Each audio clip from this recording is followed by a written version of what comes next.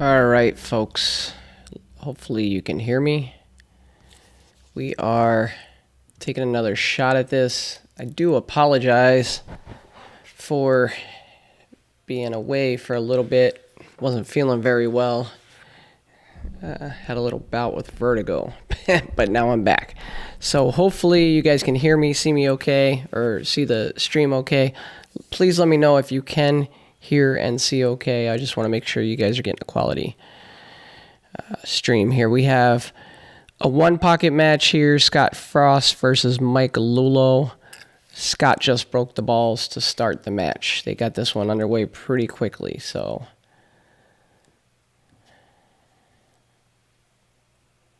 hey, PFOS, thank you. I appreciate that. Awesome. Thanks, Patrick.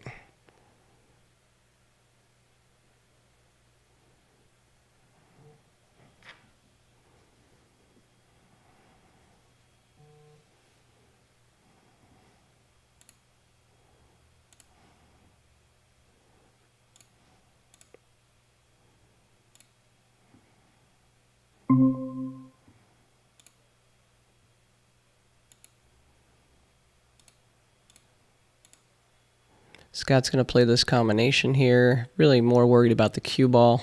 Plants a ball by his pocket. And already it's starting to look tough for Mike Lullo. I don't know much about Mike. If you guys do, hit me up in the chat. Let me know. Really don't know anything about Mike, but I'd like to know about him.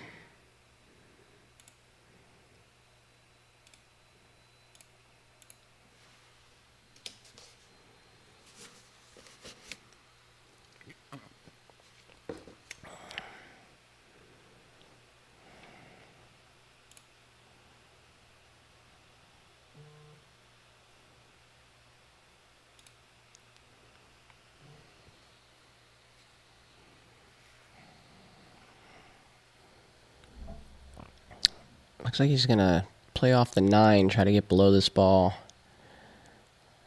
Not a bad shot. I don't think he sold out a bank on the, I guess that's the 9 or the 13 down the bottom there.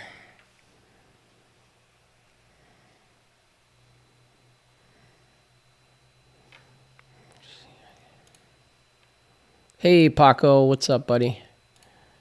I'm back, man. I wasn't feeling well, but I've made it back. So hopefully we'll be cruising with the stream from now on. Thank you so much for being a sponsor. Guys, if you're in West Texas, you need garage door repair, install, any of that stuff, hit up Paco. You'll see his logo streaming across here. Scott moved some balls here, repositioned some furniture, and it works out great for him. What a shot that was. He gets nearly every ball on his side of the table. The 1 is now a blocking ball for that ball that is kind of hung up in the corner. Looks like the 14. So Mike's in a bit of trouble here.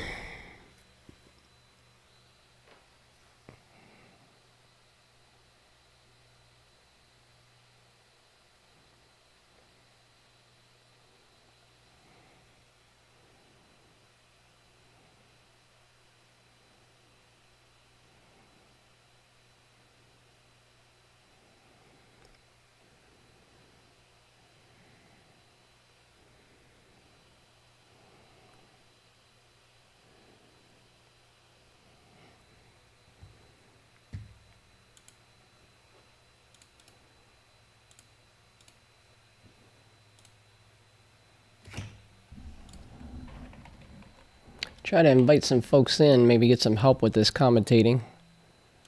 Some people that actually know what they're talking about.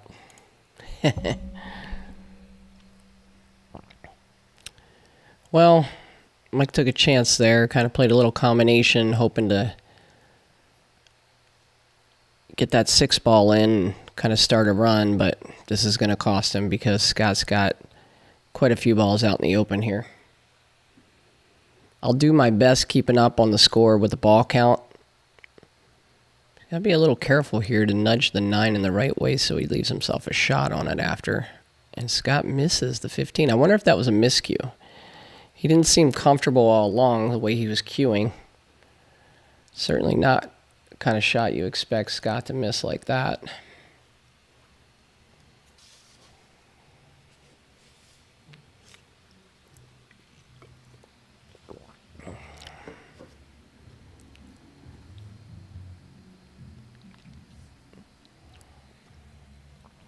I think Scott can bank the 10 towards his hole and maybe leave the cue ball over by the 14 behind it. That's one option.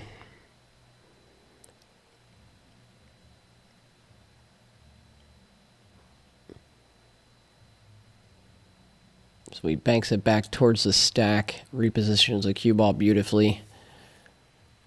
Obviously, he misses that shot, but he's still got quite a few balls near his pocket. If he gets back to the table and gets an opportunity to pocket a ball, he's probably going to get 5 or 6 at least.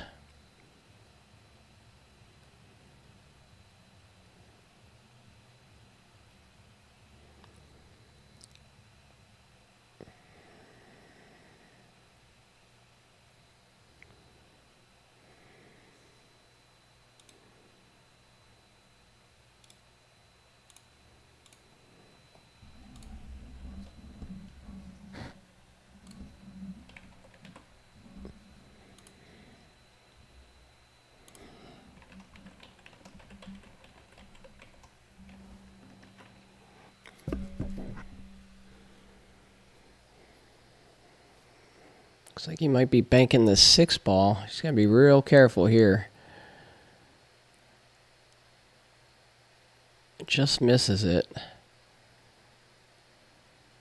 I don't think he left Scott a shot on that 15 or 14 or whatever that ball is. But Scott almost surely has a combination with the 2 ball. Again, it's a very awkward reach for him, though.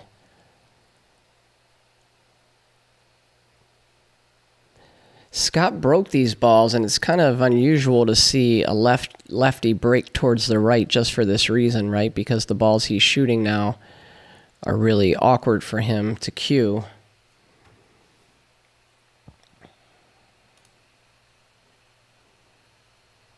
Yeah, Rick, it did look like it rolled off a little bit. We've been seeing that here and there with some of these tables. I think he missed this ball. Well, Scott surprisingly only gets 1.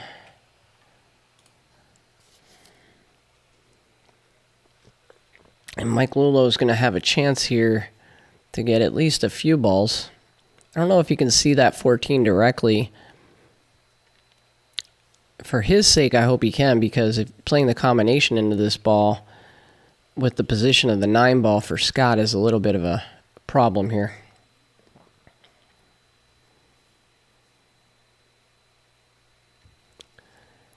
Yeah, just a little bit of an update, guys. We're in round 5 of the banks, I think. And this is round 1 of 1 pocket. All right, so Mike plays a safe shot there. Gives Scott his 2nd ball, but gains a little bit of a positional advantage. Does a nice job there to move the 2 into the path of the 14, so Scott can't see that ball. He may be able to see the 6 ball. In which case, if he could see the right side of the 6 ball to him, he would bank it into the stack and position the cue ball behind the 14. I don't know that he can do that, though. Oh, somebody's home. Who is it? Let's bring him in. Hey, George, can you hear me okay? I can hear you, Joey. Awesome. We got some here. I'm feeling better. We got some 1 pocket on tap. Awesome. I'd like to welcome to the booth George Teashea. How's it going, George? It's going fantastic. I was watching a little bit of that Peter Gorst and Victor Zielinski, Bigfoot. Oh, how did that go? Peter is winning 8-5. Oh, nice. And they were tied at 5. And so now Frosty's playing, huh? Yep, Scott Frost and Mike Lullo. And so far, Scott's made a few errors. He's had positional advantages and made a few errors, and Mike moves pretty good from what I'm seeing. Yeah. I don't know him too much. He just made a nifty little shot there. Mm-hmm. See the scores, 2-0, Scott? That's what I got. I hope I'm up to date here. 6, 9, 12, 13. Yeah, I think I'm good with the balls.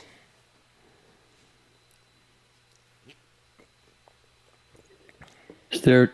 Yeah. Looks like there's 12 balls on board. Yeah, George, I'd like to get your opinion on this. I just commented on it. So Scott's pocket is, to our view, it's the top right pocket. Okay, where he just shot from. Yes, and he is a lefty, and he chose to break towards that pocket, and he's already had 2 or 3 really uncomfortable shots stretching out over the table to try to pocket balls into his pocket. And I was saying that generally you'd see a lefty try to take that top left pocket because they have a little more flexibility to move around a table. What's your thoughts as a left-handed player that's played a lot of one pocket? Exactly. You can reach a lot more balls over there. Now, he might have had a reason for taking that pocket. Maybe he's been watching, and it might have a slight roll. Those are the reasons people take different pockets or where they choose one. Usually, a left-hander, in my opinion, will take the left-hand pocket. Yeah, I think Mike there was trying to get the cue ball down behind the 2 again, or the 4, whatever that is. I think it's the 2 down the bottom. But instead, he came up a little short here and might have left Scott an option here with the 8 ball to bank it back towards that 2 ball and get the cue ball up by the 5 maybe. Oh no, he just banked it straight. He's playing it off the 6. Put the cue ball behind a 14. Yeah. What a shot that was. Yeah, he protected everything in front of his pocket. That's exact. Scott is very good at moving the cue ball behind balls. When you have balls in front of your hole, Scott will always find a way to put you right behind it and the rail, and use the rail to tuck it in. You know, it's always fun playing a really good player in pool, especially rotation, but it's not fun playing a really good one-pocket player in one pocket sometimes. Well, you're pulling your hair out most of the time. Yep. Yeah, you're just pulling your hair out. This is great. I'm glad you got me in, Joey. Yeah, thanks for coming. Yeah, I was just sitting here. It's raining down here, and I was sitting at home when that didn't go anywhere. So glad you're feeling better. Thank you. Yeah, so Mike there tries to bank the 1 ball back towards his hole, and they meant to leave him behind this wall of balls up here, but instead he sells out a combination. I don't know if Scott will go for it. He probably will, I think. I don't know. I don't know if he will or not, because that 6 ball, if he pockets the 8, is going to move away from the rail, and he can't get the cue ball off the rail unless he hits it pretty hard. Yeah, the problem with this is you might only get 1 ball, and if you miss it, you leave that 14 up there on that stripe ball. What? So he might... Go ahead. I'm sorry, you leave a starting point here, and he's going to get quite a few balls. It is possible, though, if he hits this right, it is possible to make this combination, and then the 2 bounce out for a bank. Oh, look at that. There. He had a nice angle. Yeah, he did. He was able to kill that 2 ball right there with it. Yeah, from my view, it looked like that ball would just head off to the left there and just be out of play. And he couldn't move the cue ball. Yeah. I've got to find a better view. So this is a good shot for a lefty because he can lean right over the table. He's going to draw the cue ball back out. Or actually, he came forward and got a great shot on the 7. Yeah. I don't know if he's going to be able to maneuver the cue ball back on the other side of the 11. But let's see what happens here. It looks like he's cueing like he can, George. Yeah, he didn't want to hit that. Well, now he's got a long shot on this ball in the middle. A diamond off the bottom rail there. I think I got him on 5 balls. That's what's missing. Yeah, and I don't think Lullo doesn't have one yet. I don't believe.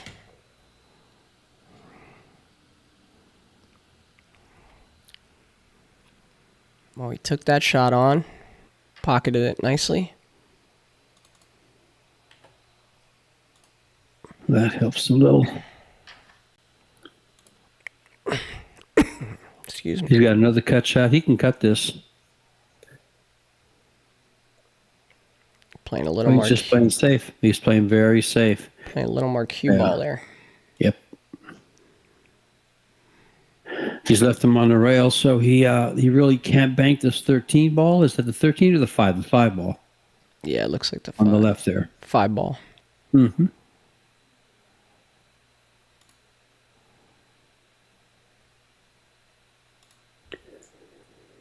Is this his opening match? Scott's opening match? Yeah, this is round 1 of the one pocket. Okay. They're in about the 5th round of banks. And, a lot of good matches. It was a shame that I got sick yesterday. I had pretty bad vertigo. I couldn't really see straight. I was dizzy. I threw up. And so I couldn't look at a computer screen any longer. So I tried to get myself healthy. I'm wearing some blue blocking glasses now, so hopefully I can check this out all day for you guys and keep giving you good matches.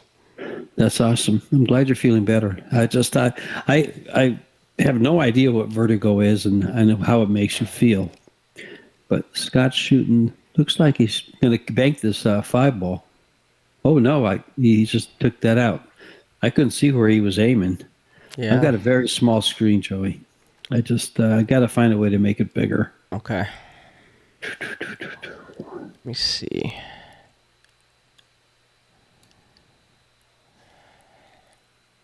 I got the toolbar on the bottom, don't I?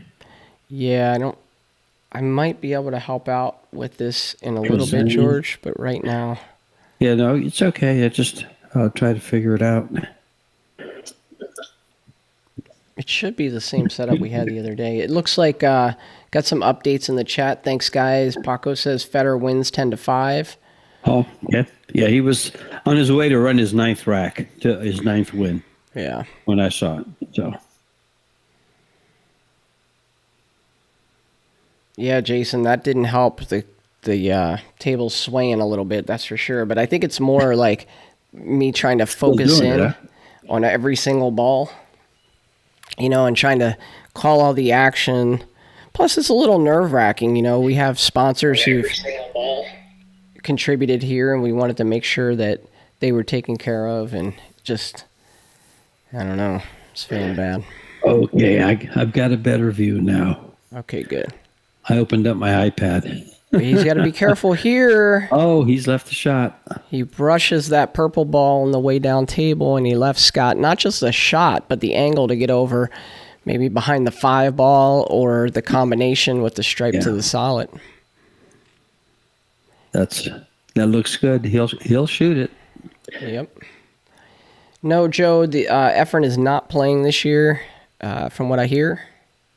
I did see I don't think he made it. Nope. It hung up. But he left it in a good place, and he did get down for the 5-ball where didn't leave a shot. Hey, there's Molina. Hey, Molina Mike. Hey, fellas, how are you? Good. Doing good. We got the stream back up. I'm feeling better. Life is good, brother. I'm glad you're feeling better. I'm glad the stream is up. But more importantly, I'm glad we got George Teachea, the one pocket sleeper, doing commentary here, man. Yeah.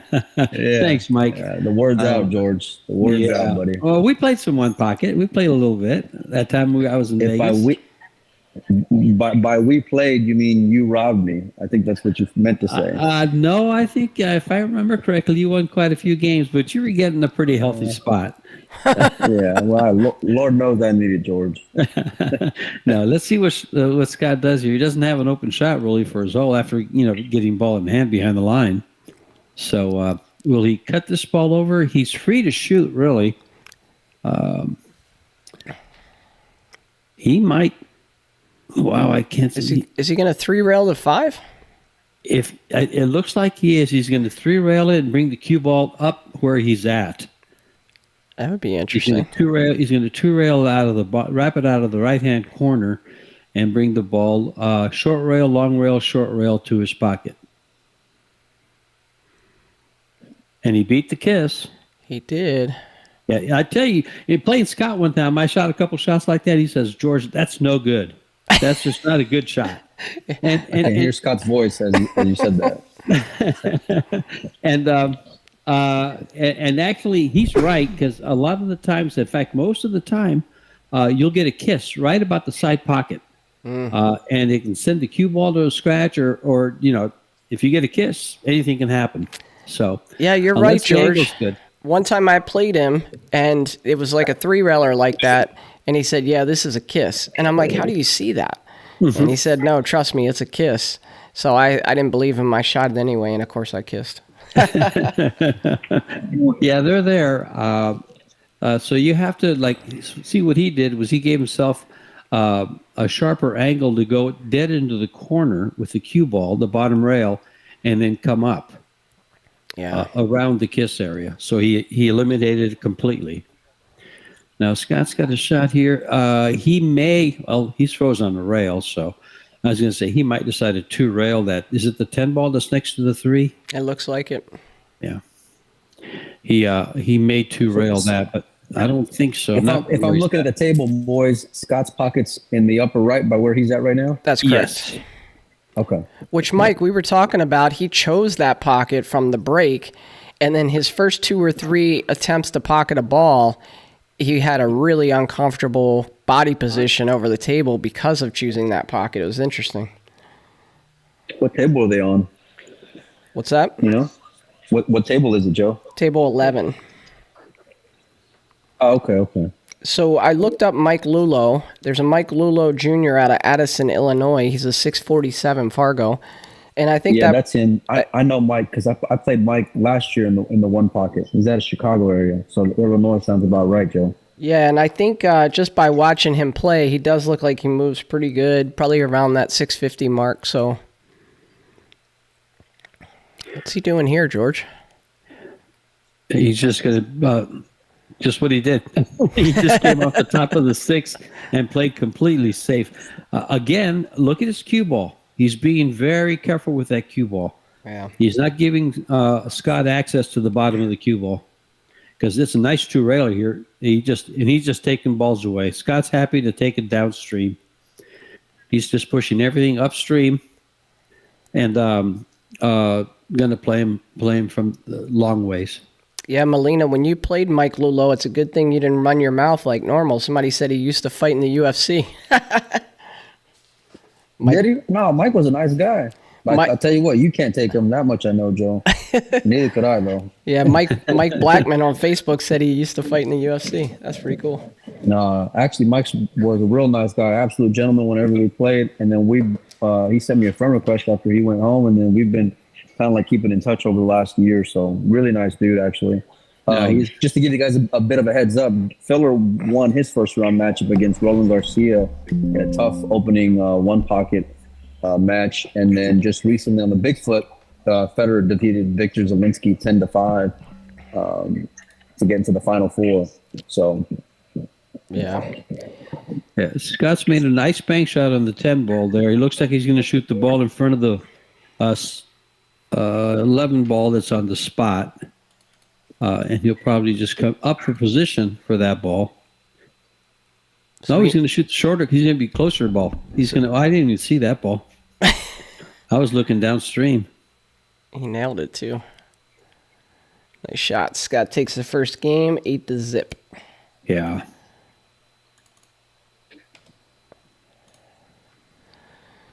Yeah, that's just tough. Yeah, Chad, the scoreboard's at the bottom. The big numbers are game count, small numbers are ball count. Doing my best to keep up here. Someone asked about the Lunda-Jarvis match coming up at 8:30. Problem with that match is it's not on one of the stream tables. So there's tables 4 through 19 are tables that we have available. If you guys see a match on 4 through 19 later in the day that you'd be interested in seeing, I can't guarantee it, but shoot it in here and let me know something you'd like to see. I'll actually post the link to the matches in the chat right now so you guys can see it. And it's a little tough finding the good matches at this stage of the tournament, right? Because with 400 players, you got to get through some of the... Well, there's also going to be some solid Banks matchups that are going to be coming up as well. So there'll be a good combination of the two. Yeah. So Lulu, how do you say his name, Mikey? It ain't Lulu, I can tell you that, buddy. You better watch out. So Lullo. Is it Lullo? No, I think it's Lullo, actually. Lullo. Okay. He takes the normal break posture for a left-handed player, break into our top left-handed corner pocket, and Scott repositions the ball over to his side of the table. What do you like playing the stop shots and just sending that ball into that, whatever it is, 15 It's a ball good on the shot. upper That's right. exactly what we should play. He could he could stun it just a little bit to maybe move it down one diamond. You guys need to He get a doesn't little want- more He aggressive. doesn't want to go further. You guys need to get more aggressive and cut the 2 ball in and run out. Just run the 8, right? How much can we bet, Joe? That's what I want to know. How much can we bet? That's what I'm playing. If You're firing cutting Joe. that 2 ball in? Oh, heck yeah. Okay. We're going to have a fun time. There you go. I almost like trying to hit that top rail, George, if I can, just to come off the top of the pack and then really open him up there. You know, he played that ball real nice, though, moving that other ball over. Yeah, you did a nice Like shot. that. Hey, Melina, did you beat this guy? No. Of course I not. didn't do it. I love how you knew the answer to that and you still asked me. You two guys, I get a kick out of it. What are friends for, George? What are friends for, huh? You know, Scott's got a bit of a crazy shot here. He could 2-rail kick at the 8 because it's going to send the 2 ball out if he hits it good, and the cue ball goes into the stack, and the 8 ball goes toward his hole. But what if it holds with off the 2, and then he might sell out a return, George? There's risk. There's quite a bit of risk. He might might give up a return on the 8. Well, Yeah, that's what I was saying. Yeah. that shot didn't work See? out too Right well there. for him. And no, because he didn't play it rail first to the 8. I think he went straight at it. I think he hit it full. Yeah. I Yeah, agree if with he you. hits the rail way before and catches the 8 coming off, the cue ball has to go into the 2 and then into the stack. Well, now if there's a lot of balls to reach over here, but if Mike can pocket this ball, he should have a nice bank on the 8 to position it over towards his hole. Yeah. He might just shoot this soft and bank the 8. I like it because you can you just can focus on the pot and you're going to have something on the back end. Well, if other players might try to go 2 rails to get on that 13, but there's not enough space between the 13 and the 1 for good shape. So Right. that's why I like this. It's more aggressive, actually. Now he might get up where he can make the 13, but he still won't because he'll push balls to Scott's hole when he makes the 13. I If he almost can. want to see if I can hold it, George, right there on that same side, and then just on this next shot, maybe try to just move some balls over, and freeze them on there. There would be nothing wrong with banking this 13 either. I'll tell you what, this guy plays all right. This is not a cupcake match for Scott coming out of the gate. Oh, I see what happened. I was looking at my lagged iPad. So he's got a long shot here. I just want to open balls up to my hole and stay behind the stack. Agreed. Yeah, we got some Mike Lullo fans in here. Say he's a well-respected player from Chicago. So that's awesome. He pushed the 7 Nice ball shot over. there. Yeah, look at this. I like the way he hit it. I just wish he would have drugged that cue ball more on that rail on the right side. But the Yeah. idea I love. Well, Scott's going to be banking this. That's not the cue ball's behind the 15, right? Against the 8? Or is it on the bottom rail? No, it's near the 15, George. He's looking to either bank the 15 into the 7 or shoot, I don't know what he's looking to do. Let's see. Oh, he's looking to kick bank the 7. Oh, I like that shot. I like that shot from Scott. He's got to be careful here. Make sure nothing's going towards Mike's hole. This is a nice shot. That combo on that 4-15 looks a little tempting there because I think you can get a nice full hit on the 4 and really push that 15 towards your hole. Depending on the angle, I might try to play the 15 off the 7 and bring the cue ball on the opposite side of the purple, if that's playable. I actually like that better because you can kind of just basically stop your cue ball almost and lay it on the back rail. If the angle lays that well. He's looking at that combo, Molina. Well, It's the safest. The cam coming across the face of the 7 is a good shot, but I like if you can just float the cue ball down and put him behind that ball that's to the right. Yeah, see what He went with yours. Nice shot there, boys. Good call also. Yeah, because I like the way it laid. It looked like he could do that. I thought he could hold the cue ball behind that ball on the rail. Scott's going to just roll this ball in.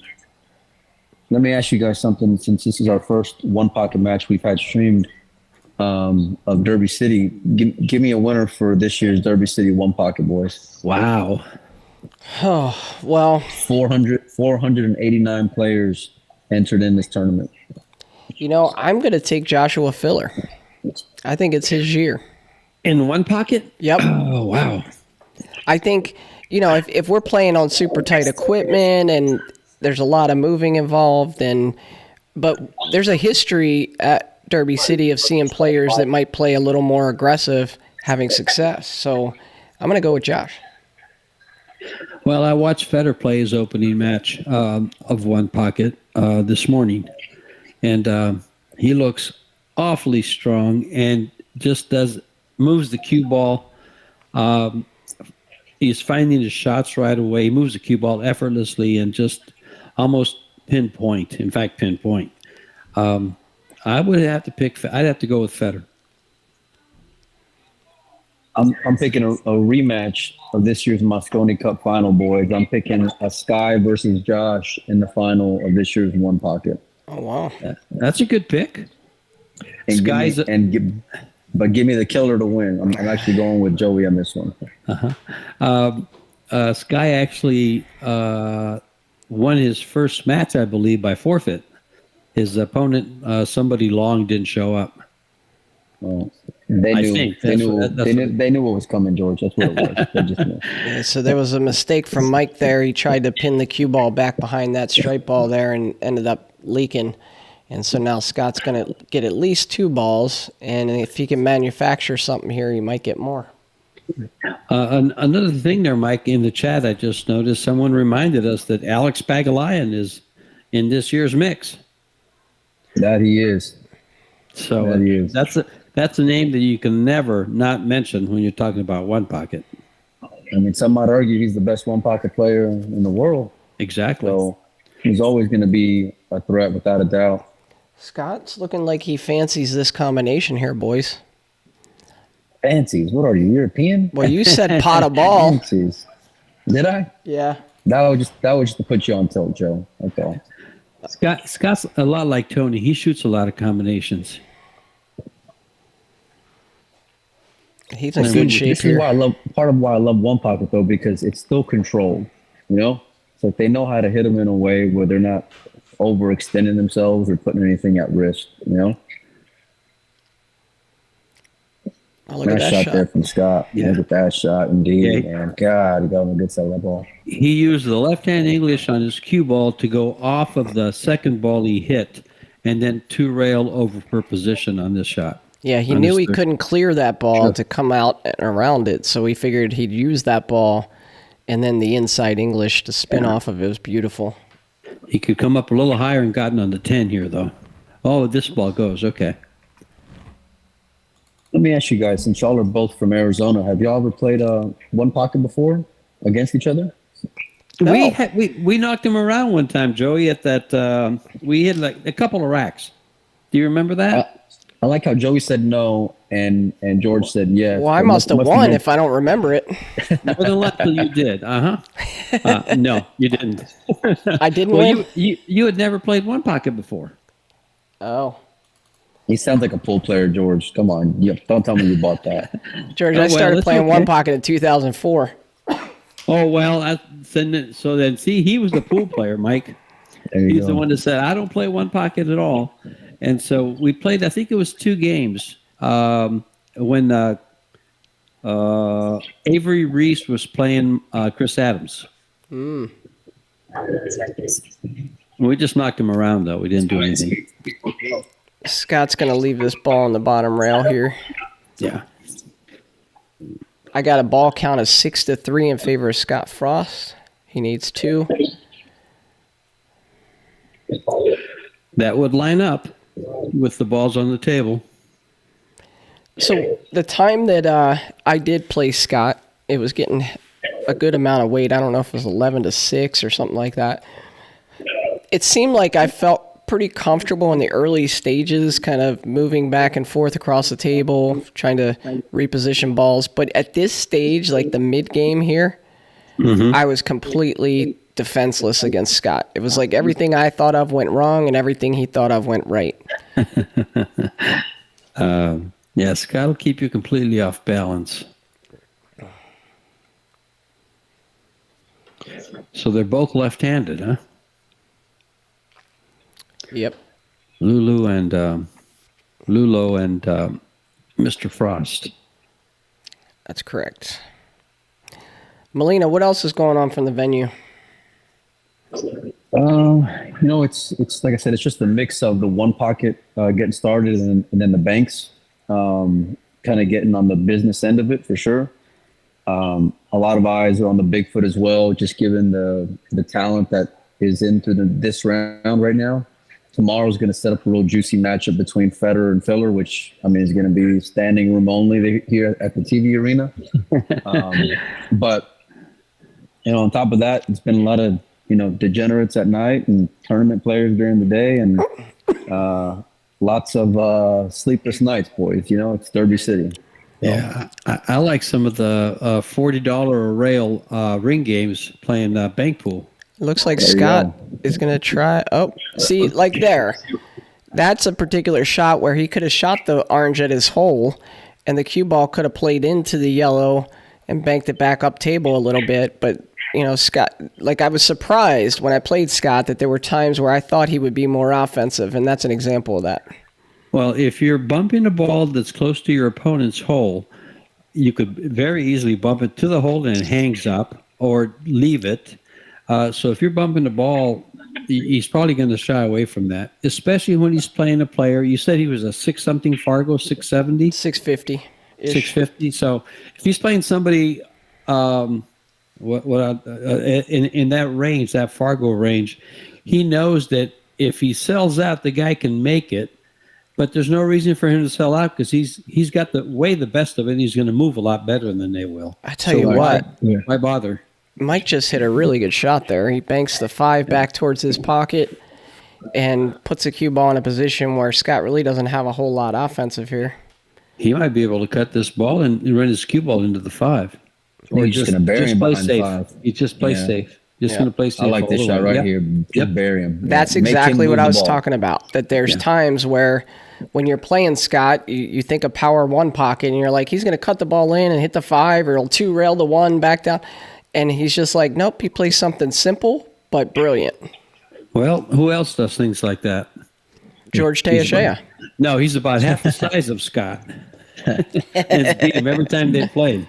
But this is why these guys are so great, is because of they can become a chameleon, right? As the game evolves, so do they, and they can change the way that they're playing, mid game, throughout a set, however it may be. And Scott's the epitome of that. Yeah, I think he might bank this ball here, boys. What do you think? He's free to, because it might hit the ball by the side pocket, and if it doesn't, he'll get on the 1.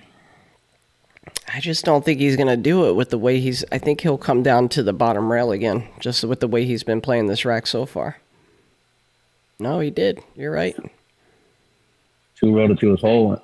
Yeah, it can't be too hard. Yeah, you hit that a little hard. You want to hit that with a little more pocket speed on that ball. Mike's got a free shot here, it looks like, on the purple. He does.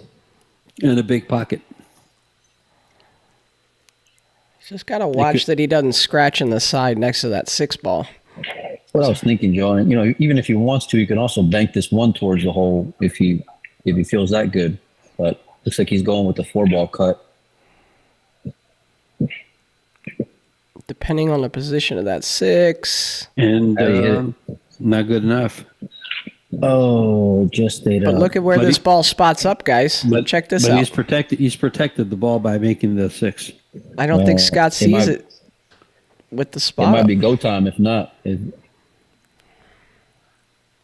Well, Scott needing to, I think he's going to try to find a way. He can go off the 5 and just make the 8 and leave the cue ball there, or he can bank the 6. Oh, he needs 2. I thought he needed 1. Okay, that changes it completely. The score looks like it's 6-3, yeah. 6-4 now.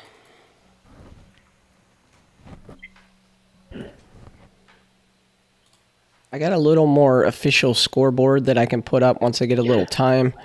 This is a little makeshift version. What's supposed to happen is they're supposed to be using at least for game count, they're supposed to be using a tablet. And Molina Mike isn't doing a good job of policing that, so these guys aren't using tablets down there.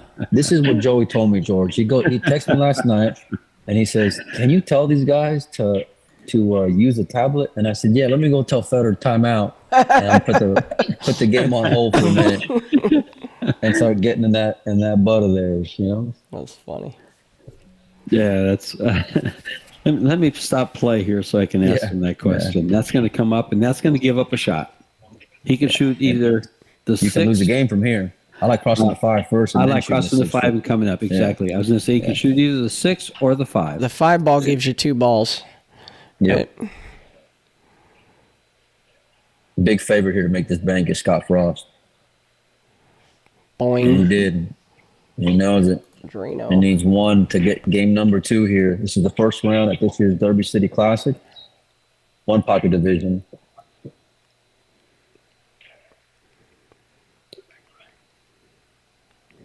All right. The freezer. And Scott the Freezer Frost takes off the second game. It's a race to 3, right, Mike? Yeah, race to 3. And more importantly, that was on Mike's break, so it's going to be Scott's break now. Let's see if I can position this properly so that we can see both you knuckleheads in here. Let's see. Yeah, let's do this. Hey, Molina, you want to give a shout out to some of our stream sponsors? Now, without a doubt, Paco from Paco's Garage Digital Pool, Michelle Griffin, the realtor here out of the Louisville area. We also got We Play Billiards. You guys know Priscilla out there. She makes custom shirts. It can do any and all of your league shirt needs. She's also a business partner of mine with 1PKT. The break room out of Fairbanks, Alaska, Max Adams' room. Real nice of him to support us. Jay Flowers, which, by the way, we got a bunch of stuff we got to give away, Joe, with Jay Flowers. Yeah, we've already given away 2 things. We need probably 6 today to make up for it. There you go. We need like a trivia question or something, boys. Yeah, George came with a good one the other day. That was just one because I've been studying the Derby City information. Yeah, Molina, you know what? You would be a good one to find some trivia there. Okay, let me think. I got something right here, boys. I'm looking right now. Like, find out what Sky Woodward's favorite color is. Something like that. How about this? Give me all the players who have won back-to-back all around championships here at Derby City. All the players who've won back-to-back. Yeah. How many are there? I'm looking at the banner right now. There's 1, 2, 3, 4. 4 players have won back-to-back. All right. Type it in, guys. Type it in, just 4 players. And let's see, let's give the first 3 responses that are correct, because sometimes there's a little bit of a lag. No, because then they're gonna just cheat. No, just have them come in fast and furious. I'm telling you. 4 names, guys. 4 names. Okay, we got Alex, Efren, Shane, and Boosty. We have Efren, Skylar, SVB, and Alex. Wait. Say that again, because I wasn't paying attention. First one is Alex, Efren, Shane, and Boosty. Then we have Efren. You too slow here, Molina? You're reading too fast. My brain needs to. I've had 3 days here at Derby City. Hang on a minute. All right. Well, why don't you type in the chat the answer, and then I'll be able to look for it. Okay. Oh, in our chat? Yeah. In our private chat. And by the way, first 3 people to get this, which we're getting a lot of different answers here, which is great. So the first 3 people with the correct answer will get, courtesy of Jay Flowers, you'll get either a Jay Flowers glove or a piece of town chalk. You said there was 3 players, Mike? 4. 4. 4. And by the way, you're not. No. I'm not. George. I'm not going in for it. I'm just kidding. I'm just giving you a hard time. Okay, I got the answers now. So let me go back through 800 comments and figure out. It's funny. Okay, let's see what we got. All the way back. There's a lot of guesses here. Holy moly. Okay. Alex, Efren, Shane, and Boosty, incorrect. Efren, Skyler, no. Feder, Dennis, no. SVB, Earl, no. Efren, SVB, Dalton, no. Do you want the answer now, Joey, that you're reading them? No, not yet. Okay. It's not that they've won multiple. They have to have won it consecutive years. Yeah. We got a lot of people getting 2 of these. I was surprised by one of these. Okay, it looks like we have a winner. Let me see. Okay, it looks like we have 2 winners. We need one more. See, I like Scott shooting this ball on the left, 3 rails like he did a little bit ago to his pocket, and sticking the cue ball in the stack. Chris Daniel with the correct answer. Same way with Josh Sejwick. Something like that. That's correct. And then anyone else? Friend Dennis, Alex, Boosty. Oh, wait a minute. That's his pocket. Okay. Never mind. On the 3-railer. And Paco for number 3. Nice. There you go. Paco There's the for 3 win. winners, guys. The answer is Efren Reyes, Alex Pagulayan, Shane Van Boning, and Feder Gorse. That was a good trivia question, Melina. I got to give it to you. Well, because I'm looking, I literally got the all-around championship banner staring me right in the face, and I still was trying to keep up. Answering the question. I got one for you, Mike. Yeah. How many banners does Scott Frost have up there? He mentioned on Facebook how many he had, and if you look on the information here that I have from for the winners, there's only one. But he said there was more than one. Don't answer it. Don't answer it, George. Okay. I just gave it away by saying. Yeah, but Melina's in there. He's looking. Okay. No, because then I got to go to the other side of the room now. Yeah, they're probably not all in the one room. Yeah. All right. What did he say, George? Well, Scott said he had won it. He had 2 banners. He was in the rafters 2 times. Okay. And if you look on all the winners that have won, he's only won the one pocket once. Wow. So in did he win the banks then 2010. one time? He might have won the banks, but I'm looking right now, and I don't see him winning the banks. We need to do some research then, boys. Yeah, see, I'm looking at All right. Wikipedia has a real nice little Excel sheet on here that shows all the 9-ball bank pool, one pocket overall winners, even the Bigfoot 10-ball. And Scott's only in one that I can find, unless I'm missing something. Guys, which is possible. I'm way behind here. We got 3 balls in, it looks like, and I have a score of 0-0. So anybody know a ball count? Scott made the 13 to the left-hand pocket. He's over on the left now, so he's going to be shooting the 6 ball and sticking the cue ball. Nice. He's opened up 2 balls to his hole. Well, one. The other one came back in. Looks like the fans are helping us out. Scott's got 3. 3? Yeah. Okay. I don't think... So I'm going to type in my email address into the chat for the 4 winners. And we're going to give Brian Bridge that 4th one. This is all courtesy of Jay Flowers, guys, one of our sponsors. And so what I need you to do is email me. Now, when I put my email address in here, the last time I did this the other day, I got emails from 15 people. Don't be sending them no obscene photos neither. Hold on. I got emails from 15 people saying, this is my email address for when I win. So I'm going to put my email address in here. Yeah, Scott's got a bank on this 9-ball. Will he bank it straight at the hole or bank it down to the 13 or the ball on the rail there and maybe bring the cue ball around?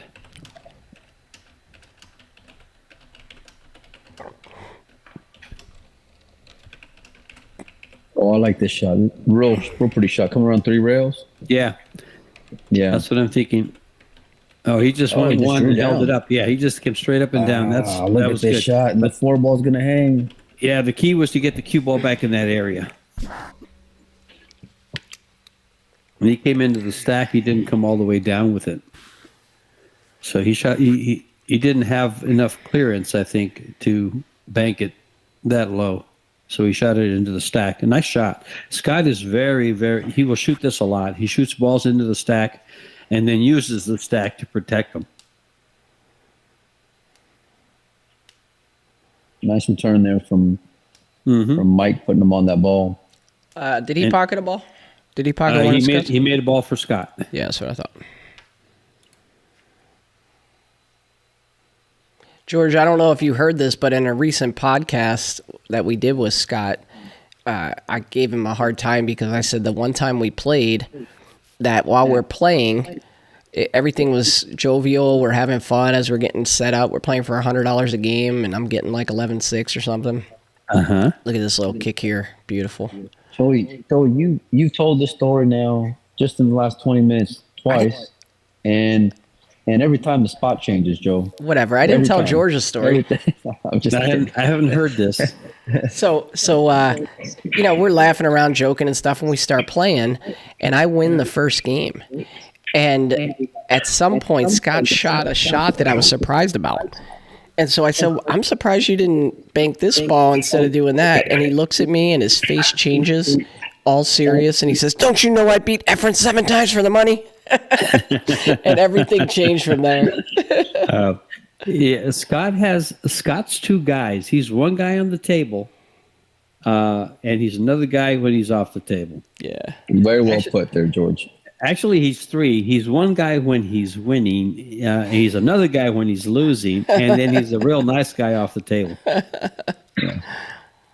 Unless you bring up that bank that Joey was talking about. Yeah, he was like, who are you to question me? And then he proceeded to beat me 6 games in a row. So I could have used that $500 too.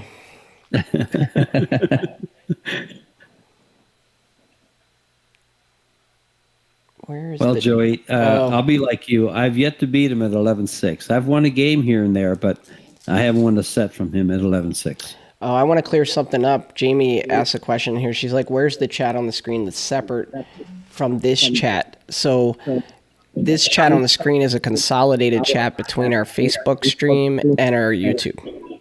So that's why you're seeing comments you wouldn't see just on YouTube.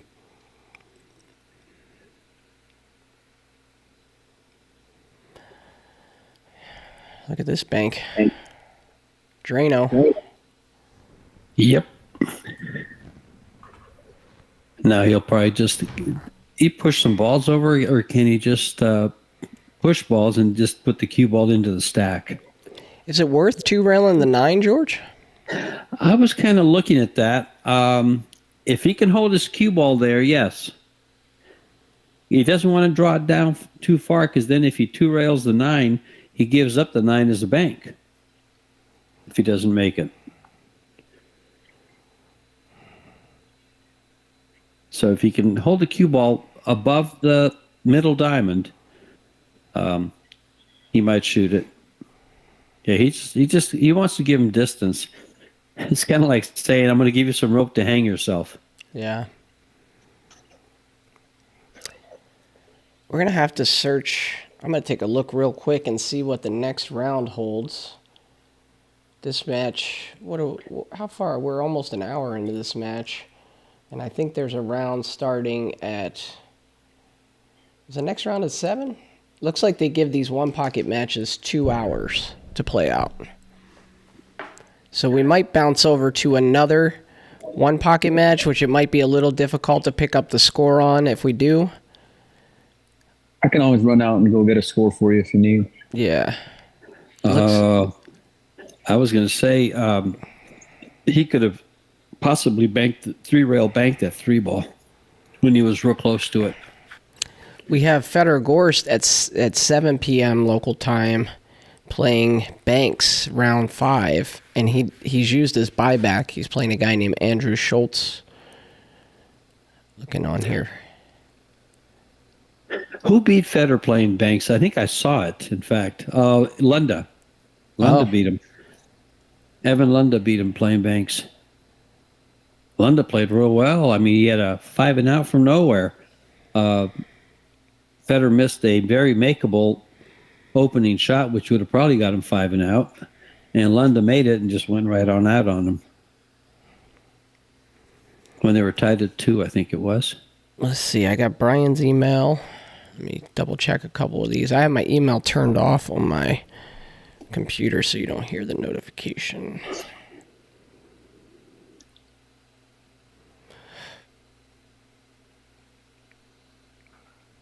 I don't need you to email me, Paco. I got your stuff. We got Josh, Sejik, and Brian have emailed me, so I'm still waiting on Chris Daniel to email me for the prize that you'll get from Jay Flowers, courtesy of Jay Flowers. Yeah, oh, he would have beat the Kiss. It looks like he could have shown. Well, no.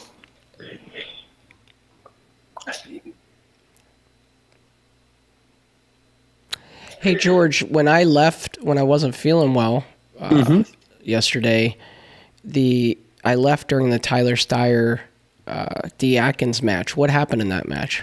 Tyler won that. Okay. That was a Banks match.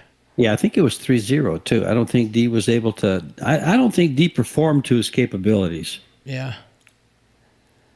Looks like Molina left us. Well, he said he was gonna take a walkabout. Yeah, he'll probably put up 10 pieces of content in the next 15 minutes. He's probably having a good time there. Like, yeah, it's funny. I'm looking for a plan B here on one pocket matches. Should this match be over real quick? Be over real quick. It might be over in about 3 shots. Is my ball count still good, George? Is it 5-0, Scott? I believe so. 5. It looks like it. If not, there's just one ball missing. But Scott could bank this ball at the bottom of the table here in the middle and hold the cue ball up here by the 3.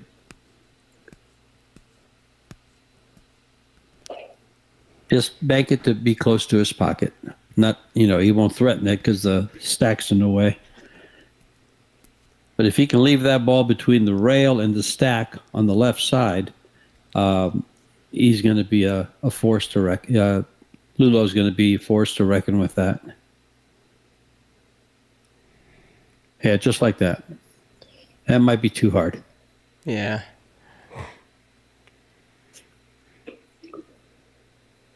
Yeah, but softer, he might have left across. No, not if it's like between the rail and the 9. If it's closer to the 9, the end, I don't think he would. Yeah. I see what you mean.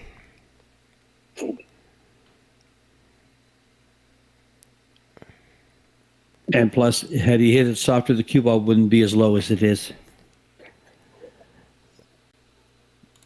Table. So Naoki Oi is playing one pocket on table 4 right now. If that match is still going on, it'd be interesting to see him play one pocket. It would be, but I think he's been playing with some of the American players. He's got to get this. Is he trying to cross this? Well, no, he's not. See, he's not doing anything. He's not even trying to get a ball close to his side.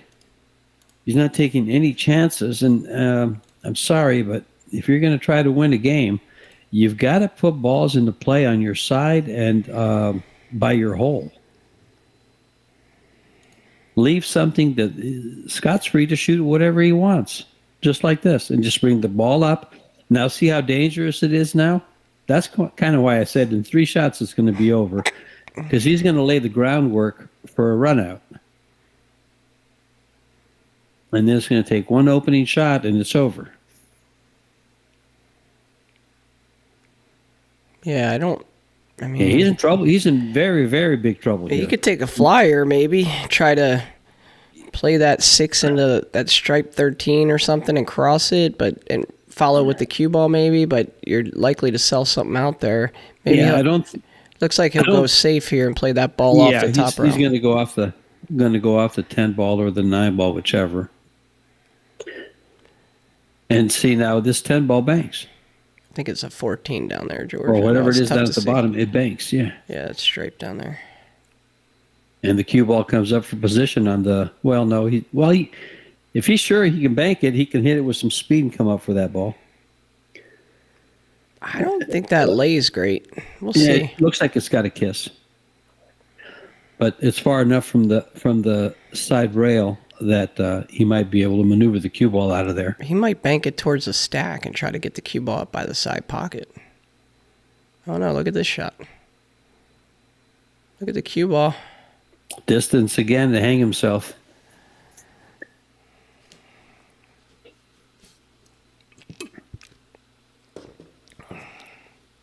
See, now it looks like he can see the 9. But he's got to make a great shot to be able to hit the 9 and follow the cue ball to the bottom rail and 2-rail the 9 ball past the stack. I don't know if he could see enough of that, can he? Yeah, I don't know. I can't tell from here. I think it's the 13, and you got the 6 kind of almost in the way. Yeah, that's what I'm looking at. Is he's probably going to be trying to go there with it. Man, this is a bad spot to be in right now. Yeah, he did it, and he actually executed it pretty well. Very clean. Nice shot. Mm-hmm. Adam Cunningham called a shirt foul on him from the chat bot. You called a shirt foul on the guy that was called for a shirt foul, huh? Yeah, the look on Scott's face when that was called, that was funny. That was a crazy scenario. Yeah, that was Hunter Lombardo, right? Yeah, Yeah. That was Hunter. I think it was a guy on the rail. Well, the guy on the rail said, yeah, I saw it too. Yeah, that's the cardinal rule. I mean, that guy must not play pool because you're not supposed to speak up there. He may have been asked. I don't care if you're asked or not. You know how many times I've seen somebody foul or not foul, and they're like, hey, what do you think? I don't know. Sorry, didn't see it. I don't want to get into the middle of that. Uh-huh. See, he could 2-rail this ball on the left side of the table here, but Scott might take a shot at that 7 ball that's hanging there. I wonder if he could bank the 6 back towards his side and tuck the cue ball down. He could bank the 6 into the 7 and get the cue ball down there, I think. No, I mean bank it back toward where the cue ball is and kind of tuck the cue ball in down behind the 7. Kind of get a ball to his side at least. I don't know.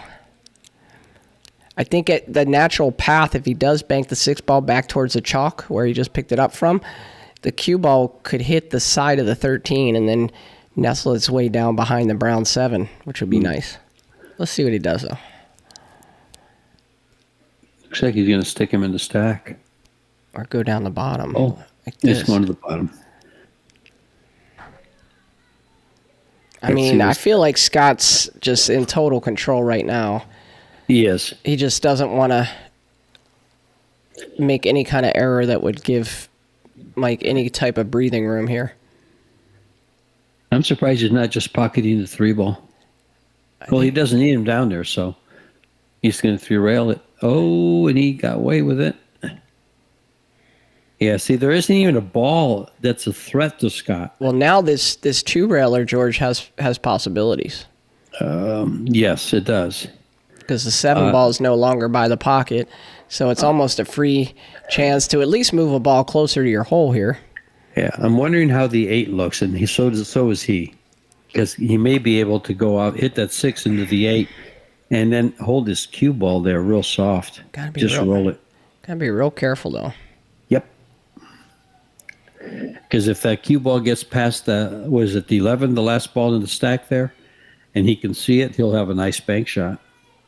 So I like the 2-railer. He's got to get a ball over to his side to at least present some kind of a threat.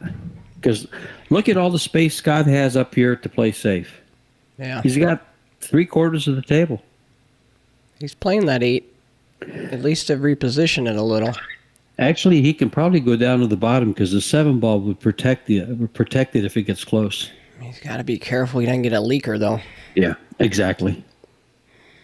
He's got to hit that 6 just right. I'm really good at getting a leaker. It's sad when it just barely leaks out. It's just a tough, because it turns a good shot into a bad one.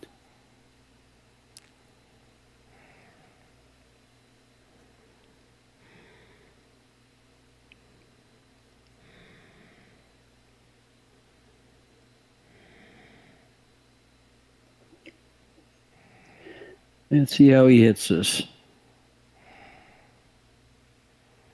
He's hit it good, but can he do something with the 7? Yeah, Scott taps the table. He liked the shot.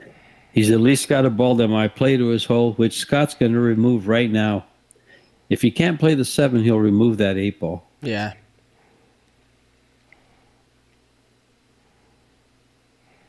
Because he likes to have, all this table to play safe in. I'm looking at some of the names up here still alive in the banks. P.S. Labutus undefeated in the banks. On his way to the 5th round.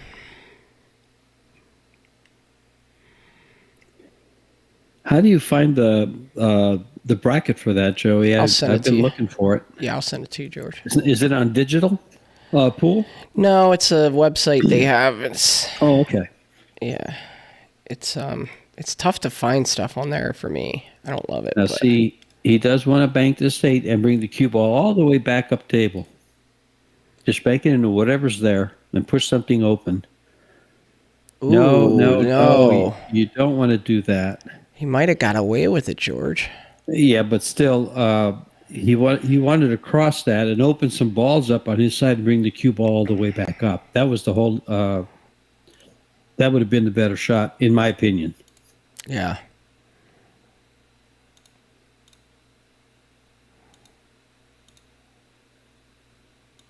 Yeah, there's so many different shots, and that's why I try to add, in my opinion.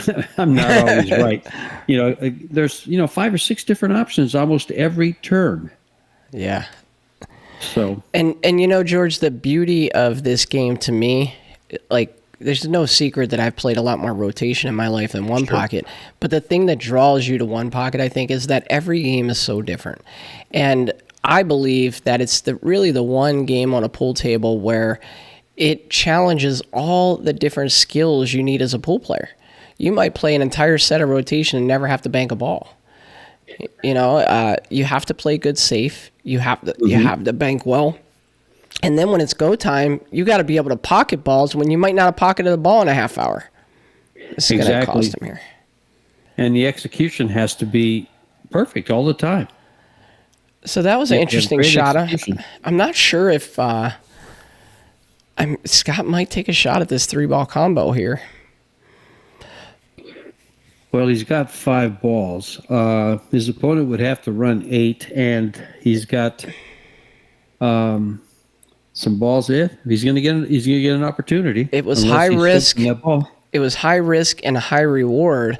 And if somehow he throws him on this ball where he can't see the 3, that would be amazing. But I don't. Yep. I can't imagine that's the case. I wouldn't put it past Scott. He's very good at doing just little things like that. He does a good job with that. Now, does he get shape? He did, and he got shape for a combo. Yes. And any combo can be missed. Yeah. It's kind of interesting, George, the position of that. It looks like the 11 and the 12. Mm-hmm. So I think Scott can make it from where the cue ball is now. I think he can make that 11. But if the cue ball gets over on the other side of the table, that's not really a makeable shot. Well, if he can make the 7, he can only get 1. See, and there's your combo. And he let up. Yep. And now if he can bank the 7, it's a huge pocket down there. Even if he can't, he can bank it up towards the 6 and keep the cue ball behind the 8 to protect the 2 balls in front of his hole. Yeah. I think Mike's got 1 now. Not that it would matter. He could also bank the 13 into the ball by the jaws. Yeah. He was able. Yeah, he was good. It's over. Scott needs 2. Yeah. See, this is what I meant, George. I don't know if you can see the 11. He's going to take the 8 on right now. The 8 or the 6. And the cue ball plays safe for both. It's a natural safety. This might be the perfect speed to be able to get at the 11. It sure is. It sure is. Sure is. He goes right by the 2 ball and right at the 11.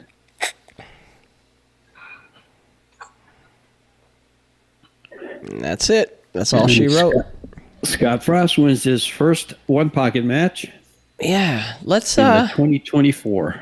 While we're waiting here, I'm going to go and see what else we got going on. This was table 11, right? Mm-hmm. So let me see what else is coming up on 11. Let me refresh this. Hang with us, guys. We'll try to get you some more action here now that I'm feeling better. Yeah. Thanks for tuning in, guys. And again, thanks for bringing me in, Joey. Yeah, absolutely, George. So coming up on this table in about 45 minutes is a Banks match with Tim de Ruyter, good player out of the Netherlands, against Mark Sly Jr. That's a possibility. Let's see. Let's check some of the other tables that we have here. Yeah, I do a lot of commentary with Tim de Ruyter. Yeah, he's a good guy. Yeah. Let's see if we can get to table 4. Hold on one second. Let's see. Because I believe this is Naoki Oi right now. Let me see. And then there's a couple other good matches coming up here. Ignore the scoreboard for a second, guys. We'll get that corrected in terms of the names. Let's see. Maybe not Naoki Oi, is it? Stand by. Oh, no, this is... So this player right here, George, he's from Hawaii. His name is Kelly Chaburko. I played him before at the BCA Nationals. We're not sure the game here. Let me just put the names up for now, and then I'll search out any other matches that are about to start. And so you'll guys at least get to watch Kelly Chaburko and James Flood. Kelly and James, huh? Yeah, Kelly is a... I don't know if it's Keely or Kelly. I always want to call him Keely, but his Fargo is probably about 712, 715, somewhere in that range, so the guy can play. And they're playing bank pool, it looks like. They are playing one pocket. Oh, okay. Yeah, and it looks like where Kelly is standing now, that's his pocket, I think, from what I saw. So this is Kelly coming to the table. Yes. Let me look at the chat, see if anybody's throwing anything in here. Yeah, I would think you pronounce his name Keely. Yeah, okay, let's call him Keely. Because the single L, if there was a double L, I would go with the Kelly. Okay, Keely. Yeah, I played him, George, one time in Vegas in the in BCA's, and it was a tournament where I lost 2 matches. I finished 4th. I lost to him, he ended up finishing 2nd in it. Oh, he scratches there. That's no good. Well, actually, it worked out for him. He got a good roll there by scratching. Otherwise, he just spots 1. Yeah, that's true. And so I lost to him, and I lost to Tyler Steyer, who finished 3rd in the event. Keely finished 2nd, and Alex Calderon won it, I believe. Yeah, Alex is a good player. Yeah. Of course, so is Tyler. Yeah. Well, back then, I was not telling... so much. I told Tyler this story in Texas back then. We were in Texas right before the Moscone Cup, and I said, I don't know if you remember this, but I watched you play a match against Bobby McGrath in this tournament, and it was an 8-ball match, race to 5 or something like that, race to 6, and Tyler was dead out, hill, and had the easiest shot you'll ever see in the side and missed it. I couldn't believe it. He couldn't believe it. Nobody could believe it. He loses the match because I had been watching him on tables near me, and I'm like, wow, this kid can play a little bit. This was probably 5 or 6 years ago, maybe 7. And And so he misses that shot, and I'm like, well, look at this shot this guy just hit. It's a great shot. Yeah. He hit it just perfect. Yeah. And Great shot. So after that, George, I was like, he's got to be done. There's no way he's coming back from that. Well, he runs off 7, 8, 9 matches on the loser side, and then I come back to play him in the 4th place match, and he beats me. Yeah. Bobby McGrath, is he out of New York? He used to live in the Illinois area, I think, and then he might have moved to, Georgia. Okay. I played some kid out of New York when they had I think it was 9 or 10 ball. Where you played, it was single elimination. It was races to 5. You had to win 2 races to 5. Do you remember playing that at all? Yes. And I was playing very, very well. I played some kid from Canada, don't remember his name, and we played pretty much a perfect match. Nobody missed a ball. And then I played this Bobby, the guy from New York. I don't think it was Bobby, but the name sounded familiar. And I missed the 10 ball to win the whole thing. Oh, and he went on to win it. To win it all. No kidding. Yeah, I think I placed 33rd. I would have had to win just a couple more matches to get in, really high, to place really high. It's a good shot here. This James Slud's made a couple good shots. Well, that making those the do-si-do is, I think, was what they call it. The ball on the spot and force following it in is a very good stroke. So I have no idea on the score. I'm going to reach out to Molina because we can get the ball counts now once, because we're starting to. Yeah, we'll have that now, but not the score. Yeah, but I'll get the score from Molina, and then stay tuned, guys, because it looks like in about 40 minutes, Sky Woodward is on table 7. Let me check table 7 right now and see if I can see it. And he's playing Banks. That might be really interesting to watch. Let me see. Somebody in the chat is asking, is Louis DeMarco in the Derby this year? I've seen his name, yes. Yes, I believe he is. So have I. So this is table 7 right now, guys. And obviously I got to fix the image here. Let me move it up a little for you.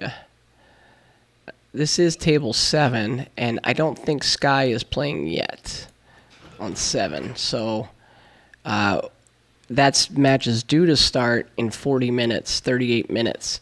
So we'll come back to that side after or at the start time of this.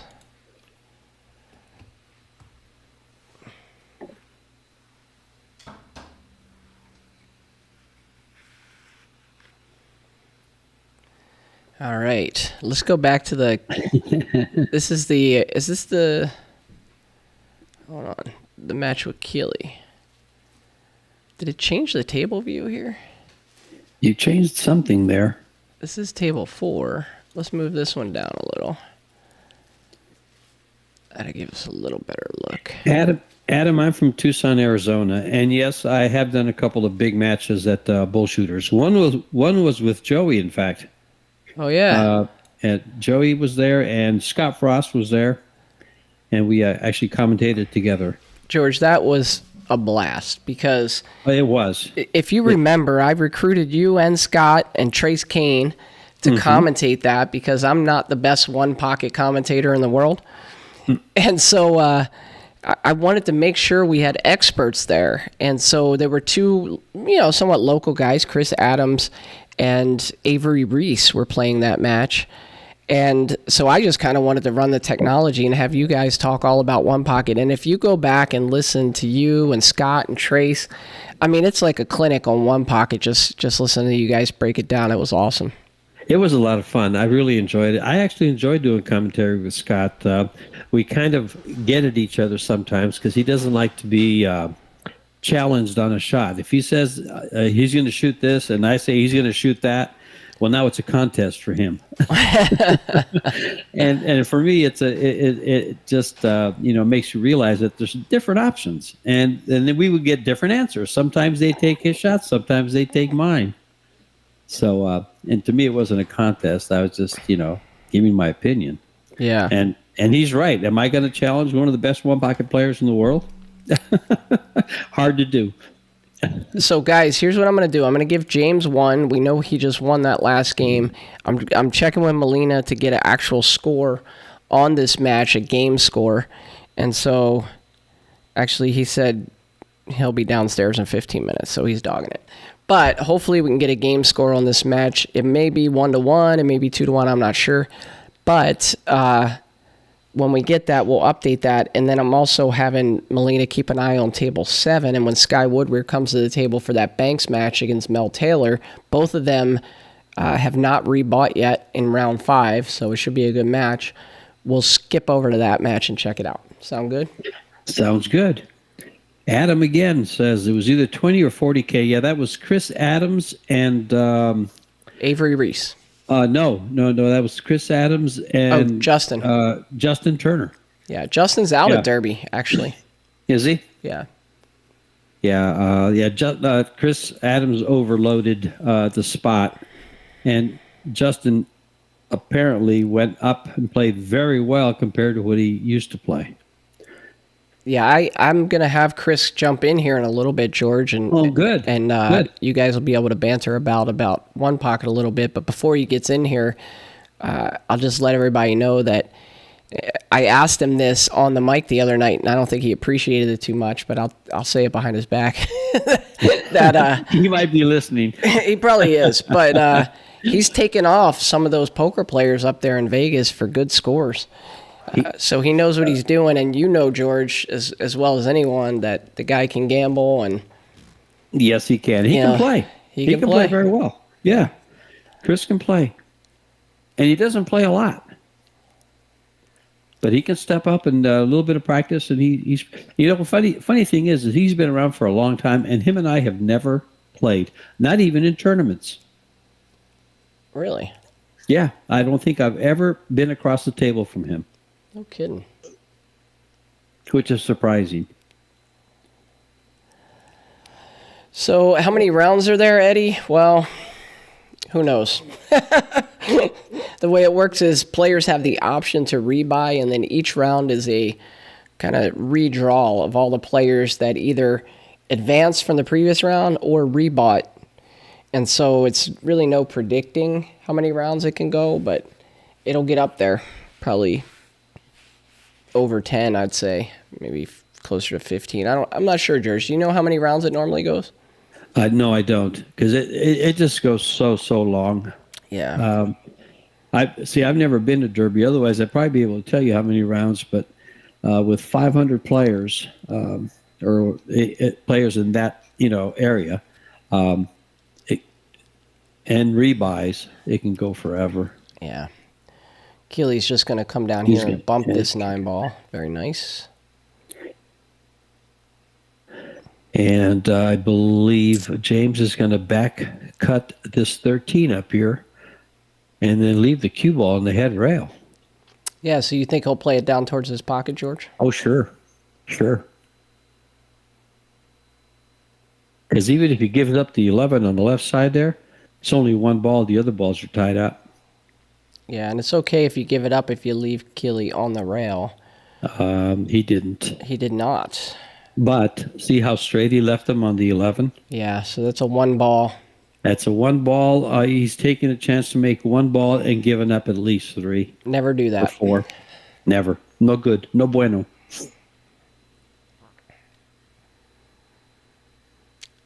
Yeah, that's true, Eddie. And the truth is with the rebuy, once it gets deep, nobody really cares about what round it is. Oh, it's round 12, round 13. You just know, hey, there's 6 players left, there's 5 players left, etc. But this is awesome that you're able to bring free streaming. And not just you. Isn't Las Vegas pool players doing it also? Daniel Krupinski, is it? Yeah, George, there's a whole syndicate of folks. Okay. Basically, yeah, there's like 4. Digital Pool put this together. You see their logo on the screen right now. They're one of the sponsors for us and for Derby City Classic. And basically, they go in and wire all these tables, 16 of them, and make the feeds available to independent streamers like us to where we can tap into the actual feed from it, overlay our own graphics. Gilly did go for that. Well, see, that shot, it took guts to shoot that shot, and there's a thin line in One Pocket between guts and not so smart. To say it in a nice way. Because even if he makes the ball, he has no position. But it looks like he got a heck of a roll. Yeah, he did. And has given up nothing. He could bank the 3 and bring the cue ball back on the back rail, close to the 14. He's looking at this combination. He'll draw the cue ball back into this hole. There. Exactly. As long as you get the cue ball over there, he could shoot whatever he wanted. Yeah. And he's made the ball, and now he's in good shape. Okay. But that was a crazy shot. So here's this is going to make it even more crazy. It's Hill. So I just found out from Melina that let's see. James has 1, 2, 3, 4, 5, 6, 7, 8, 9, 10, 11, 12, 13, 14, 1 ball. So yeah, with it being Hill, it was very risky. Sure. He bet the match on that shot. Unless James has shown him that he can't run out, but by the shots that I've seen James shoot, if he can't run out, he can probably get 3 or 4 balls and stick them pretty good. Yeah. And the balls really lay in his favor. He's got pretty much 5, 6 balls that play to his hole. Keeley only has 2. Yeah. Hey, Chris, we're going to reach out after the event. We're going to get with Jay Flowers for the giveaways, and then we will get this chalk or glove out to you. So you might have an option there, you might not. I'm not sure, but we'll talk with Jay Flowers and figure it out. And one way or the other, you'll get one of those coming in the mail. So we'll reach out to you at that point. Red Door Training Center makes a pretty valid observation in the chat. What do you say? That's Greg. That's Greg Hogue, George. I don't know. If you know in his opinion, neither one of these guys are real one pocket players, and I'd have a tendency of, well, either that or Keeley just felt desperate and felt he had to do something at that point. And sometimes you get the feeling that, well, if I can't make the straight-in shot, I just can't play, and you take the shot. Yeah. So. Well, I know that Keeley is more of a rotation player. He plays great 8-ball. That's the tournament I played him in. Okay. And he probably plays a lot less one pocket. I don't know if anybody knows the one pocket scene in Hawaii, but that's where he lives. So I would think that it's not that big in Hawaii like it is in maybe parts of the South or some spots in California. I'm not sure. Well, let's see if James will play position here on the 8, the 12, or the ball by the bank shot by his opponent's pocket. If he can dig this and come back into this stripe here very nicely. He was able to. I don't know if I agree with Greg. I haven't seen enough of James, but I haven't really seen him make many mistakes. Well, now see this 8-ball, he can shoot and get on either of the 3 balls. Yeah. That are next to the cue ball, and from there he should. He only needs 2. Be able to close it out. Yeah. He should be able to close it out. Just float up past the 13 or the 5. Either one of those could be a nice option for the next one.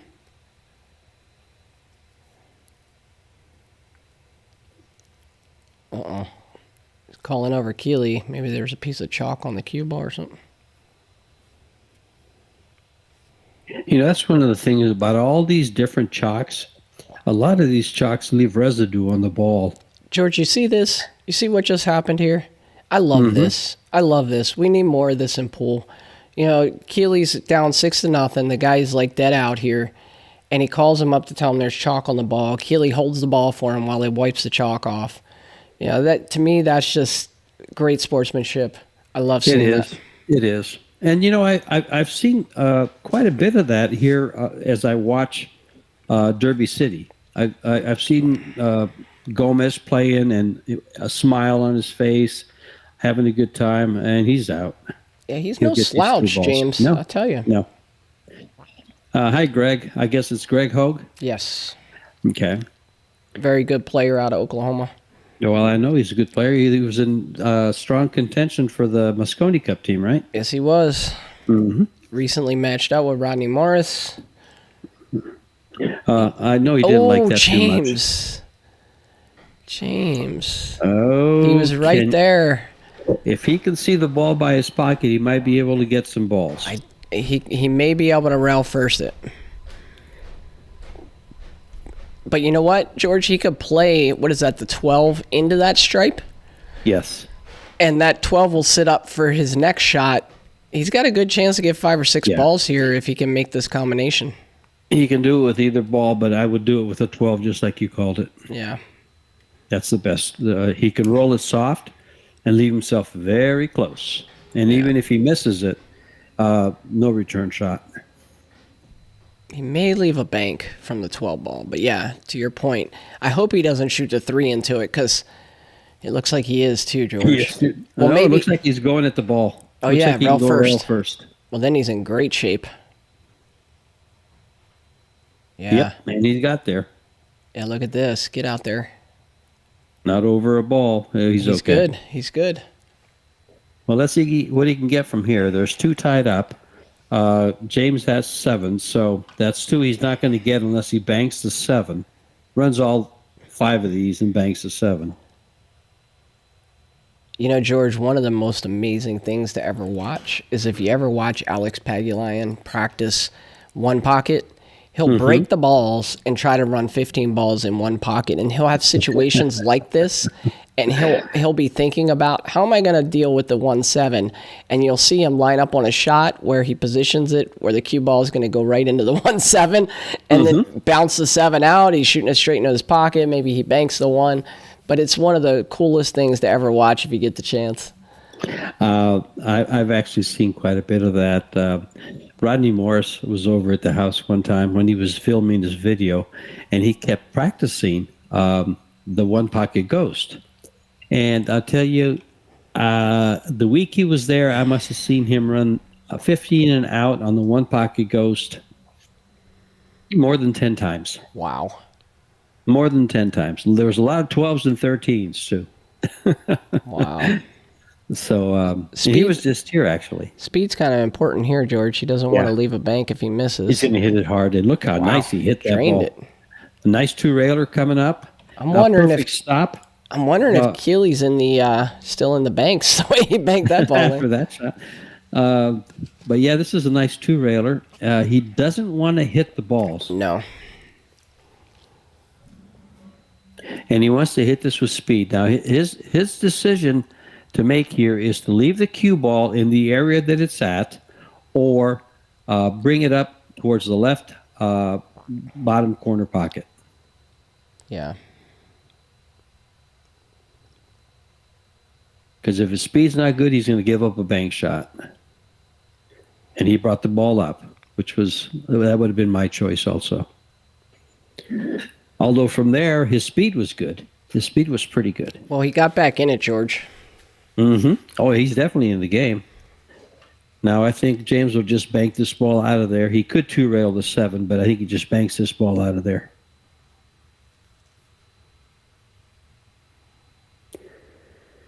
He might leave something here. Well, I'm cutting this ball. Yes, you are. Because see, why not? Well, the only reason I consider 2-railing the 7 when the ball was in the middle, the cue ball was in the middle of the table, is I don't want those balls tied up. If I get a shot, I can't do anything with them. Yeah. And if you 2-rail it and bring the cue ball back to the left side of the table, you're probably in pretty good shape, especially if you hit it good. You don't need to make it, just hit it good. Yeah, he'll cut this. Yeah, somebody said they see Kyle, I think it's Kyle Ferguson on one of the other tables who owns Rail Yard, George. And I saw him post on Facebook today that he was out of the banks. He lost the 2 players from Ohio, so players from Ohio are no longer allowed in Rail Yard billiards. Good sense of humor there. You know, that's one of the things that we do have a lot of in pool is we have a lot of sense of humor, and then we also have a few guys that not so much. You know? A lot of characters. They have no sense of humor. Yep. I've said if we could find a way to market the characters that we have in this sport, I mean, I think that's kind of the way to go. That's what poker did, right? Mike Matusow, Phil Hellmuth. You know, if we mic up Earl Strickland, guys like that, geez.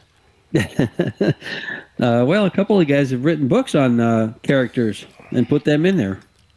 Yep. On some of the high rollers, and some of the gambling propositions and things like that in pool? Hey, one of our podcast sponsors is in the chat. It's the Pulling Around Show. Guys, if you haven't checked that out, tune in on YouTube. Some great interviews. Just interviewed Buddy Hall. They're trying to line up an interview with Greg Hogue right in our chat right now. Now, see, I like a two-railer here on this ball, on the 13 ball, on the stripe ball on the table, and bring the cue ball back up. Use a lot of left low and two-rail it right at the two balls on the rail on the right. What if he hits those balls like this? It would have been nice. It would have been nice if he brought the cue ball up, but he's left it below, so that worked out. Yeah. See, this is one of those situations where even though that's not your side of the table over there, the fact that you got a traffic jam over there helps you a little bit for Keeley. For Keeley, yes, but he's got to put a ball in play on his side. And the problem is, in doing so, he can also leave a bank shot and leave his out ball. Yeah, he could give up a two-railer here. Yeah. This is smart right here. That was a very smart and very good shot. He may be able to one-rail the 1 or two-rail the 7. He's got to be careful with his cue ball if he plays a 7. It looks like he can one-rail the 1. Looks like he goes by it and just sends it down there, and the cue ball comes up to about where the 7 is. Yeah.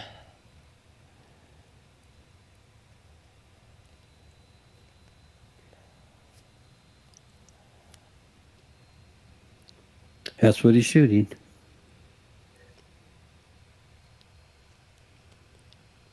Oh, but don't leave him straight in. And actually, this is a challenging shot. These are one of these kind of a tricky shots. Yeah, it is. They're so easy to miss, and look what he gives up. Yeah, you got to be real careful here. This 9 ball doesn't cross that easy. He's going to cross it. He's got to be careful of the double kiss. And if he catches that double kiss, it's lights out. Well, he doesn't have to cut it. He doesn't have to try to make it to cross it. He could bank the 1 ball up toward the 7, George. What do you think about that? Then you get 2 balls kind of over toward your side. It might cause enough congestion that he can't two-rail something. I think that's the safest bet, or he can two-rail the 9 ball towards the left-hand side pocket and follow the cue ball down. Yeah, which I think is what he's doing. That's a lot safer than crossing for sure. Yeah, that's what he's doing. He had a good shot. Yeah, look at that. Broke up the two-railer too. I don't know. Maybe the 13 would two-rail past the 7. What do you think? It does. It does. He wouldn't be bad off back cutting the 13 to his pocket, but the cue ball comes around. Yeah, with the position of that 1, you got to be real careful. Exactly. He's gambling. He's gambling quite a bit. Man, this turned into a great little match here. I'm glad we scooted over to this one. Guys, stay tuned. In about 15 minutes, that Sky Woodward match should be kicking off on table 7. The plan is to go over to that match after this one. Yeah, he's looking to see if he's going to... I don't think he hits the 7 if he banks the 13. I think he comes short of it. He could scratch in the right-hand corner pocket.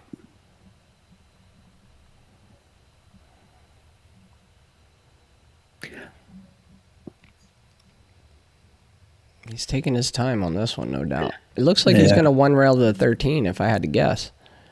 That's what it looks like. He did. Oh, he did. He came around the 7. Good. See, this is what I was saying, George. Look at the position of the 1 now.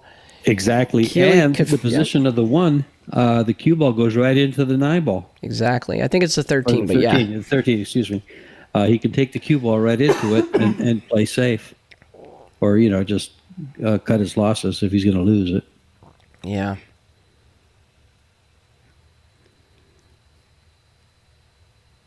Just a little bit of right-hand English. He goes right into that ball. Just make the ball. For sure make it. Yeah, that's it. See, wait. Hold your tickets, George. Hold your tickets. My tickets are good here. Okay. I was wondering if a combo would line up. But, yeah, that's one of those where you got to be committed to making the ball. Yes. You make the ball. Even if you don't swing out and hit that stripe at least you make the ball now. You can move the stripe on the next Yeah. shot, and that's just a shame for Keely there. Well, needs one. You got it. Well, congratulations to James Flood. Wins it 3-2. Let's head over to this other match here. Let me update some stuff here. Hang tight, guys. George, that was an interesting little end game there to that match. It was. It looked like James had it covered, but he was hindered by those two balls being tied up on his side, and then it was Keely that developed him to his advantage, but then messed it up from there. Yeah. They got away from him. Try to. Yeah, he got himself back as a threat, and then kind of lost it. See if we get this settled here. Looks like they're playing a one pocket match on 7. Let's see who else is on 7. I don't know this guy, I don't think. Looks like Molina's looking out for when Skyler does make his way over to table 7 for the 7 o'clock local time match. In the meantime, let me try to figure out who is on 7 right now. It's really hard to search this thingy. There's a really, I'm kind of debating now because there's a really good match that we could have access to. As much as I want to show Sky Woodward, Chip Compton versus Richie Richardson, 5th round of Banks elimination match coming up on table 17. Compton plays well. I watched him play. Was he playing bank pool? He was playing bank pool, yeah. Someone says that, is it Willie Sanchez? Mentions in the chat, says Chris Shooter. Chris Zutter, yeah, he's a good player out of Ohio. Is that the guy with the cap on that was just shooting? Oh, I'm not looking. He's a lefty. He wears a nice watch usually. This looks like Chris Zutter. Let me see. This guy right here. Yeah, I'm not used to seeing him with a hat. He's a lefty. Thanks, guys, for helping us piece this together. It's a little tricky. Yeah, I've never the chat's really being great here. They really help out. The couple times that I've been on with you, Joey, the chat's helped us out quite a bit with score and everything else. I don't think this is Chris Suter. He's supposed to be coming up at 8:15 local time on table 19 in a Banks match, 5th round, and Chris is not. He has not used his buyback yet. But let me see table 7. Whoever this left-hander is good. Played well. This Nice is shot. Dennis Schnell and Bernal D'Arthez. Dennis Schnell and Bernard Barthez. All right, so the question is, do we want to watch Sky Woodward?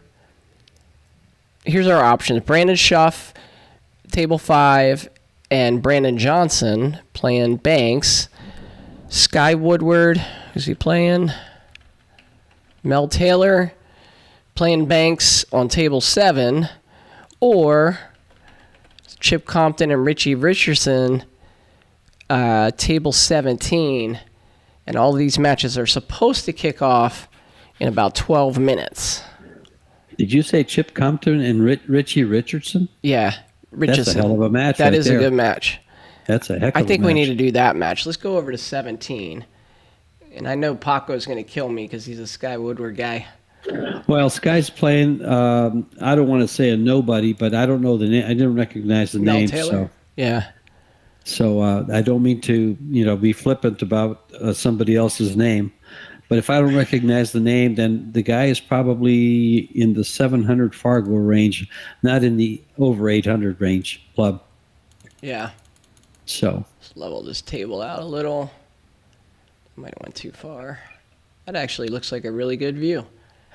Stephen Fair says Chip and Richie are on another stream. Oh. Did they already start yet, Steven?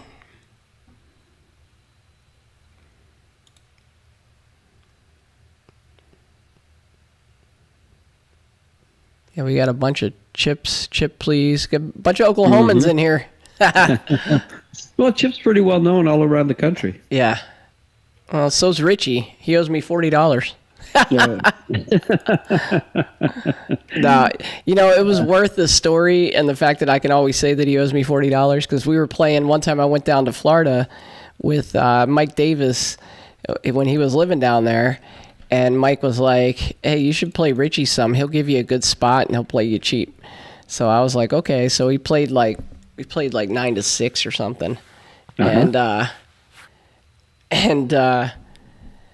well, let's just say I did pretty well. I won four games at $10 a game or something. And so at the end of the night, Richie hands me $40 and he says, "Can I borrow $40?" And I was like, "Yeah, sure." I haven't seen him since. Well, since you gave me that kind of a spot, 9-6 is a big spot. Yeah, he didn't know me from Adam. And if it's Richie's playing the way Richie plays, I probably can't win with that. To be honest, I mean he's a hell of a player, especially when it comes to one pocket. You move your cue ball well. You make good shots. You play great 8-ball, so you shouldn't be bad at one pocket. Don't butter me up, George. I just remember watching you play at Junior's place on that tight 7-foot table. Yeah, that was a tough table. Scott Frost nicknamed that place the Trap House. I remember. I watched most of those matches. Yeah. Well, that guy hitting balls there did not look like Chip Compton or Richie Richardson. So. No, it doesn't. But I see somebody screwing a cue together in the back, and that may be Chip.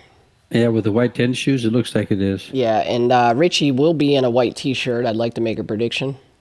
He's famous for that. This guy coming to the table now, though, is... There's Chip. Is that Chip? Yeah. Wearing his, looks like a Patagonia sweatshirt. Yeah, there he is, yeah. Wow, this is going to be a treat, this match. They're playing bank? Yep, this is 5th round of banks. To the side. The shots he was hitting when I watched him play earlier, I think it was yesterday, his long rail banks, he hit every spot shot or anything like a spot shot, long rail bank, at warp speed and dead center of the pocket. Every one. And then I was watching actually Archer this morning. Archer was playing somebody in the Omega Action Room and doing the same thing with the same shot. So I tried to see if they were using, the location of the cue ball and a diamond to shoot the shot. Oh. Because they were so accurate with it. So accurate. And I think I saw Archer measure it by using the one diamond off the rail, off the pocket, the two. That technique. Yep, a technique. Because they were just hitting that so pure, just whack. And I'm talking warp speed, just like he just hit that last bank. So you remember when Keeley was just playing, he pocketed a really nice bank shot, and I said, I wonder if he's still in the banks. He has not lost in the banks. He's in round 5. So he plays at 9:30 p.m. Now, see, Chip shot one of my favorite bank shots right there when he twisted the ball over. Oh, yeah. It was close to the rail and twisted over. Yeah, it's one of my favorites. Well, if you get any prizes for the cleanest shoes, I think Chip will win it. Every time I've seen him, he's had white tennis shoes that look brand new. All right, looking through, we have some other matches coming up tonight. I'm kind of checking those out. Looks like we got a really interesting one with Tony Chohan versus Kasper Matikainen. Great European player. Guy's a 783. Fargo against Chohan in the 6th round of banks. Chohan has 1 loss in banks. That came against Scott Frost earlier today.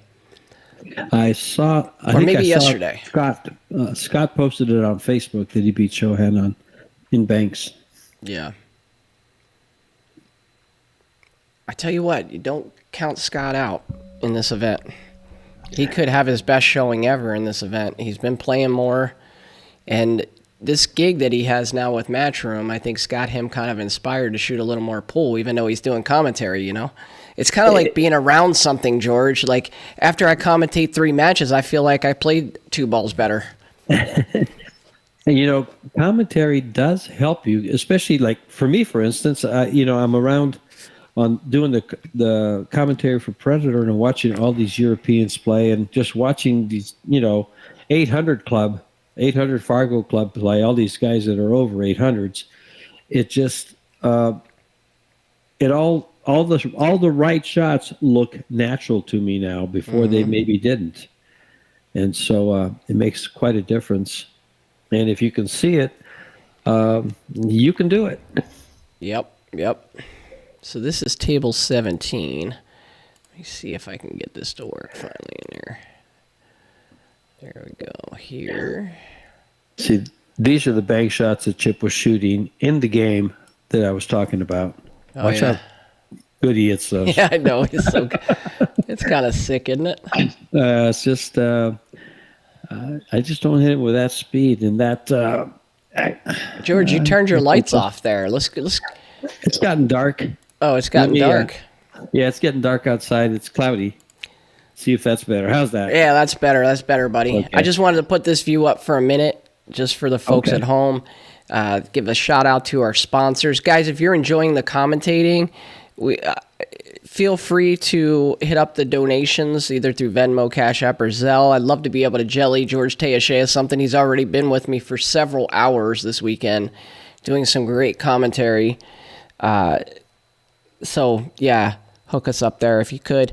Along the bottom, you'll see the sponsors that help Melina get out to the event. Notice my blue blocking glasses, George. You see that? I saw those glasses earlier. I thought maybe they had something to do with your vertigo. Yeah, they do. They're trying to prevent, all the blue light pollution from looking at the screen all night. Oh, is that what happens? I think that's what did it. I think that's what did it for me. Yeah. But yeah, those sponsors along the bottom, you'll see them from Prentice Custom Cues, JB Cases, Howell Tips, Hard Times Billiards Cafe, Lucasi Hybrid, and Franco Custom Cues. Those are our sponsors that help Melina Mike get out there, as well as Premier Billiards in the top corner, who's the title sponsor we have for the event. And then the ones that are scrolling on the carousel there are the ones that helped out with this stream. So we want to give a huge shout out to those guys. Jay Flowers has given up some prizes to folks for different trivia. We've already got 6 winners so far, I think.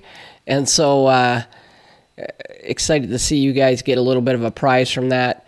We got Michelle Griffin, a realtor there. If you look on the description for this on Facebook or YouTube, you'll see the information. Get in touch with her if you need any realty needs. Statewide Billiards out of Michigan, billiard supply, run tournaments, that kind of stuff. Paco's Garage Door Repair and Installation. He's in West Texas, guys, but if the job's big enough, he will travel. Digital Pool, they're one of the ones that are helping to bring this stream to you, which is a really cool thing, man. They're giving us the feed as well as other folks that are out there doing some cool things to be able to stream these matches for you, commentate them, overlay our stuff on it. It's really a unique concept, George. I'm excited about it. I think it's revolutionary, really, for the game. The break room out of Fairbanks, Alaska, our buddy Max Adams, he was in the Bigfoot event. He's a pretty strong player out of Alaska. So you'll notice the guys are lagging there, and it looks pretty close, but I think Chip got the lag. So yeah. And Richie is in the white T-shirt, George. Someone said it would be rare if he wasn't in the chat. Somebody said that earlier. Yeah. I kind of was able to read it. You were talking about digital pool and how it's revolutionizing everything. When you can put that up and watch tournament, you can find everything you want. The bracket, the players, their Fargos, it's all in one place. Even their performance at the end, towards the end of the tournament. Yeah. You can see how far above or how far below their Fargo rating they were playing at. George, so, as amazing as their tournament software and league software is for people to set up brackets, it's super clean. It's really nice. Oh. I interviewed those guys like 3 years ago with this. As great as all that is, to me, this streaming thing is just taking it to another level. Because I said, when we were in Vegas, Chips breaks the balls and he makes one, controls the cue ball nicely. he'll have a good bank here on the 5 just to get him out of the gate. But when we were out in Vegas like 3 or 4 years ago streaming matches, I ended up leaving and coming back to Arizona, and Melina Mike would go live on Facebook with myself as the only audience, and then I would put it up on a screen here, and then I would stream it to everybody else. It's a good shot there for Chip to take a 1-0 lead. And so I said right from there, I said, somebody needs to do this on a grander scale, and sure enough, Digital Pool has grabbed it and said, let's do it. Chip gets great position on this bank. I love it. He might go 5 and out here. That would be fun. Yeah, he'll cross this 9 ball or the 8. Probably the 9, though.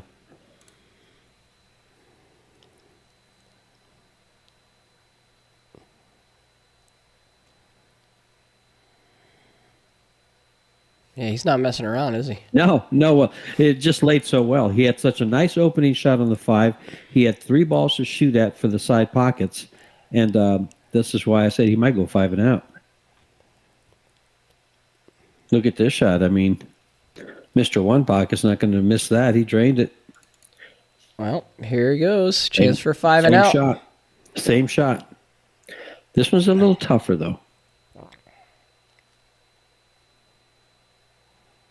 Nope, short. He changes the speed. And he manages to leave Richie a straight back on the 11. Yep. And he spots 2 that he made on the break. This is going to be a very high-powered match. Oh, yeah. Oh, he didn't get that one. Yeah, it was coming in a little hot and towards the pro side of the pocket, and it just spit it back out. Yeah, but look where he leaves the cue ball. Yeah, Chip calls this one rail. He's going to cross over it, and he hit it pretty good, but not quite. Just out. He did sell out a nice bank here. Yeah.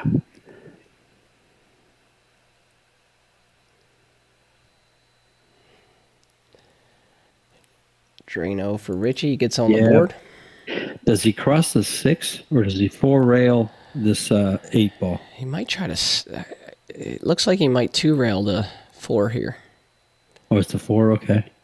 Yeah. I think Richie's living down in like the Louisiana area now. He's always in the southeast somewhere. Mm-hmm. But I think he's in Louisiana and very adept at the moving games like banks, like One Pocket. Now, who's the other young man that runs around? They used to run around with Chip quite a bit. Gabe Owen? Yes, Gabe Owen. Yeah. I don't think Gabe's playing much pool lately. Or much visible pool. Yeah, he was very, very talented player. Yes, he was. I think he's going to try to cross this 9 over. Me. Oh, no. He actually just sold out the 4 ball. Yeah, this could be game time. Yep. Guys, I hope you don't go to get a hot dog or a beer or something. This one might be over.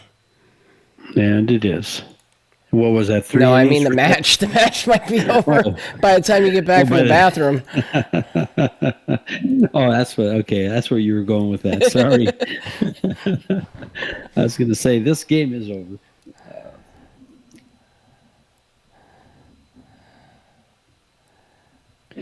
And it's winner breaks, right?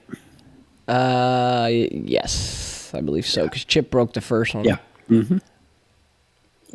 Yeah, alternate break is basically the Bigfoot and One Pocket. Yeah, Chip got a ball down here. And opening shot, he doesn't really have one.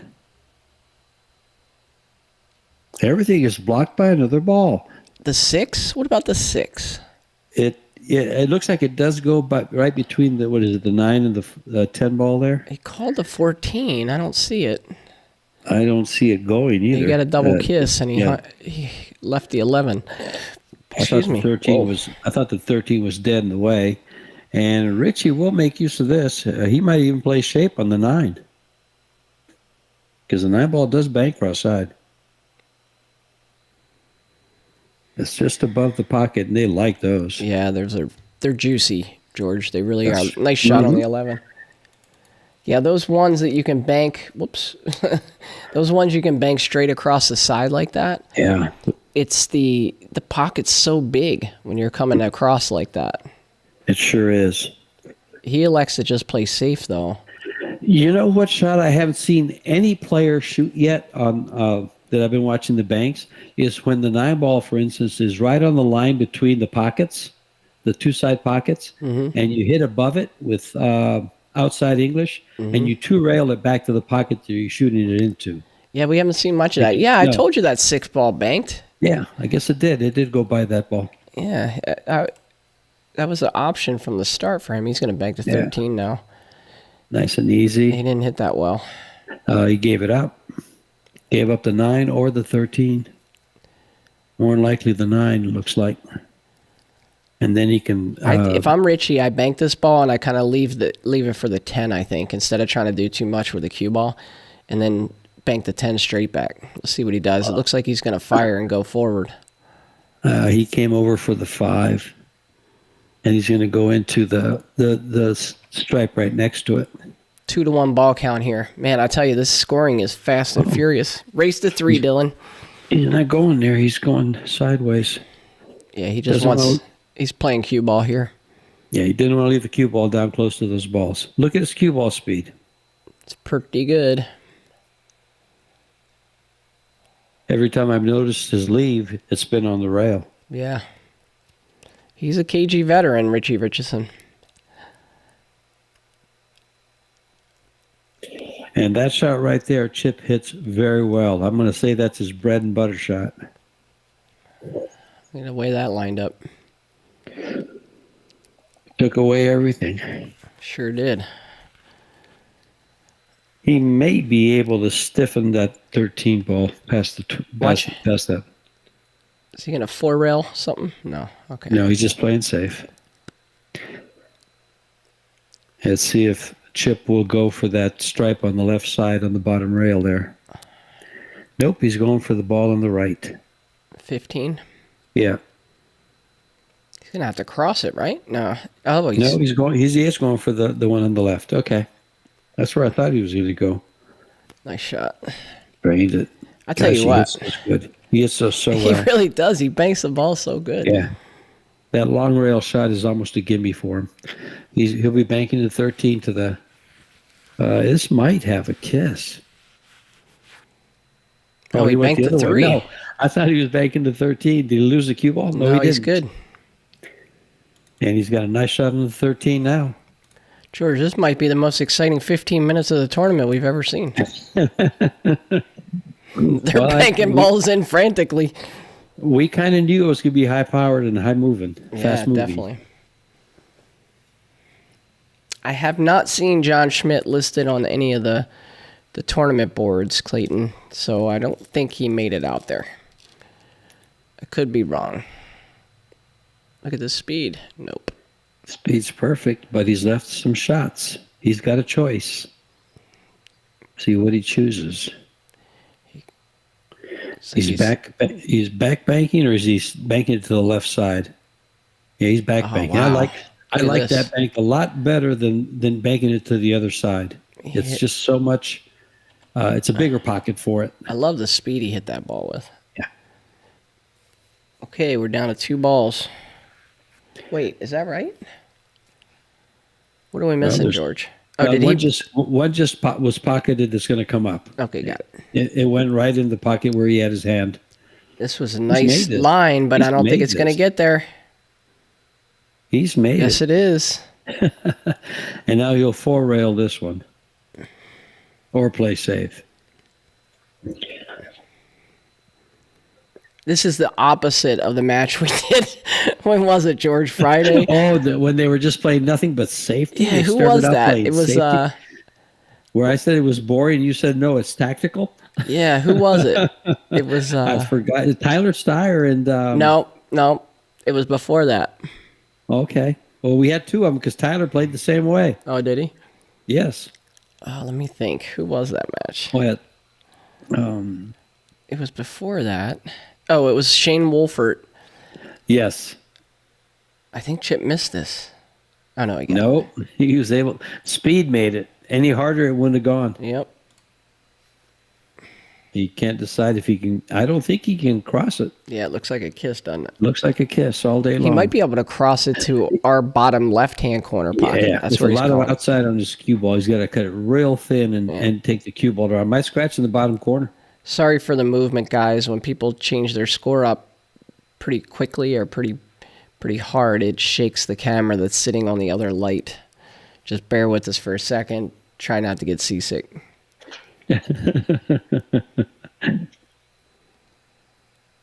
he crossed that, but he couldn't close on the pocket. Yeah.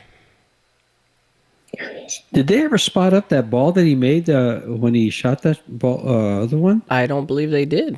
I don't think they did either. Either that or we got the score wrong. It was the 3 ball. Well, the score is 4-4. Maybe they'll realize this soon. And if they slept it, somebody put it in their side, on their side, and didn't earn it. We got a sleeper. Yep. This one will cross. Now, I wouldn't go making any accusations, but if somebody did put a ball on their side, it wasn't theirs. I know who I think it was. No comment. Oh, I got a visitor here, Joey. What's that? I got a visitor. Oh, you do? She brought her ball with her. Oh, nice. Can you see? Oh, yeah. Cute little girl. Yeah, she's. Oh, look at this bank. Her baby. That's in there. Look, he better not. George, we must have been wrong on this. Oh, no, it was 4-4. What are we talking about? There was one ball left. Yeah. It was 4-4. Okay, Chip. So I'll put it to you this way. This is the closest 2-0 match I've ever seen, I think. Because Richie was right there. Well, the first one went, Chip broke and pretty much ran out. Oh, yeah, Paul's right.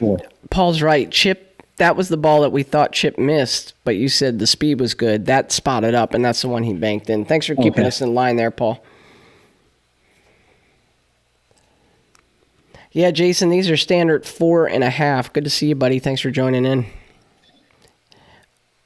They're not necessarily 5-inch Gold Crown buckets, but they're buckets for this caliber of player. He's going to cross the 9 here. Mm-hmm. Position on the 10 or the 8. It's a good shot. And probably the same shot on the 8. Down for the 13. Yeah, Josh, that was a great bank by Chip to close it out. I tell you, if Chip keeps banking like this, he's got to be one of the favorites to win this thing. He looked strong in his last game that I watched. And he's looking just as strong on this one. There's Mr. Molina, Mike. What's up, Molina? We're watching some bank pool. Chip Compton, Richie Richardson. Thanks, man. 2 heavyweights.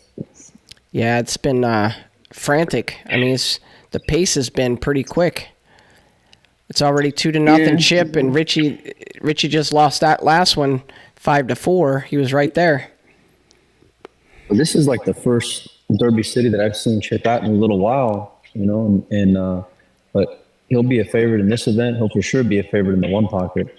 It's good to see him back competing, and of course everyone knows Richie, but Chip is real underrated bankable player, I feel like. Yeah, well, I can see that because he's banking the balls great. He just had an unfortunate scratch there to go to -1. But his straight backs, I mean, they're just right in the hole. Not even a question. Like that one? Well, that was Richie, but yeah. And he's got another one coming up here on this 11 ball, I think. Too wide. Not quite. Not quite. He's gonna leave something right here for him. He's gonna back cut this ball in the middle, or straight up to the left side, one or the other. Yeah. Straight to the left side. A little wide. This is where I like almost playing that shot at a little bit less speed, George, so that way it's got a better chance at taking. Because I don't think the angle was so severe where you had to play it at that speed to hold it, you know? I agree, Mike, but I've been watching Chip shoot that shot at that speed every time. And he's so good at it. Dead center. He's usually hitting dead center of the pocket. If it ain't broke. Don't go fixing it. That's kind of what I was trying to say. What a shot by Richie. Yeah, that's a good shot. He'll bank this ball to the lower right-hand corner. This is a wide. Oh, he did. He's just playing safe. Yeah. He didn't bother even trying. Well, he's up 4-1 right now, so I think he's just biding his time here and waiting for an opportunity. And the balls don't lay good for Chip. They lay great for Richie. Right. Only needing the one. You're right. Yeah. Oh, looky there. Let's see what he does here. This is interesting. This is the 13. He's 3-railing to 13, drops his cue, picks it up, and he's going to drain this right in the center of the pocket, a 3-railer. Watch. Or no, he's going to cross it. Or maybe a 3-railer. 11. No, it looks like a one-rail. He's 3-railing the 11. 3-railing 11. Too much. He's playing the cue ball as well, but I think he's going to leave a cross here. If he can fade the kiss. Yeah, that's going to be tough from there, Mike. Yeah. Hey, Paco, we'll bounce over to 7 as soon as this is over. Hopefully we still catch part of that Sky match. I'm sure we'll have plenty of Sky on the stream for the end of it. The lower it goes, the easier the bank. Melina, you must be bored coming in here twice. Don't you have some? Come on now. Don't you have some reels to make? Well, I got Alex and Conrad to my left. It's tied at 1-1 right below me. I can see table 7 that Paco was talking about. Sky's racking the balls right now. Keep an eye on the score, Mike. Keep an eye on the score of that. When we jump in there, we need to know the score. Oh, actually, it's 2-0 in favor of Sky right now on that match. Oscar crap. just started his Banks match right next to the Chip and Richie match where you're on right now. What table is that, Mike? That's table number 11. No, 9. Excuse me. Okay, we might bounce over. No, I'm sorry. 14, 15, 16. Excuse me. 16. Okay. Yeah. So I'm up here in the bird's eye, and yeah, can't complain, man. What do they have? 60 tables, Mike? You know, I couldn't tell you. I'm sure I can find out, but I'd say somewhere around there. I was looking at the information they put out, Derby City 2024, and they said 60 tables. And that's kind of why I was asking. I know that the action rooms have different tables, and they're usually smaller pockets. Yeah, I mean, it just depends. Some of them will have, a little more snug for the action for the one pocket, but sometimes they'll have a combination of both. But out here, they're playing on standard in the tournament. But it's crazy, man. It's like everywhere you look. Look, there's Federer walking by, and Christina's about to start a match over there. I'm just looking at Roland Garcia. I mean, it's Derby City in all its glory, Yeah. Yeah, sorry about the audio, guys. That's a good shot by Chip there. But Molina's on site there, and he doesn't really have any AirPods or anything, so it's coming in a little echoey. Not sure what stream Sky's match is on. I think it's about to end. We'll make sure to get a healthy dose of Sky Woodward before this thing's over with. That's for sure, though. We just couldn't pass up 2 quality bank pool players like Chip Compton and Richie Richardson. Oh, kiss. That looked like it was heading, didn't it, George? It looked like it was a little long. It was going to probably hit just past the corner of the side pocket. I think Chip owes one. Yeah, there it is. Now, does this 13 cross? Oh, he's back banking the 11. I like that shot a lot. You've noticed how the different players have different styles on their bank shots. So Richie has finessed a lot more bank shots in than we've seen from Chip, where Chip's mainly firing them in. Right. That's just the style of how they get to the pocket. Just as I say that, Chip tries to finesse one in. I'm surprised he didn't shoot the 11. The 11 ball looked really good from where he was. Well, I'll tell you what, this might be game right here, boys, because this 4 ball lays real good. No. Oh, and it's short. Commentator curse by Molina Mike. There you go. Well, let's see what he does with this 13. This is a little funny here. It's pretty hard. He's right between being able to cross it and stiff it. I think you can cross it, George, just say with a hair of inside. Oh, Of never outside. mind. Never mind. Look at this shot. Look at at him that just shot. sneak that Put ball him on right by it. Put him on the highlight reel, boys. What a nice shot that was from You know Chip. how big the area between the 9 and the 13 is? Not very. Well, let me For tell you that ball something, to go George. through there. Let me tell you something, buddy. The window's open, as they say. Right, buddy? Oh, what a nice plug. There you go. There you go. That was perfect. And he's Sorry, nothing. guys. I am kind of paying attention, but my daughter just shook me down for $5 because she started the new slime business. So she just sold me a little pack of slime for $5. If anybody's interested in some slime, Smart daughter. hit me up. Let me tell you something for everyone right now. If you buy some of Joey's daughter's slime that she's selling, we'll put you in a drawing for a signed photo from Team USA in the Moscone Cup. I'm not even joking. Put me down for 2. All right, done. Venmo me $10. Good shot, Chip. There you goes go. Chip. Can he see the 13? Julia Molina No. Mike said that he's going to buy 2 of your slimes. There you go. Yeah. Say thank you. Yes, ma'am. Oh, this is so nice, Julia. Yeah, we're live on the internet. Yes. Say hi. Hello. Hi. That's Julia. Hi, Julia. Hi. Okay. Well, I got an update for you all. Outside of Julia doubling her profits right now, Sky just won his match on table number 7. Sorry, that was Paco. That was a quick match. Let's see. See, Richie needs 1, and he's not going out of his way to shoot at it. Is my score right? 4-2, Richie? Yeah, I think Chip needs it the is. ball, I believe. Yeah. And Chip has a good shot here on this 13, I believe. And one thing about Chip is that he's not afraid to grind. You know, he's willing to play, he's willing to do whatever it takes to make sure he optimizes his chances of winning. So, Mike, you said that Chip hadn't been to Derby in a little bit. I mean, that's kind of like surprising to me because he's got to be one of the favorites, you know, for... Well, the reason why I know that is because we sponsored Chip with 1PKT once upon a time.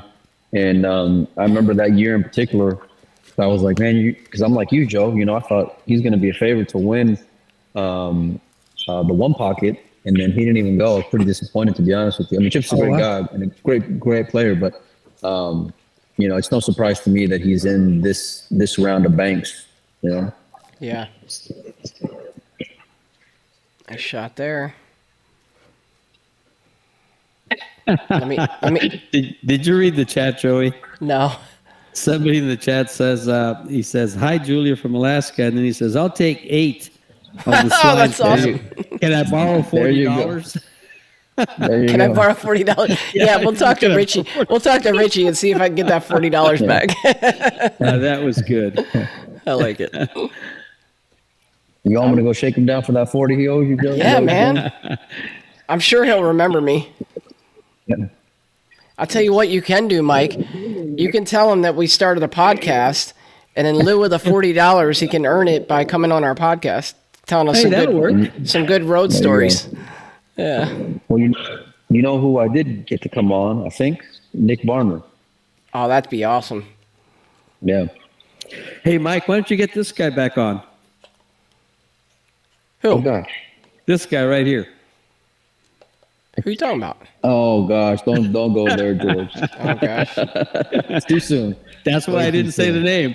Oh, There you go. Yeah. I know what you showed him. speak Did he no four-rail this? The cue ball's in the way. Yeah, it's going to go by it, but not to the hole. Well, guys, I got to tell you, I'm glad they're not making balls because I got slime all over my hands right now. I can't update the score. Hey, George, here's the funny story. Occasionally, I buy stuff off of Amazon and have it shipped to Molina Mike. Microphones, you know, equipment, stuff like that. And so I had sent him an HDMI cable right before this event, and I left it on my Amazon profile. So my daughter orders all of these containers for the slime and the labels that she's going to use to make it and all this stuff and glue and all this stuff gets shipped to Melina Mike's house. With his address. Yeah, you got to be careful. Yep. On my Amazon, I have like my kids' addresses on there too. Yep. And so I have to be very careful when I order something to make sure that it goes to the right place. Yeah. I know how that works. Well, I tell you what, this is some high quality slime, guys. Oh, here comes a high quality shot. Is this for the win right here? Yeah, he kind of let up on Oh, it. really? Yeah. He hit it too soft. See, I think that's where you try to focus too much on the cue ball, where just make the ball. Well, he's also focusing on the object ball to make sure he doesn't leave a return bank. And Four railer. Chip's been clawing his way back in this match. See, now he's left another very high percentage bank shot. I'd like Richie to make this one right here. Yep. And right back to where he's at. Yep. He's going to hit him right in the stomach. He didn't get Nope, there. Didn't he cut it didn't. enough. He didn't open it enough. He's going to leave a cross bank. I'll tell you what, this is right up Chip's alley right here. And you know something? If he fires this, He could pocket that ball, right? Yes, that's exactly what I was thinking. He could pocket the ball, it spots up, and he gets a cross bank on the side. That'd be an awesome way to finish the match or the game. Well, it's That would be the 4-4. match, yeah. So now we're hill, but now can he avoid making it and force How's Richie to the, make how's the speed, guys? How's the speed? Wow. Look at that. Wow, as I'm going to say. See, this is not one much better reason. than that. This is one reason Chip Compton is a world-class one-pocket player. His speed. Yeah, making that ball off the rail like that and then come to sit right on that rail. But look at this. And look at Look at this. this Look at shot. the Richie return came with shot. one. Oh, Drano. He drained it. Wow, what a shot. What a great match. Pocket speed, too. Glad I Those didn't were listen. two great shots in a row. Glad I didn't listen to Paco and put on that Sky match. This is a great match. Just kidding, Paco.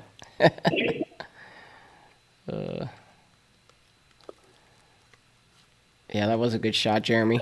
Hey, guys, thanks for tuning in the chat. Want to give a quick shout-out to our sponsors.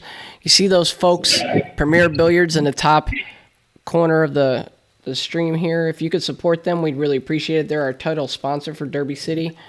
Them and the folks along the bottom help Melina Mike get out there. They've been a big part of this journey for us. And then in the bottom right-hand corner, all those folks that are scrolling along there, the break room, Michelle Griffin, Jay Flowers, what's Max's place, Mike? the break room. The break room, and I'm forgetting somebody, but they'll pop up. Oh, Digital Pool. Those are the folks that help sponsor this stream for you guys so we can bring it to you for free. Statewide Billiards out of Michigan. So, yeah. Oh, boy. Well, Richie made a ball on the break, and he's got a nice 15 ball here to open it up with position on the 11 if he makes it, if he plays it. This hits real good, George. Real good. Hate it. Didn't play the position on the ball, though. He had the right juice on it to get it in there. He's got the 10 ball next.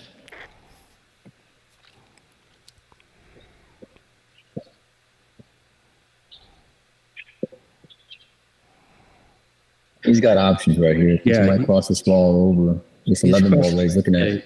He's crossing it to the bottom corner. He had a window to go through there, so. Well, he ain't going to leave much for Chip. No, there's not much there. That seven Possibly. ball is such a big ball. I don't know if he's got anything. Oh, he's calling something. And this will be interesting. The 10 ball banks. Oh, crossing it? Yeah, I see it. I see it now. The Yeah. 9 banks, too. He's going for that. He's going to tighten it up a little. Yeah. I didn't like that. It just seemed real loose because you can shake them up like that, you know? That's exactly what he did. Yeah. Yeah. Fortunately, that side Ball. pocket on the right's all covered up. It's an interesting dynamic in this match, guys. You have basically the sheer firepower of Chip Compton, where he's going for a lot of shots, and when it works out great for him. And then Richie's playing a little more conservative and trying to protect the cue ball. it looks like, at all costs here, like as you see on this shot. Yeah. He has to because Chip is so high-powered, as you just mentioned. Yeah. Hey, welcome to the chat, Benny Riley. Greetings to you. Well, that won't count as it kissed off the 7th. So for those of you watching out there and not sure of the rules, if it kisses off any ball, it is no bueno.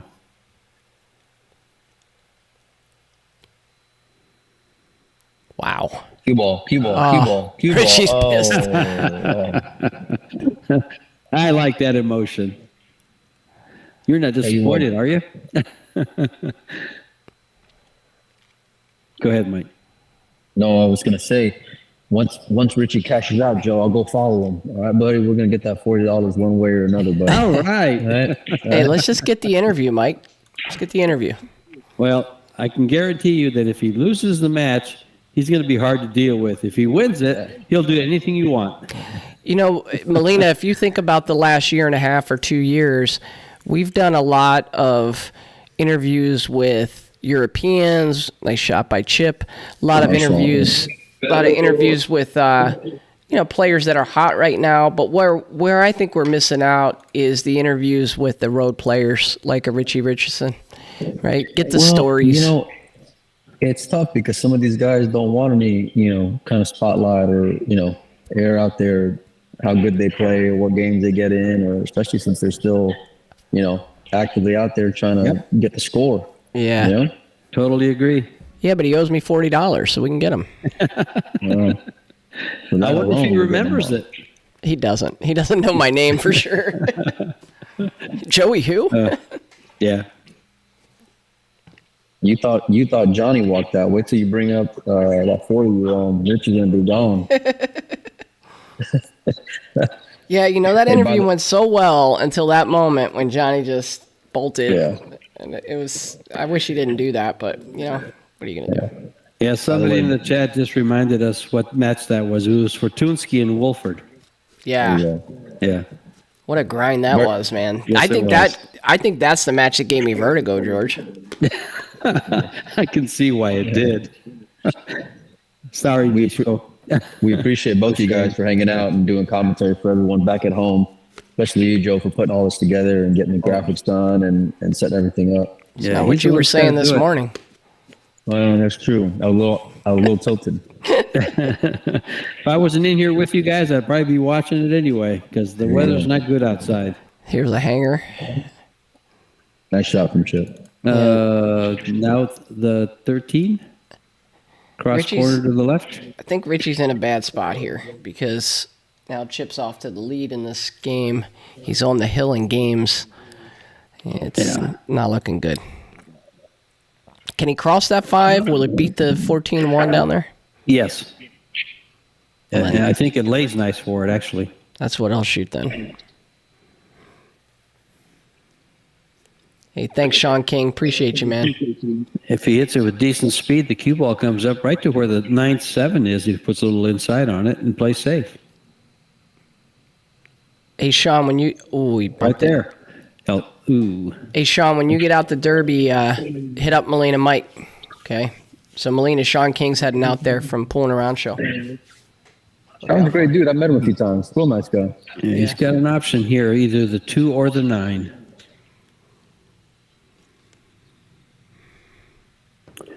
It's cue ball and it's scratched. What's the ball count at right now, Joe? Ball count is 2 to -1. Because Richie just scratched in the corner.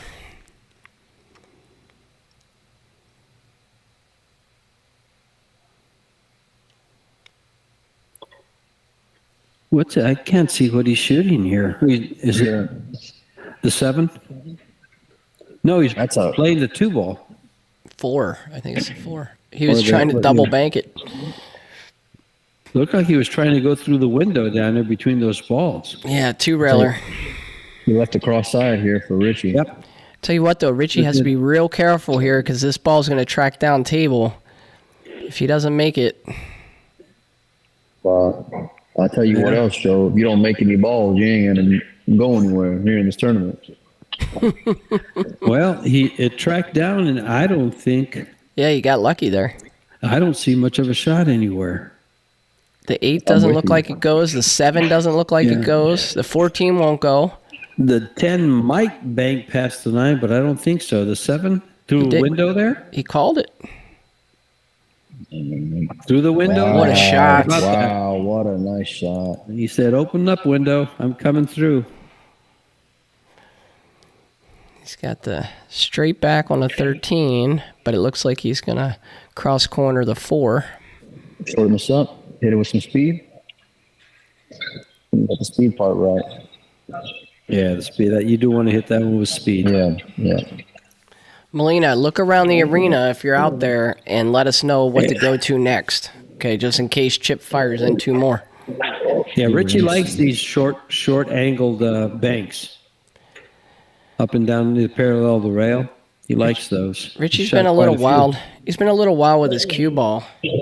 It's like he's very careful with it when he takes a softer shot, but when he hits a hard shot, a cue ball gets away from him. Oh, See, I thought Chip had that one. That's a tough bank shot. When it's that wide of an angle, for me anyway, I find those kind of hard to read, like some of the shorter angled shots. This bank shot I like a lot. Good shot by Richie. And he's got a good one on the ball on the rail down there, cross corner. Yeah, the 14. Yep. Big favorite also in this shot. He laid real good. If he can work the cue ball correctly here, he could have one coming back too. He missed that one by a mile. This is one of Chip's favorites here. Well, he's got. I don't think the 11 will bank in the side, but a 13 will definitely bank back down in the corner. That's the one I'm thinking, but he wants the 11 more. It looks like he's looking at the 5. Yeah, he's going to bank the 5, George. Oh, to the back corner. Gotcha. I'm surprised the way he's been shooting those long rail banks. I'd have jumped all over that 11, that ball there at 13. And the feed. Yeah, something froze there for a second. Yeah, it froze for a second. Yeah. I couldn't see it. I'm like, did Chip make it? Did he not make it? Okay.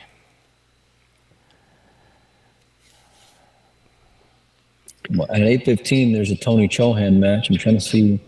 That's going to be on table 6. That's a bank match against Casper. Yeah, that's a good one. Table 6, you said?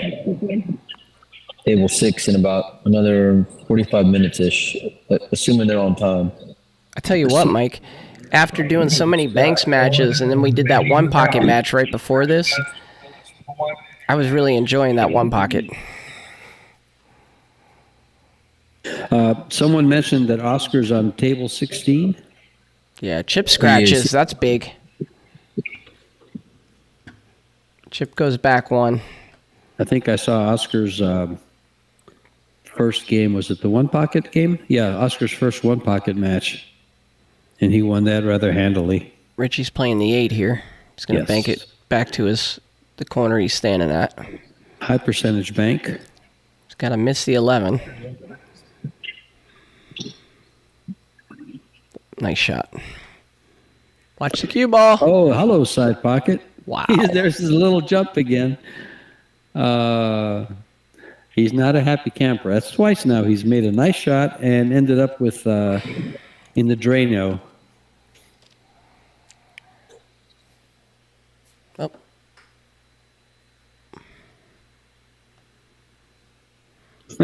Someone in the chat. Oh, Paco says, I fell asleep on that one pocket match.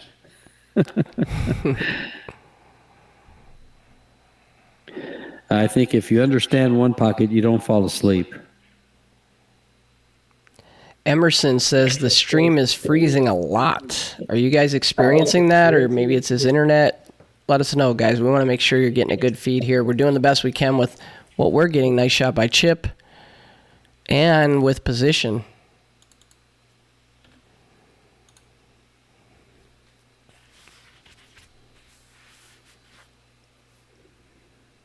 Yeah, thanks for clearing that up, Mike Porter. Yeah, I just saw it that one time. Yeah, somebody. That's a nice looking 5 ball.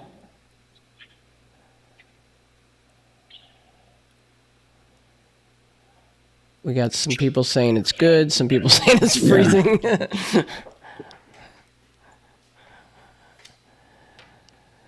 That's a hanger. Richie back to 0. Will he bank the 13 or bank the 1?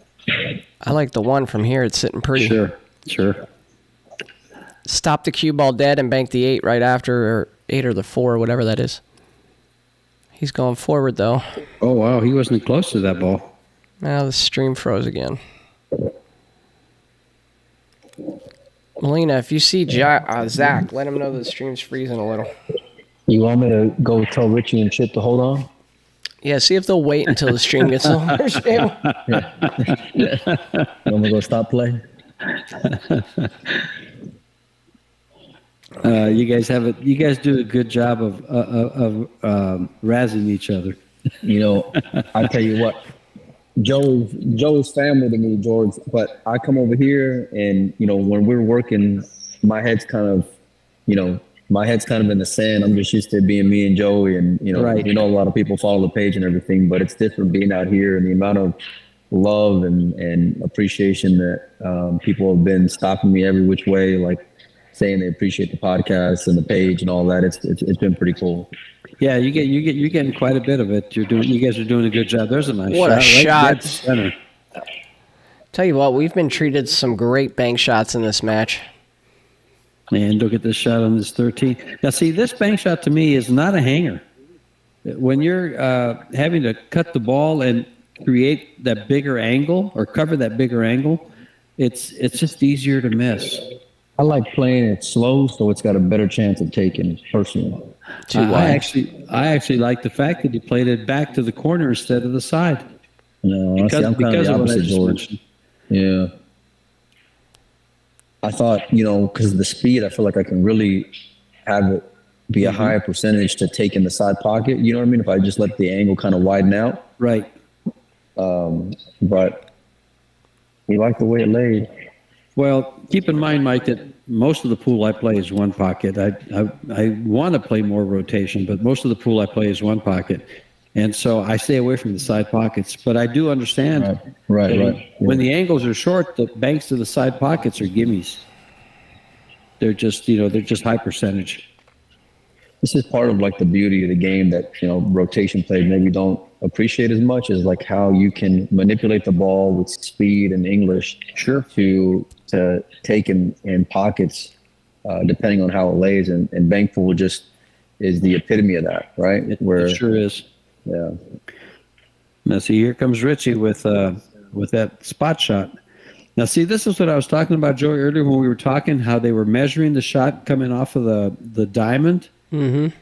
And they just, neither player missed it. Archer was playing it. Chip was doing it. And Richie didn't get it done. Yeah, I'm not happy with this. Stream's kind of sputtering a little bit. But, yeah, guys, a couple things. What round is this? I believe this is the 5th round of banks. Great shot by Chip. Only one of those balls counts, guys. But Chip is on the hill right now. He's got 4 balls in, and this is for the match. He should make this 8 all day. And he missed it. Oh, he did. Wow. Commentator's curse. Now he'll be banking that 8 ball right to where he's at.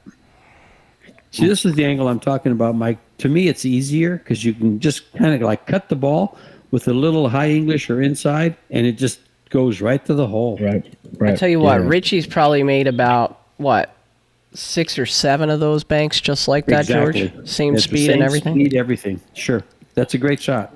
Once you learn to shoot that shot and how you kind of like just overcut it with a little bit of inside on your cue ball, that shot gets a lot easier. Well, tell you what, Richie just got back in this game right here, boys. Well, he's got the ball in the spot. He needs eats too. I think he gets them. Well, this is it right here. If he gets this one, he should have a shot on the 3. If he doesn't, I think Chip will get it. Melina, give him a hard time, please. That sounds like one of my predictions. Well, he's gonna. I said I kind of was figuring he's going to leave the 3 ball. Now this is another good shot here. Joey will say something like, "I like the guy who makes the last ball to win." He'll say something like that. That's kind of what that was. But I like shooting this shot to where he's at. It looks like he's shooting it to the opposite corner. He's also playing cue ball up top of the table. He hit Had to it hit the beautifully. ball, boys. Made the Had to ball. hit the ball, boys. Made Nice the ball shot there. dead center. We are Hill, folks. What a great match this was. Out of nowhere. I love it when a Richie plan stole that comes game. together. We decide to stream this match. Yeah. I mean, it looked like Chip was going to have this one pretty handily, but no. Both games that Richie won, he earned. Yeah, I mean, he really came. On one of them, this one he came from behind, quite a ways behind. The one before, did he ease his way into that one, Joey, or was it Chip that Chip eased his way into it What do you mean? all the time? The game before this one? Chip was up 2-0. Okay, so that was Richie also. Yeah, and guys, From behind. just so you know the format here, this is Derby City. They play each round. Then if you lose, you have a chance to buy back one time, and they do a redraw after every round. And these guys are both, they've already used their rebuy. So this is an elimination match here. So a very good player is going to go out of this event after this game. Is that right? They're both on one loss? Yes. Let me ask you a question, Joey. I know the entry is $160 and the rebuy is $100, is what I read. Do they charge to get into Derby? Don't they charge like $100 or something like that? So And the reason, go ahead, Mike. Yeah. No, yeah, they do. It's I think to be able to come in, like the admission is a little more than what it would cost to play in the event. So they're usually, that's why everyone usually just always plays in the events, you know? Well, Chris Adams was on yesterday, and he said that this is where you get a lot of players in the banks, because if you pay to get into the banks, then it basically covers your admission. He's going to try one rail in the side here, guys. This could be kind of interesting. That's actually the point I was going to make was that they just get in it just to get their admission, and they get to walk around everywhere and do everything as a player would. Yep.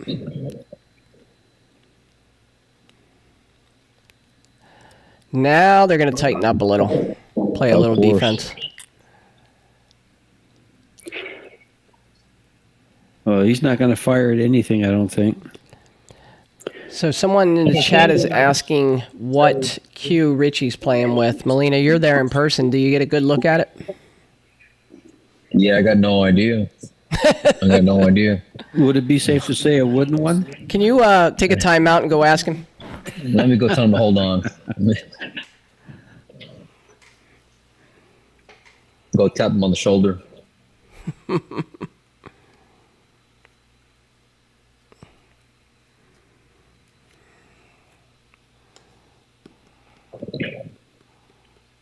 Well, yeah, I mean, if I'm Chip right now, I'm for sure playing more conservative, just because you just saw Richie run 4 out of, almost out of nowhere, because he had to earn them. But you see the guy start to get a rhythm like that, it may give you some cause for concern. Uh-oh, where's the 4-ball going? Burbank. No, it got down too low. It got down too low.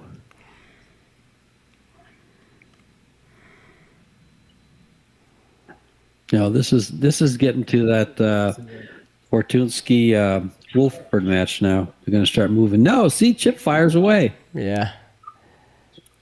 Where's the 8-ball going to end up? Too low. Nah, I think he can cross it, maybe. No. Oh, that's tight. Yeah, it's a kiss. Hey, Melina, have you seen John Brun back there? I don't think he's there, is he?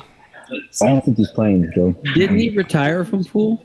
I think it was last year or the year before that he was retiring. George, nobody retires from pool, okay? He made a pretty big statement saying he did. He would. It surprised me when he did that, though. Yeah, that's why I kind of remembered it. All right, I'm gonna get up out of here and charge my phone for a little bit, boys. But Joey, I'll be on standby, buddy. Okay. All right, you guys have fun. Hey, you go have fun. Not too much, though. All right, we got rid of that guy. I like it when his little daughters come in all the time and get him for something. Yeah, it's so funny because I had talked to him about that when we were doing nice look at that shot. two-railer. A nice two-railer. Because I had told him, I'm like, Melina, we're doing like these really professional interviews and your daughter keeps coming in.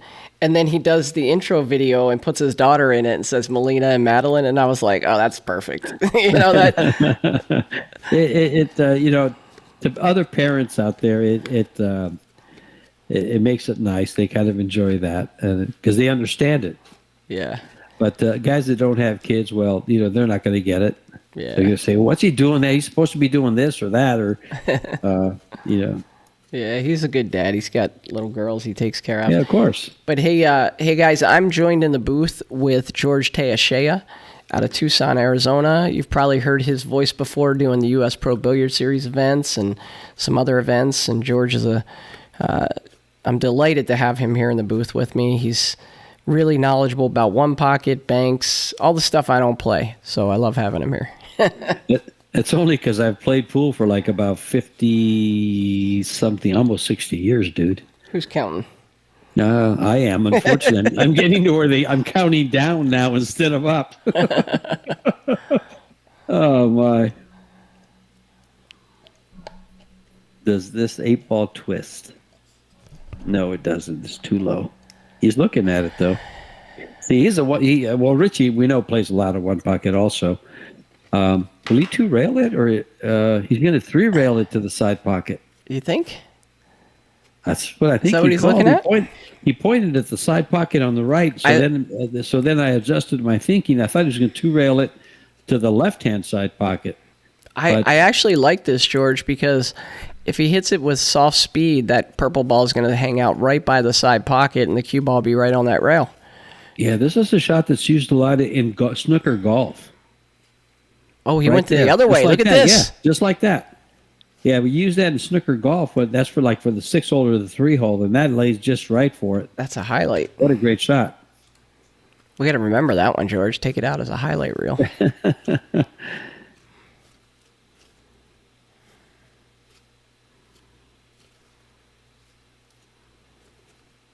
Yeah, Chase, what a shot that was, man. Thanks for commenting.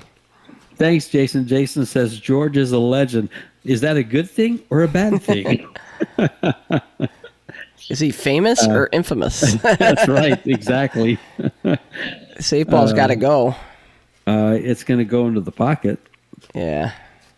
A little unlucky there.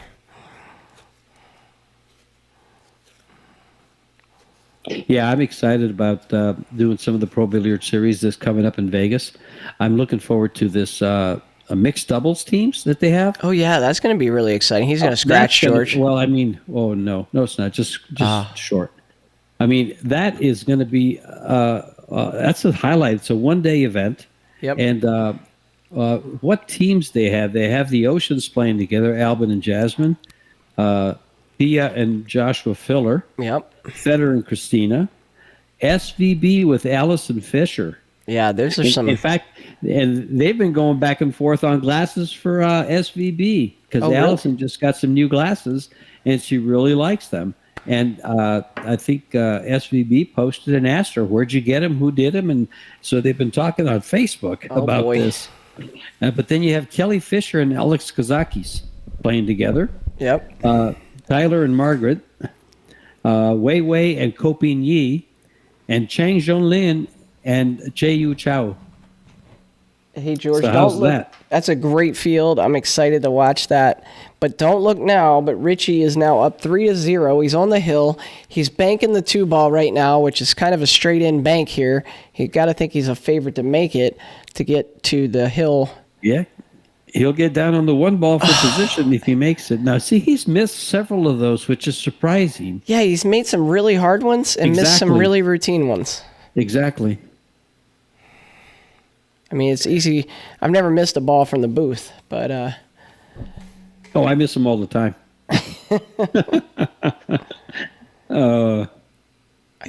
Jason, I don't think April Larson's in that event. George, that doubles event? No, she's not. Look at this shot by Chip. I just named off everybody in it. Oh, that was so close.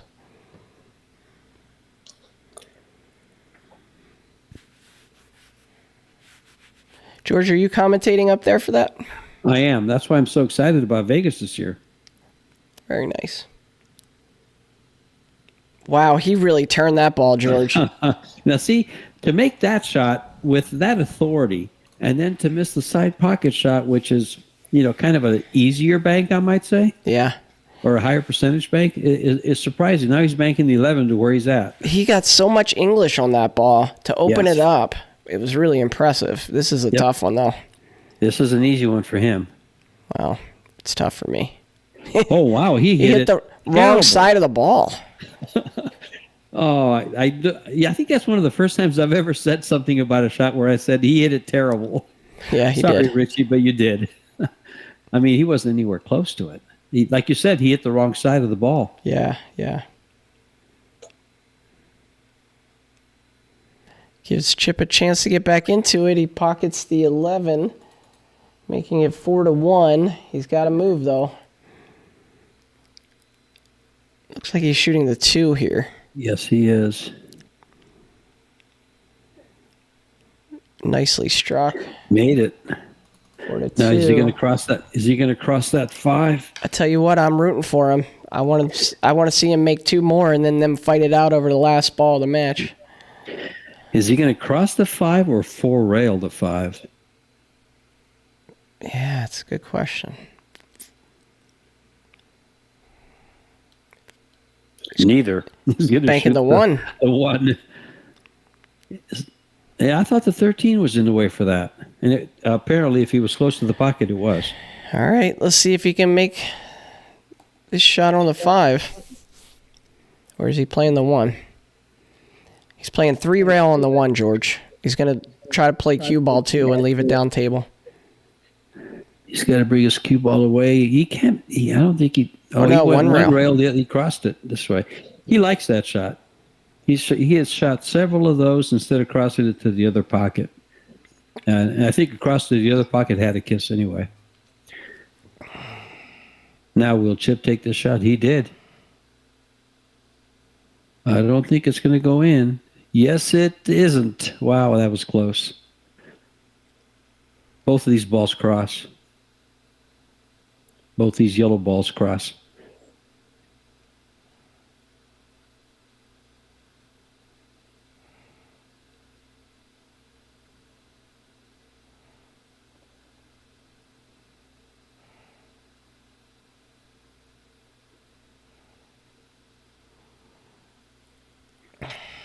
Well, this will put him on the hill if he makes it, and he made it.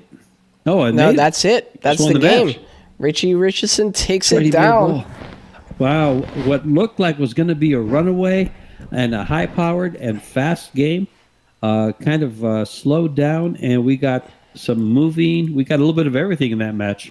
I'm going over to Wow. 16 now, George. I hear that at least Oscar was on 16. Yes, he was. Someone in the chat put that in there for us. Let's see The chat if has he's- been. You guys in the chat have been great. Jason Foster's a regular in there, who I've seen in other chats for quite some time, and Paco's been in there quite a bit, making sure you mention his garage shop Yep. and Garage door repair and Garage door installation. Yep. Funny about garage door repair. Year and a half ago, almost 2 years ago, we had a guy come over. You need a new motor. You need a new motor. I made some adjustments, and it's still working very well. It wasn't Paco, though, believe me. This was down in Tucson. He's in West Texas. So this is Oscar Dominguez and Doug Moore. And Doug is on his last bullet. Oscar is not. No idea about the score yet. The score? But I'll try to get that. Okay. Looks like, is there 9 balls on the table, George? No. I see. Yes, I see 8. Okay. So somebody's winning 1-0. And someone just missed a routine bank shot. And that wasn't Oscar. So that must Doug Moore? Yes. Okay. Don't know much about Doug. Let me do a little quickie here.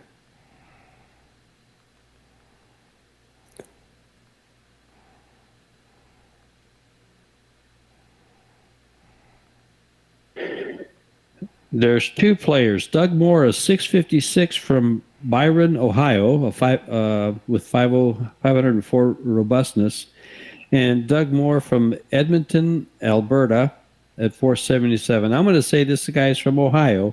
Yeah. He's a 656 Fargo. Okay, so I just got the score update. At 656, Fargo's no slouch, and he happens to be winning 1-0.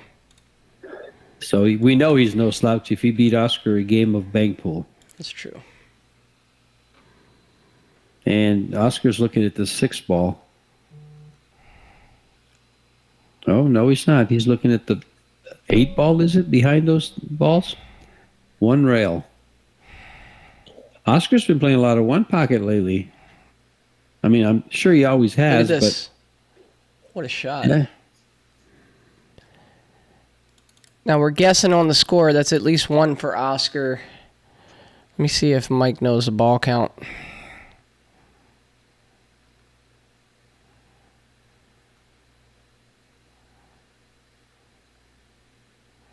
It could well be that they just broke this rack up, and that was the opening shot, because there's a ball missing. Now there's 2. No, there's 3 balls missing now. Really? Yeah, there's 6 balls on the table. Okay, we'll find out. It's not going to get there. Shout out to Oscar and Hard Times. Oscar and Desiree out there in Sacramento, California. They're one of our sponsors here. You'll notice the logo for Hard Times down the bottom. If you guys follow us, you know Melina Mike's out there all the time helping them run tournaments. And, you know, they're a big friend of the podcast. Oscar comes on often. If you didn't catch the Oscar Dominguez, Johnny Archer mediation episode, I don't know what to call it, but check it out. It was kind of interesting. Yeah. Unlike anything we've ever done. You guys were in a tough place there, Joey. Yeah, it was weird. Yeah. I thought it all went real well till someone walked out. George, when we hit the go button, we had over 300 people already in the studio ready to watch. 80, yeah. Sure. Yeah, and then I think we had 2,000 people watching live. So it's kind of crazy. Like from a podcast standpoint, we couldn't, turn down the opportunity. Oh. But it was also super awkward, and Oscar sells out the 2 ball here. He does. It's a little, well, no, it's a cross. Mike Porter says Doug Moore makes custom cues, and he has one of his, and it's absolutely beautiful and hits amazing. It's sometimes you find guys. I had one of the best Sneaky Pete's that I played with in the 90s. That if I still had that cue, I'd still be playing with it. And it was made by, who was the guy's? John Guffey out of Edmond, Oklahoma. And he stopped making cues to build furniture because there just wasn't enough for him. But he used to sell the Sneaky Pete's for like $180 or $150, and they hit fantastic. Yeah. Doug Moore banks the balls pretty good, George. Yes, he does. At a 656, he should bank him pretty decent. I mean, he's especially if he's from Ohio, it's close enough to Kentucky that he maybe gets out and plays some bank pool. That one didn't look so good, but it was across and way out there. Let's see what Oscar does here. Let's see which one he chooses. I think he can stiffen up this 1 ball, maybe. He just can't reach it as well. He's got to lean over that table in his passive side pocket. Oscar's not much taller than I am, and I have problems with the shot right here. Yeah, Matt, we're not. My extension. We joined this in the middle of the game, Matt. We're not quite sure of the score, but these are just balls that we've seen pocketed. So he probably does at least have 2. I'll give him 2 now. This is a tough one. But somebody has 3. That double kissed, I think, and as it would. That's why I said this is a tough one when we started to shoot it. And he's going to stiffen this one up a little bit. Oh, the double point. A little bit too much. A little bit too much stiff. And left it right out there in the middle for Oscar. Yep. And the return, same shot. This is such an interesting format. You go from banks to one pocket, and then you finish it out with 9-ball. Mm-hmm. And so it's got to be cool for a pool player. I've never played in the event myself. But, you probably run into some shots in the 9-ball that maybe you wouldn't take on, but you were feeling so comfortable with those shots playing banks that you're like, hey, I'll just bank this ball. It rounds you out. Yeah. It rounds you out. And in the one pocket, your cue ball is so important. So that always helps your safety play in 9-ball. And if you can remind yourself to just play the middle of the table for position in 9-ball, your cue ball is more accurate for position, playing a lot of one pocket. But you don't. You want to do those draw shots, and you want to do all this, fancy shape. And you get out of the moving part. I just got confirmation from the venue that it's 4-2 Oscar, so this is a game-winning ball so for him. You were right on. Ooh, double kissed it. The cue ball goes. Well, Yeah, he gave a shot on the 1, but it could have been worse if he would have given a shot on the 7 or the 5 cross corner or cross side. well, the 5 does bang to the low upper right-hand corner, and he can hold the cue ball right by the 7 there. Just the way it lays, it looks like it banks, and the cue ball just stays there. But he hit that one pretty decent, just a little bit off. Did it line up for Oscar? Yes, it. No, I don't know. This is a tough one. Is it enough to bank to the side? He just shook his head no. Can he twist it? I think he can, George. I think he can. Yeah, I think so too. That's why I'm looking at it. If it's just out, he can twist it. This is one of the shots we were talking about, Joey, where you can twist it 2 rails or twist it 1. Just depends how much you want to put on it.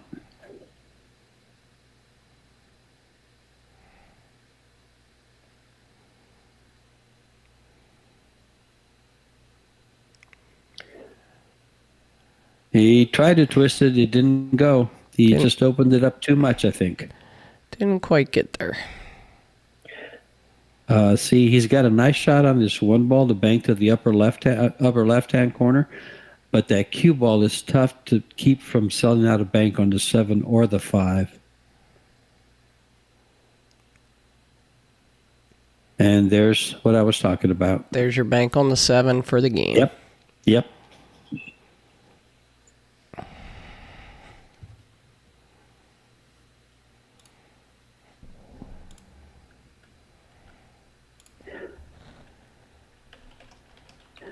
Paco tells us that it's 6-5 Conrad against Alex Pagalayan on the 10-foot, on the big foot.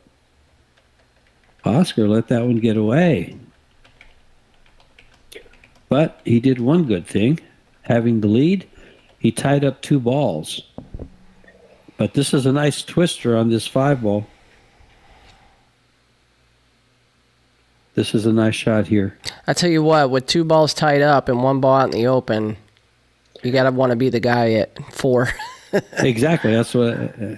See how nice he hit this ball? Ooh. He twisted it too much. Not quite. He hit that ball pretty decent. Got a nice twist on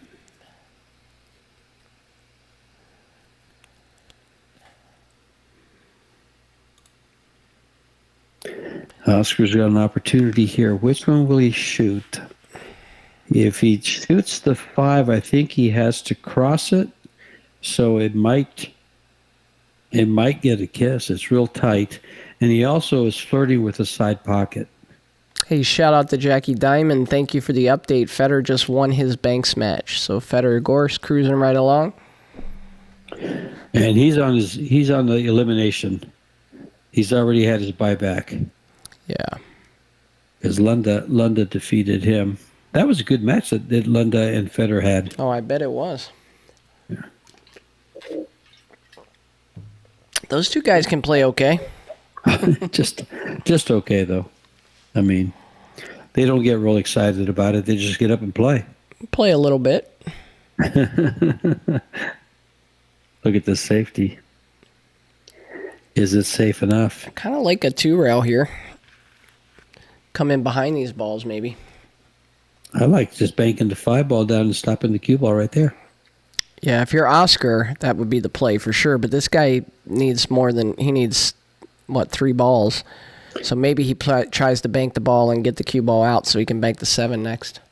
Yeah, well, if he doesn't make this bank shot though, Oscar sure will make the 7. Except it was just moved out of the way. He's got a nice bank on the 7 now. Oscar gives it the A-OK sign. Yep. Guys, I'm not totally sure what happened with Sky, but I think he won. He was up 2-0 in like hardly any time. So I'm pretty sure he got by that gentleman. Federer was getting tipped off. Oscar, look into the heavens. 1-1.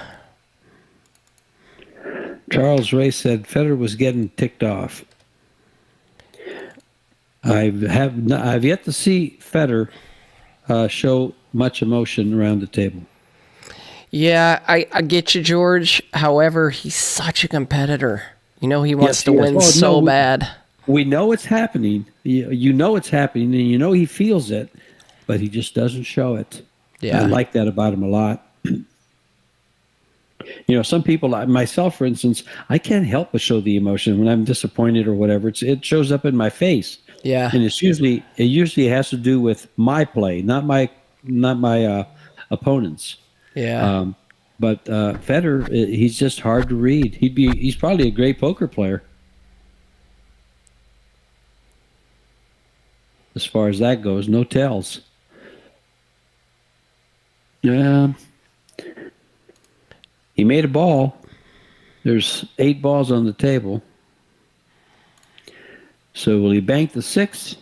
Will he bank maybe the 4? The 4 on the right-hand side there? He's looking at or the 8. Yeah, the 8 ball looks good too. He's got to stiffen it a little. It either stiffen it or cross it with a little twist. And that's what I don't like about the 8, is that you have to, it's right between the 2. I think the 6 is a little more straightforward, which is why he chose it. He didn't choose it. He playing just, a little defense. Yes, he is. I don't think his opponent's going to play much defense here on this 6 ball. And there's Chris Adams. Hey, Chris. Hey guys, how are you doing? Howdy, howdy. Good. Can you see the table okay, Chris? I can see everything just fine. All right, well, I want to welcome you to the commentary booth. Folks, this is Chris Adams, longtime friend of mine. We've known each other for what, 16, 17 years, Chris? A long time. Yeah. Not quite as long as I've known George, but... Chris, I was just telling Joey about that. In fact, I said, I don't recall ever having to play you in a tournament, and we've never gotten in action. No. I don't recall ever playing you. No. I can't think of any time either. Yeah. Which is kind of strange in the whole amount Angel and George and the guys from Tucson when I was younger and stuff, they used to go up and play you guys quite a bit. I think it was you, Gus, several guys, but I never came up with them and anything like that. And you, even all the Desert Classic Tour times and Diamond Pool tours, never did. No, I made that 8 ball. Yeah, he did. The stream's kind of locking up a little bit, guys. It is. Yeah, I can tell. But that's amazing. Hey, Louis Altez wants to know if this is the Chris Adams he played in Chattanooga. Maybe. I'm sure it is. He said Cleveland, Tennessee, ? Yes, that's him. Yeah. Yeah. I can't. Hey, so let me ask you a question, guys. My screen, the picture is only about this big. Is that about right?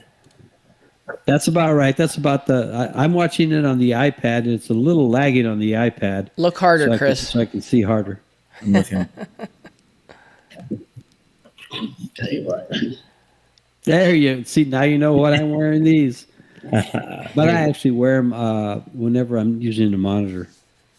Paco gives us an update. It's 7-5 Conrad now.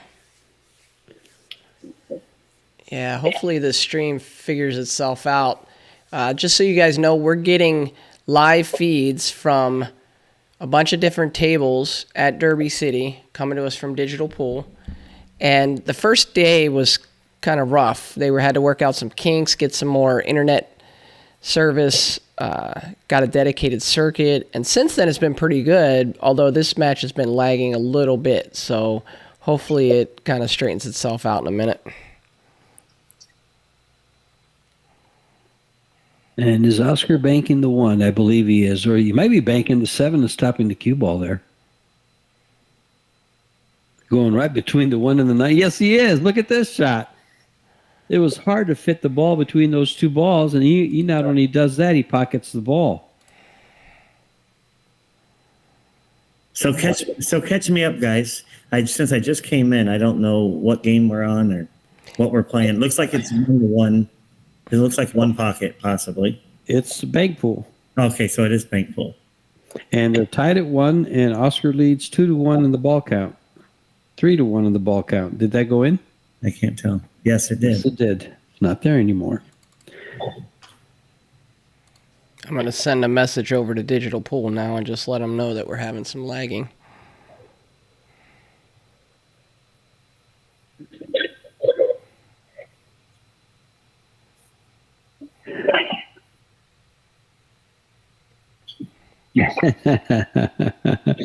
Molina catches it anyway, huh? Chase says Molina probably clogging up the bandwidth with his iPhone. Yeah. And then Louis Altez is asking, how is Arizona treating you, Chris? Busy. We're busy. So I have a small pool room out here, so I stay busy, quite busy. You can read that? I can't read the chat. I can't read it on my laptop. I can read it on my iPad. Well, so you have 2 things up. Yeah, I have 2 things up right here. Yeah, okay. Chris, you got to upgrade your tech, Chris. Well, see, I take the iPad with me when I do commentary all the time. Even though I don't use it, I use it for information. Yeah, so just to let you guys know, I sent a message over to the folks at Digital Pool, just letting them know we're getting a little bit of a hang up here, a little bit of freezing in the stream. We haven't had this yet today, so Even with a little bit of lag, I don't think anybody had to pay for the stream, correct? That's true. That's true. Another nice bank shot by Oscar that just barely misses, and his cue ball is he can return bank the 2 ball. So, Chris, now that I have you in here, you know, Louis mentioning knowing you from Cleveland, Tennessee. That's where you had your eBay store. Mm-hmm. And I'm telling you, it's one of the coolest stories I've ever heard because I love people who are on the hustle and on the grind. And so do us a favor, tell everybody in the stream and tell George Teashea the story of probably the biggest score you ever made in your life on video games. Let's hear it. All right. Well, I mean, people want to talk about pool. They don't want to talk about video game scores. Hey, they're hustlers. They're grinders. We want to hear about this, man. It's a great story. Go. All right. So I was in Cleveland, Tennessee, and I was married at the time. And we opened up a store that was pretty much like a collectible store that you would purchase. We would purchase stuff that was collectibles and things like that, and then we'd resell them on eBay. Literally, the title of the store out front when we purchased the store said eBay. Pretty much, we were like a pawn shop for collectibles. If the pawn shop wouldn't take what you have, you'd bring it to me, and I'd buy it at a really small percentage, and then I would flip it online. Well, I had a lady come in one time, and she worked or had owned like 27 Blockbuster video stores. Remember, we all used to go rent movies. You know, you didn't have all the technology we have now. And she came in, gave me a phone number, and said, "Hey, why don't you come out? I got a few video games I'd like you to look at." You know, like a lot of people, I don't have time. You know, we don't all have time to go chase down product. And it was actually in Chattanooga, which is about 35 miles away. And I live 50 miles on the other side of on the other side of Cleveland. So it was an 80-mile track. Long story short, we went out there and looked at the video games. Well, hold on. I got to correct you, Chris, because you told me the story once. And one of the coolest parts about this story to me was that you lost your phone number. So I lost her phone number in the middle of the shenanigans. And then my wife had told me that she had, I didn't really care at the time, but then my wife at the time told me that I had, like, that she had a stores and there was all these video games, and I went looking for the phone number. I couldn't find it. I panicked. I was driving to work like 2-3 weeks later. I get a phone call, have no idea who it is. I answer it, and it's like, hey, just so you know, I'm moving. Are you interested in these video games? I obviously didn't know who it was, found out it was her. I called and said we had an emergency, didn't go open the store in the mall, ended up in Chattanooga, pulled up to this lady's house, had a mansion of a house. We walked in, and all you seen was Nintendo cartridges, Super Nintendo cartridges, Nintendo 64, all of the retro gaming, game systems, the hands, all that stuff. So long story short, she's moving the next day, and she has to get rid of it. She's got no other way of getting rid of it. So I was like, well, I mean, I don't even think I can afford it. I know I can't afford it. And I say to her, so what do you want for all this? And she says, I was thinking 4. Well, I was thinking 4,000. That's reasonable. I'm going to have to figure it out. I didn't say that. And then I was sitting there for a few minutes, and she says, well, the reason why I said 4 is, she goes, I think you can get that out of the ATM at one time. And then I thought to myself, and she said, basically, I paid $400. And it was 2 trucks and a trailer load of retro gaming at the time, where some of the games individually sold for $300 to $400 a piece online. And what's crazy about the whole story is as I learned that she owned the Blockbuster stores and that they were going out of business, she had all of the original packaging that were boxed up out in their storage with the styrofoam inserts, the manuals, which some manuals sell for hundreds of dollars, on certain games. And it was the craziest score. Probably overall, after I paid. Hold on. Tell people about, like, when you first got back with the product, you created a lot, right, and put it on eBay or something, and then you got a phone call, right? I was trying to drag the story out, man. You wanted me to drag? Yeah. I put a lot of one of each game on eBay, and a guy from Nashville, Tennessee, hit me up, and he says, "Hey, man, I'm interested in what you have here. If I came down, would you be interested in selling it as a load, in bulk?" And obviously anybody who, now that you bring the story up and I'm a little older and wiser, I probably wish I didn't lot it off like I did. But I was like, sure, come on down, And he came all the way down. When he came in the store without knowing who he was, I knew who he was, the way he looked at all the product around the whole store. And we sat there, we negotiated through the middle of the night. And it turned out where I ended up turning like a $35,000 to $40,000 profit after paying employees and everything, just based off some video games, And what's crazy is I'm sitting here, and it's real funny. I have to show you guys because you won't believe it if I didn't see it. Since we've gotten into all this talk lately, I've been helping my son do an eBay store, and I don't know if you can see him. So he's working on right now. Collectible, cards and stuff. And he's actually pulled a few cards over the last few weeks. One that's worth like $10,000, one that's worth like $4,000 or $5,000. Like baseball cards, sports cards. Baseball cards, sports cards, football cards. What he's really been messing with lately, I think that he got a $10,000 Victor Wimbia card and a $4,000, $5,000 CJ Stroud. So, it's a hustle. It's a lot of work.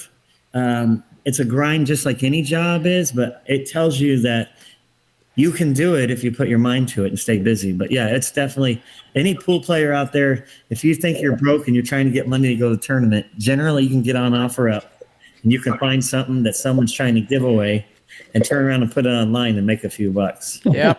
And that's what Someone asked earlier if we'd give out the rules to the bank pool. Sure. Yeah. And bank pool, there's 9 balls. First one to score 5 balls wins. Yep. A bank must be clean, no kisses, no caroms, and no kick shots. Mm-hmm. So that's how you score. And it's winner breaks. It's not alternate break as you have in one pocket. And I can't think of any other rules that might be interesting here. You have to call your pocket. It can be multiple rails, and short rails do not count. Yeah, and short race. It's a short race also, which makes it makes it to where pretty much anybody can win in today's day banking. Well, yeah, it goes quick. It can go quick. The one thing about it is there's different styles of play. You have the very, as Joey put it, tactical ways of playing, and then of course you have the power players that and the fast guys that just go for every shot. That's a great bank by Oscar to start us off for this wreck. He's up And 1-0. he had a few in the last game too to close it out and win the last game. Now we had 2-1. Now, Chris, I'm not trying to make you a legend here, but some of your stories are legendary. And I do know of one other story you told me that was kind of interesting, and it involves bank pool and maybe one of the best bank pool players ever. Oh man! By the way, Chris, hold on. Hey, someone in the chat put their phone number on there and said, "I have some baseball cards to sell you if you're interested." So check it out. This is a great pool story, and it's a lot of people. I know, George, you don't probably know this story. When I was in the Army, I got stationed. I actually ETS'd, and I was when I got out. 9/11 had happened, and after 9/11 happened, I came home and I was working, and I was happy to be out of the Army, just like a lot of people are, as I wasn't continuing my career in the service. And then I got what they call stop loss, meaning that I was out and they called me back in, okay, they needed help, and I got stationed in Bossier City, Louisiana, Shreveport, at Shreveport, which is outside of Shreveport, and I was working in a little pool room there on the side of being in the military because there's nothing to do. Like there was nothing to do other than go to the casino then I didn't know anybody to go fishing or do any of that stuff. And I didn't want to even be there in the first place. So tough scratch right there. Yeah. Well, that was a tough shot. He was trying to force something to happen. He was trying to force a shot because he was played pretty safe there. And so go ahead. Sorry. I'd go in this pool room every day, and I played in some leagues and stuff, and I'd see these two old guys come in there, and everybody that is probably at the Derby will know this guy. His name was Toothpick Mike, and he'd come in with another old man as well, and they would play every day. So Mike would go play poker over at the casino, and he'd leave the old man sometimes. They had just watched me play a couple sets with Strong Arm John the weekend before, so he comes up to me and says, "Hey kid, you hit the balls pretty good. You hit some balls with the old man for a while, and I'm going to be back in a couple hours." And I was like, "Sure, I don't care. I got nothing else going on." So what's real funny is I'm at that time, I'm just starting to learn how to bank balls and twist balls and do all this. And this old man says, "Hey, if you do this with the ball, it'll help." And I'm kind of like, whatever, you old fart, I'm not listening, and he's telling me all this stuff. So a guy that I knew was a doctor. His name was Eric Chin. He came in and he's like, he saw me playing with the old guy, and he's like, "Hey, I'll just catch you up with you tonight." I was like, "All right, see you later." So that night, Eric, I run into him. He goes, "That guy don't play with nobody." And I go, "What? I don't even know who he is. Who is he?" And come to find out, the guy was Eddie Taylor, the Knoxville Bear, and it was about 7 months before he passed away. And the next time they came in, I went up to him and I tried to apologize to him, but he was like, a lot of people will describe him as a he liked to drink in his time, I guess. And there's a lot of great stories I heard, but what I do know is he didn't like helping people. And when I went up to him and I apologized to him, he worked with me for about, I'd say, a month or two after that, a little bit on working on banking balls.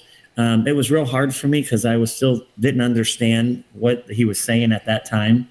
But the great part of the story is that, now that I've gotten older and I've learned how to use some of that stuff, one of the systems he did teach me does work, and it doesn't work for everybody.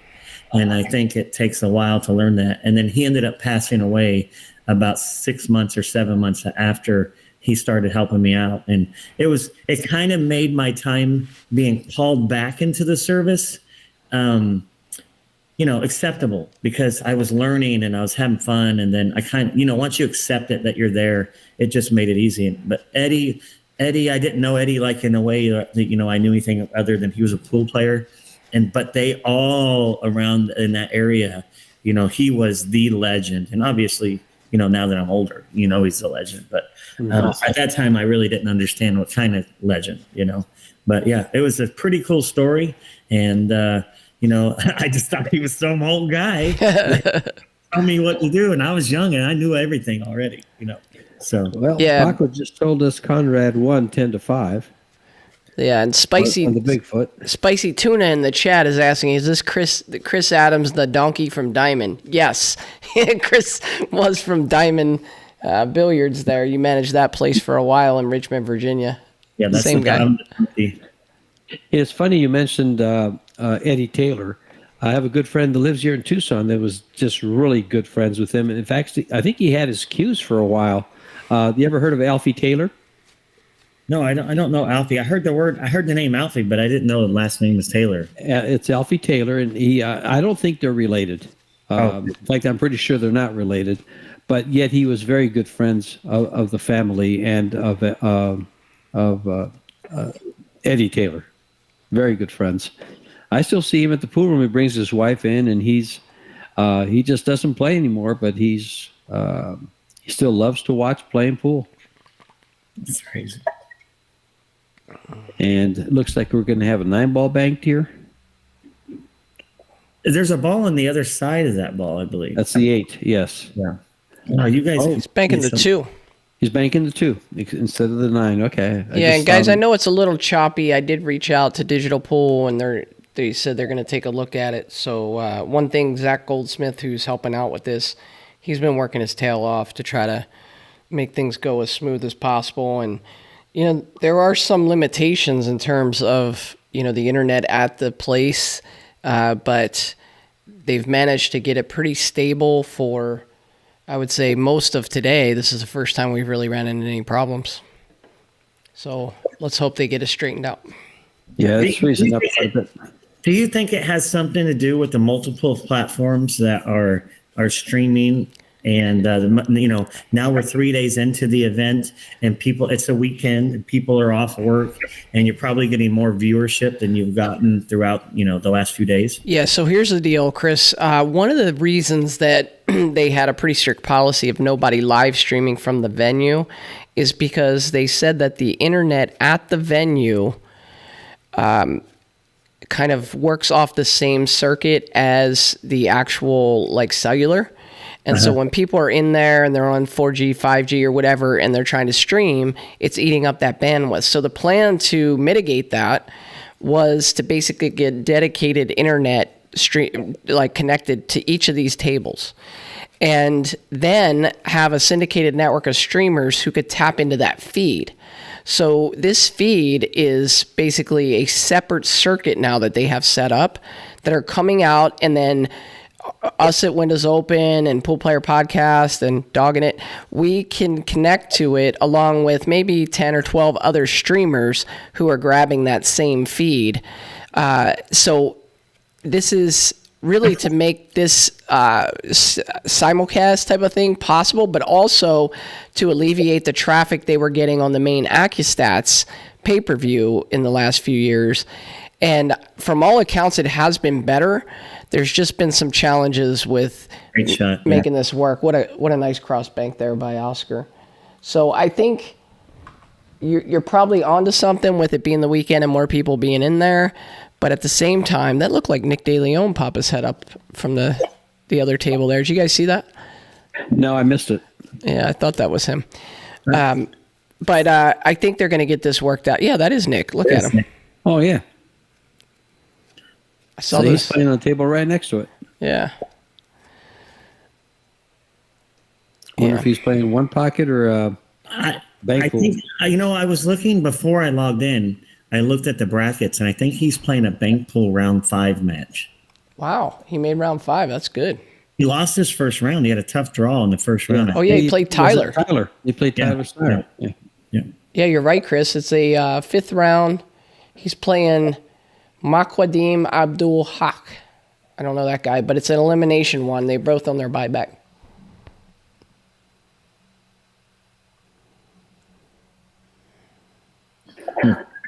So this would be Oh, Chase said he knew that, and he asked us to ask Nick to lightly tap the screen so we get the boat effect on the camera. lovely. I'm looking at.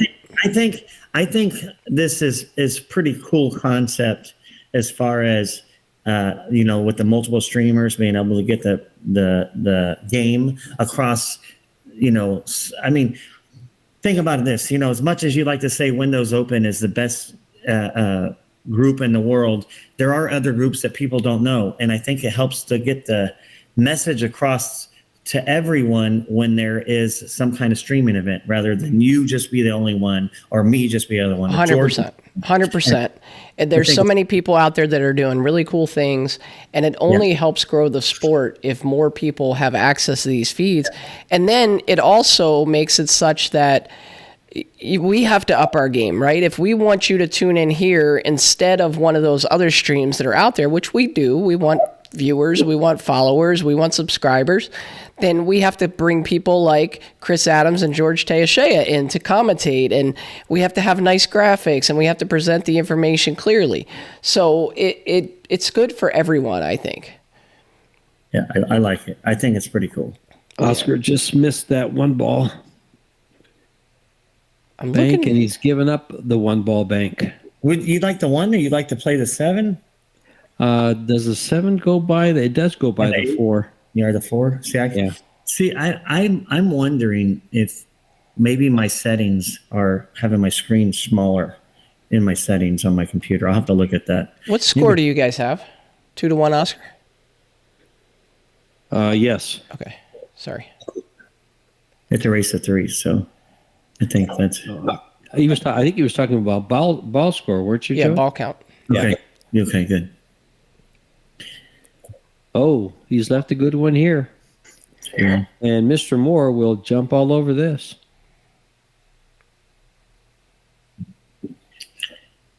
Do you like to lag this bank, George, or do you like to fire it? I mean, hit firm. I like to hit it with a little bit harder than pocket, just so it doesn't roll off. Decent speed. When I watched Billy at the U.S. Open this year, there wasn't too many times that he hits those pinks with pocket speed. He hits them pretty firm. And Chris, you make a good point there. A lot of the specifically bank pool players like to fire those balls.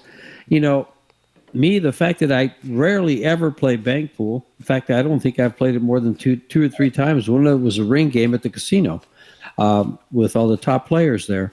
But I like to hit them like if I'm playing one pocket, and I'm just so much more accurate with that.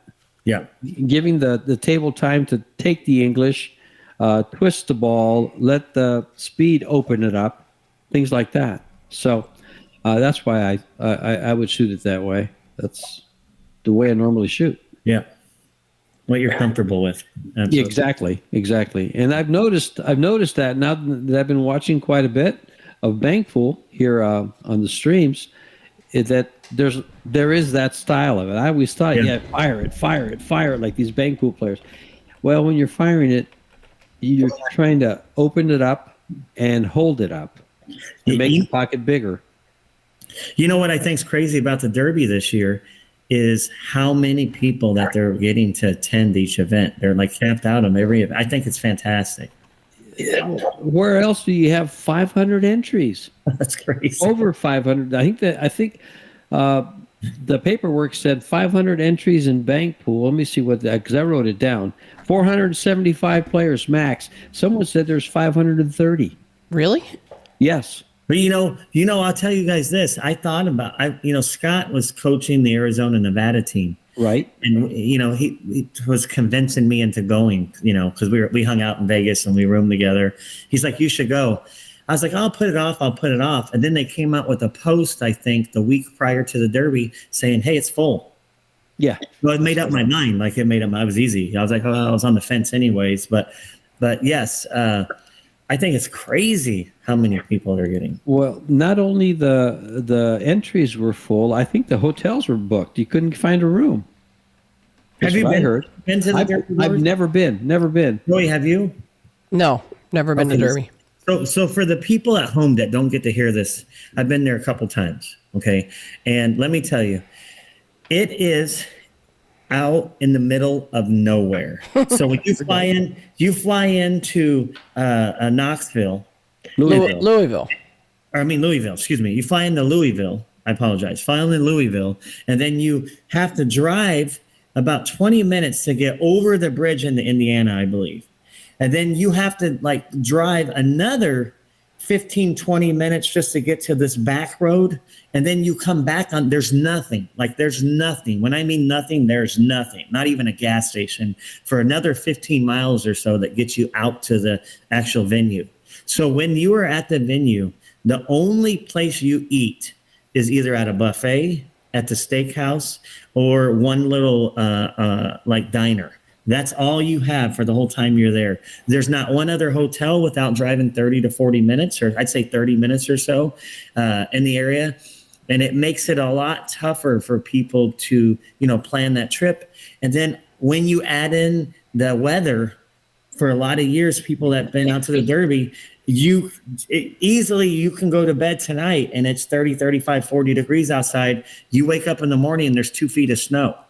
And you can't get back to the venue. So you've seen a lot of crazy things in the couple times I went, and it definitely does play a role as far as attendance. Yeah, it sure does.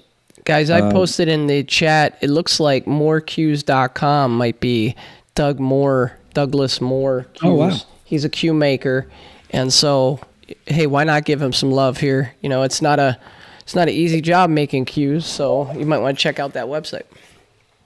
We've had a couple of, you had Phil Prentice on doing commentary with us yesterday. Yeah, he's actually one of our sponsors. That's that P in the lower left-hand corner, Phil Prentice out of Northern California. He's very close with Oscar. He's super meticulous. He's made some beautiful cues. I saw one that he made for Desiree, and I mean, it's just a gorgeous, gorgeous cue. Mm-hmm. So I'm sponsored by Q-Tech. So I use Q-Tech cues. I've never really had custom cues, but there's some out there that I just look at and I love. And Phil's are some of the most beautiful cues I've seen. It's good to know. And he said to check out his work on his Facebook page. Yeah. And so, now Doug here has his own website, so he puts them on there.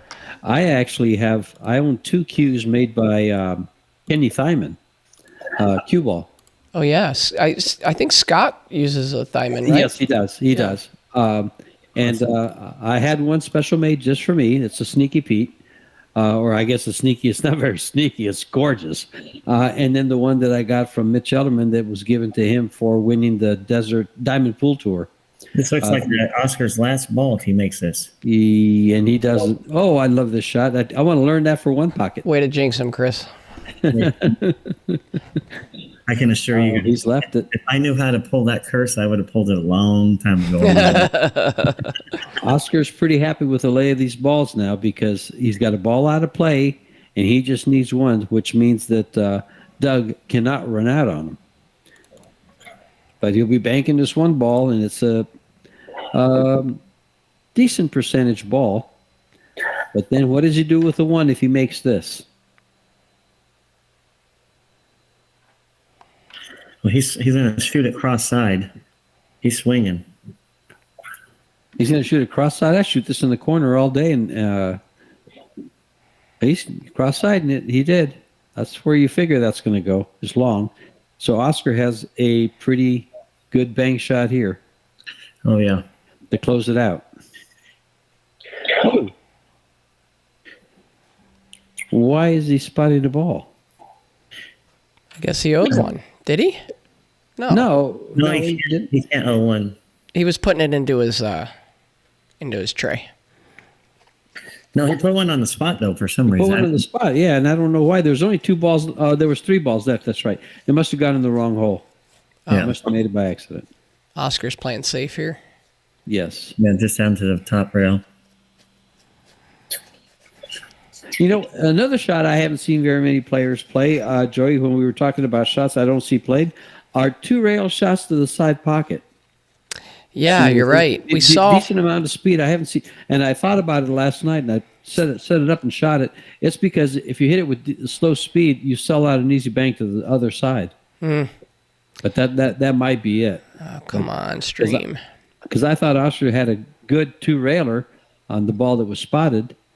See, he's left him a funny angle on this 2 ball. Yeah. On the 9 ball here. Yeah. It's a funny angle. Oscar's kind of laughing about it, like that ball's sitting right there to be banked, and the cue ball happens to be in the one spot that makes it really awkward. You know what shot's not bad here? Is to bank it real tight with inside English and bank it to the same side the 9 ball's on now. How about 2 rails to the bottom? That's what I'm saying. Yeah. 2 rails is a good That's shot. what he's playing. Look, that's what he's playing, guys. Yeah, that's exactly the shot I would think of right here when it's off, laying off just a little. You know what? This is more of a. I would prefer, because I like to play it safe, to play it to the bottom left with 2 rails. Oh my gosh, it froze. It looks like The it's drama. on its way, though. The drama. It's on its way. Nope, off the point. Wow. I can't believe this. This is so brutal. I'm sorry, guys. I wish it wasn't freezing. Yeah. So And now then this shot, you like to play that 3 rails in that same side. I like the 2-railer to the side he's on. We saw But Richie yeah, hit that we saw 3-railer. Somebody hit that. Richardson hit that. Yes, Yeah. Richardson hit that 3-railer. He actually hit it. I got a little buddy here with me, guys. Chris, you remember? I do. You remember this little guy? Oh. This little girl, actually. She's back again. She comes in and out quite a bit.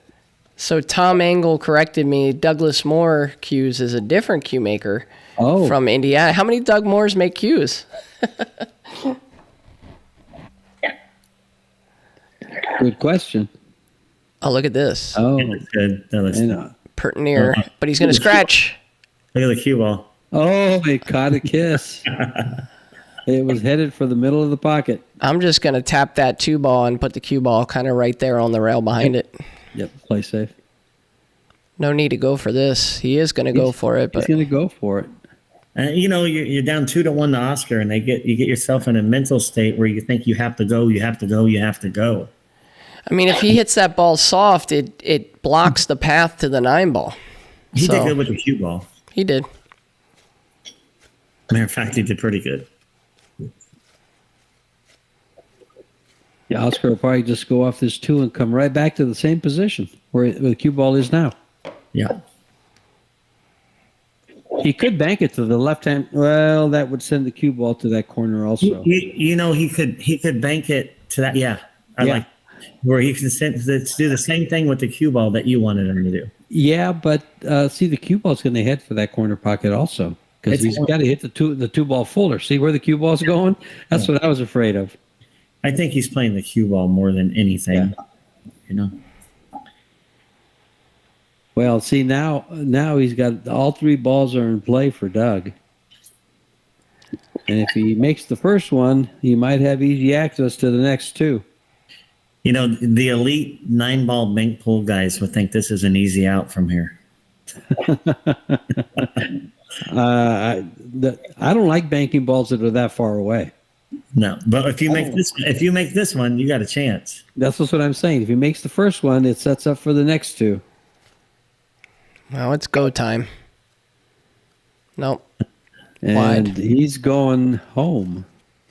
You think? If he's on his last one, he might be, because this 2 ball, you got to like this 2 ball. I think I like the 2, but I like the 3 better. I tend to agree with you because the 2 just might have a kiss. I kind of want to see. I want to see Oscar win this match already, so we can switch over to another table and see if the table's a little less glitchy. So, Oscar, let's hook this up for us, buddy. Yeah, this is the side you can do it with. No, it had the kiss. See, it was just hard to get out of the way. I just don't want to play that shot because then you're leaving the cue ball down here where you can let the other guy back in the game. And although I think, in my opinion, Oscar from watching this is more of the elite player, and a race to 3 banks anything can happen. And the lights are so important there at the Derby with that many players. Yeah, I think if he hits that ball good, the cue ball comes up past the side pocket where he doesn't leave an easy shot. Well, you got a bank. He made this bank. Now he's got another bank. Now he's got a bank on the 2, which is probably going to provide him with a bank on the 3. Wide. It looked like he almost scratched, too. Yeah, guys, we could let this run without glitching, but it gives you a real nice shot of when he actually missed the ball right next to the side pocket. I think he's going to... I'm going to lay 3-1 that he banks this one in. 3-1? Yeah, I think so. Oscar banks real good. And It's in. It's in. Is it in? Is it in? Don't know yet. I think it's in. It's not in. Oh my gosh. Over the loss. Oh, that's hilarious. Oh boy. Oh, I can't wait to get onto another table and make sure this isn't. Here we go. Hill. All right. George, rail first. Come around 3 rails. Almost. Come around. Oh, Come all the way down. I'm not going to leave it there. I like going around rail first. So Rail first, 4 rails. How about a all 4 together? Yeah. How about rails a 4-railer? table. How about a 4-railer to close it out from Oscar right now? Let's go. No. You're never doing that. Is he going to bank it to the upper right hand corner pocket or the lower left hand corner pocket? Lower left. Lower left. If you don't 4-rail it, you're a chicken. No, if you 4-rail it, the 4-railer is a sellout. Game. Oscar wins it. Match. All right, guys, let's go to another table real quick. We're going to check out maybe table 4. See what we got here. I'm going to see if I can get a beer around here. Just end it. How about table 3? Can't get 3. Can't get 3. Can't get 3. Who is that there? That looks like Keely again, doesn't it? Keely Chiburko. Let me see. Someone says, call 911 having palpitations. All right, let me refresh, see who's up now. Well, we could check out table 7 with Nick De Leon. All right, let's that'd be awesome. Yeah. Watch Nicky play. I hear an echo. Yes, I guess that one's over too, because this would have been Nick right here.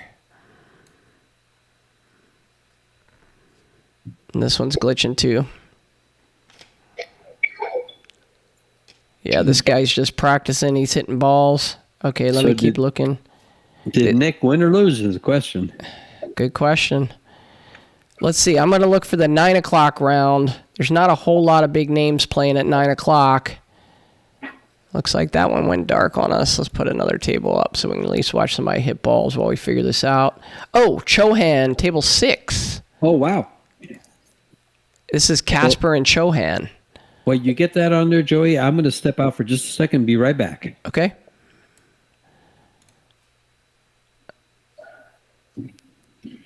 This is supposed to be Chohan versus Casper Matikainen, but I don't know.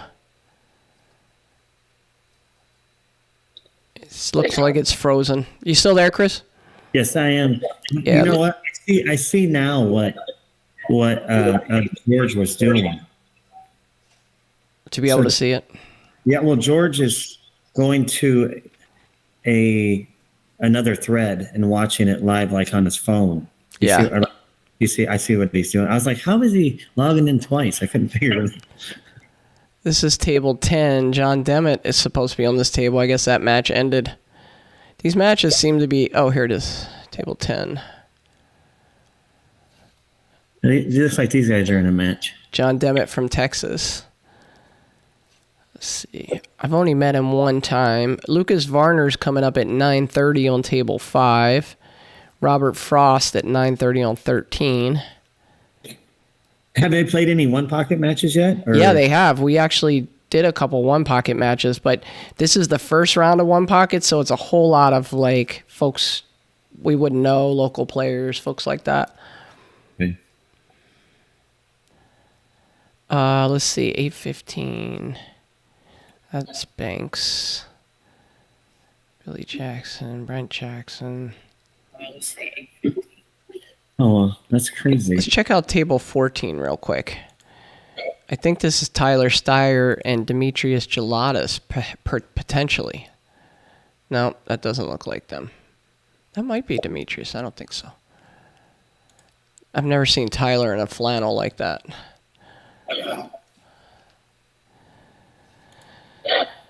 Yeah, I might cut it off briefly. Oh, yeah, here he goes. This is Tyler and Demetrius. Demetrius runs a pool academy up there, I think, in Wisconsin, perhaps.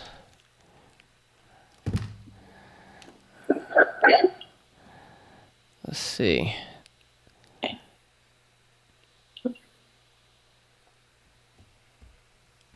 It's still hanging up, isn't it? Somebody said Scott the Freezer Frost is running this feed. That's funny. Oh, let's see. Yeah, I think this is Demetrius and Tyler. Yeah, let's get their names up there. Yeah. It's like Tyler has a straight cross side here. He's looking where he wants to put the cue ball for the next shot. I have no idea the score, guys. We're going to try to find that out. We'll get our man on the scene. Demetrius.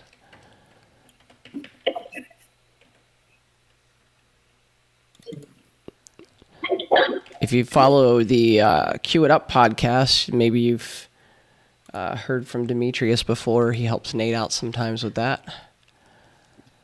Let's see what we got here. Tyler made that ball. Oh, okay. All right, we have a different match, George. We don't know the score. Tyler Steyer and Gelatis. Yep. Is that with a J or a G? A J. Okay. He's a good player. He runs I've seen him. Yeah, he runs a pool academy up in Wisconsin, I think. Yeah, I think he played in one of the Pro Billiard Series tournaments. Yeah. So I'm a little familiar with him. He could give Chris Adams the 7, no doubt. Not hard.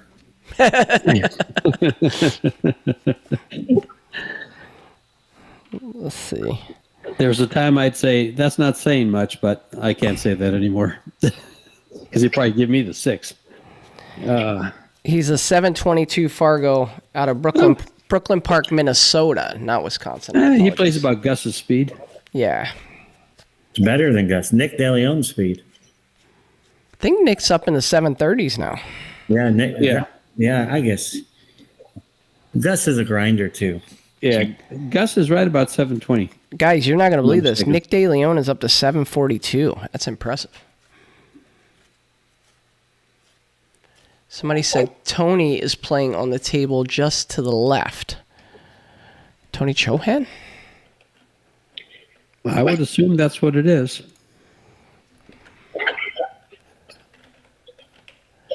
Tony is on 6. I went to 6, and I didn't see him on 6. Should we go to 6? I hate to bounce all around. This is the great northern matchup here with the Wisconsin Tyler Steyer and the Minnesota Demetrius. Is this they just start this? Is this No, the I first don't. game? I'm trying to get a score from Melina. Stand by. Well, for all the viewers out there, bear with us as we get the scores. I'll try to bring you up to date on this match. I can't imagine that's Tony Chohan playing a match next to them because this is table 14. And what I'm seeing is that Tony was supposed to be up against Casper on table 6. And that's what he has is that Jeff Long says, yes, it's Tony versus Casper. Well, we went over to table 6, and when we did, nobody was there. Nobody was home. Is Jeff on the scene? Maybe we can get a score update from Jeff. Jeff Long is in the chat. Okay. I know. That. Well, Jeff, are you there or? That's a good shot by Demetrius.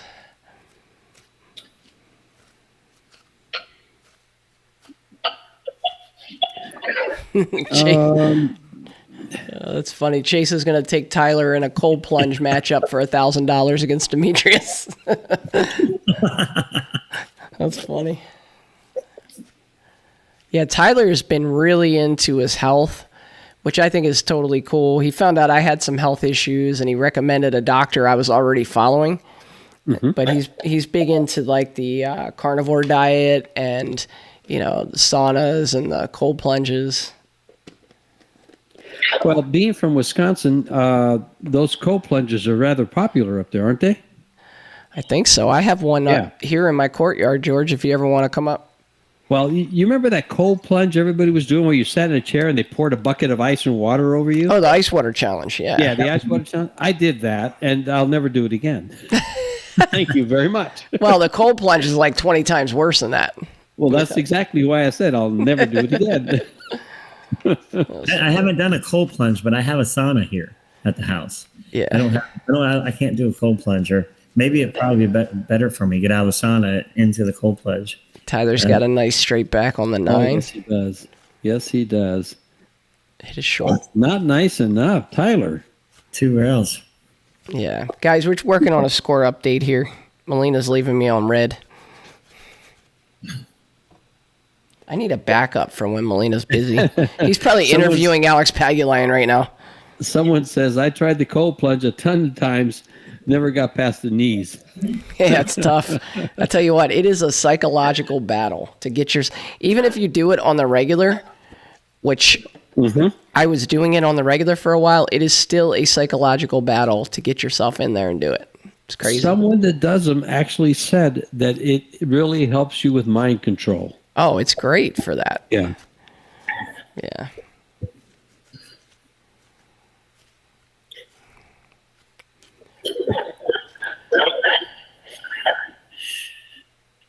Getting a little bit of feedback on one of your mics. Is that you, Chris? I don't know. Is that better? I heard it, but I heard it earlier. I was getting an echo as well. Not sure.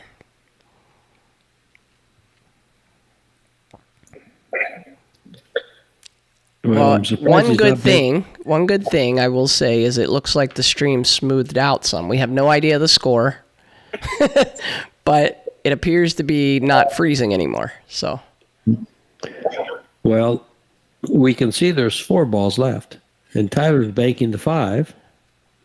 Put his extension on his cue. Yeah, so he can reach it. I don't understand. Well, I can see why he won't bank the 9 because he sells out the deuce. So that's why he's not banking the 9. I like this bank. Yes, it's lined up nice, and he's close to it too. Stop the cue ball right where it's at. Of course, I had to jinx us with the freezing stream. He did make that ball. Here's that 2-rail or a 3-rail you were talking about, Chris, and the cue ball stops right there on the rail. Yeah, 3 rails on the side. Mm-hmm. I think he'll play it too. Didn't he play that shot yesterday? Yeah, he called it. He just called it there. Yeah, I think he'll play that, and it's a great shot because you can just hold the cue ball right where it's at. You know who introduced me to that shot, Chris? And you know the guy very well, Ron Rutan. He came to the house one time, and we were playing snooker golf on my pool table. And since that's where you spot the ball, he was playing that shot. I ended up playing it 2 rails to the opposite side, and was a little more successful than he was. But that's when I first saw this shot. Ron loves golf. Yes. Hey, Louie, tell me more. Is Wolford and Reinhold matching up again at Derby? I'm not sure what you're referring to, but if it's that matchup, that would be intriguing again. I know they probably, I think the last 2 years they've played out there. Jackie, yeah, we tried to get to that match. Something was going on. We couldn't get to that match on table 6. I'm not sure what's happening. Race to 30 for a big bag of peanuts between Tony and... I know they're not gambling because that's not allowed there, but... Gambling's not allowed at the Derby? No. Two-man tournaments are. Oh, okay. It's frowned upon. I see. Yeah. So let me hear you guys. What are your thoughts on this? You got Shane Wolford coming off the Moscone Cup where he performed rather well, going against Chris Reinhold. I want to say that last time they played, I think Chris got the cash. Says it's going to be for 30. So Chris got the cash. I believe Shane, were they playing on a bar table, weren't they? I don't think so at Derby last year. Okay, I just know they had a match here recently. I think that match went hill. Did they? I Yeah, know like Chris played Oscar recently. Yes, that prior to that match. Did they? Okay. They Yeah, did have a match. Oh, yeah, in you're Spring. talking about Shane McMahon, I think. Oh yes, I'm sorry. I stand corrected. Yeah.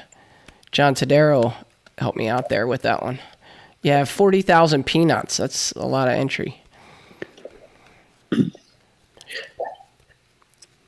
Yeah, Chase says that they did play on a bar box this year and went hill. Yeah. I'm pretty it was- sure that was Shane McMahon, though. No, because he said John said that Shane McMahon match was last week in Texas or Louisiana. A couple weeks ago, yeah. Yeah, It was in El Paso. Okay. Yeah. That thing, yeah.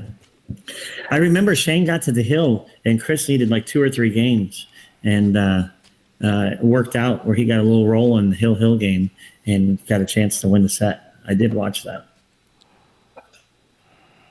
It's crazy when you see all these big long races that have happened over the last few years. You know, Shane and Bustamante, I believe, was it Bustamante? Went hill in a big long match, and there's been several of those matches. Dennis Shane. That was crazy. When you think about it, 100 race to 150 or whatever it may be. Oh wow, tough scratch there. Yeah. Race to 150 and it's within a game or two. It's just unbelievable. Yeah, what are the chances? And that one match where Dennis was down by over a dozen, I want to say, maybe 15, the entire time. And it looked like there was no chance at all of him getting back into it. And all of a sudden, just something changed in his swagger around the table, the way he was moving from ball to ball. And I remember thinking, he can get back in this thing. And sure enough, he got back into it and won it on the hill. It was crazy. Well, you guys both remember the match when Earl played Efren, and Earl had like a 20-plus game lead. Mm-hmm. And that was one of the first big matches I ever watched. You know, I got to tell you, I understand why the stake horses want to do those races to 100, races to 125. I just don't like it as a pool fan. I really think that it would be better if you did like 2 out of 3 races to 21 or something a little more manageable because, you know, even as a fan myself, I thought he made it. Even as a fan myself, I'm not going to sit there and watch 100, 200 games of pool, right? 198 games if it goes hill.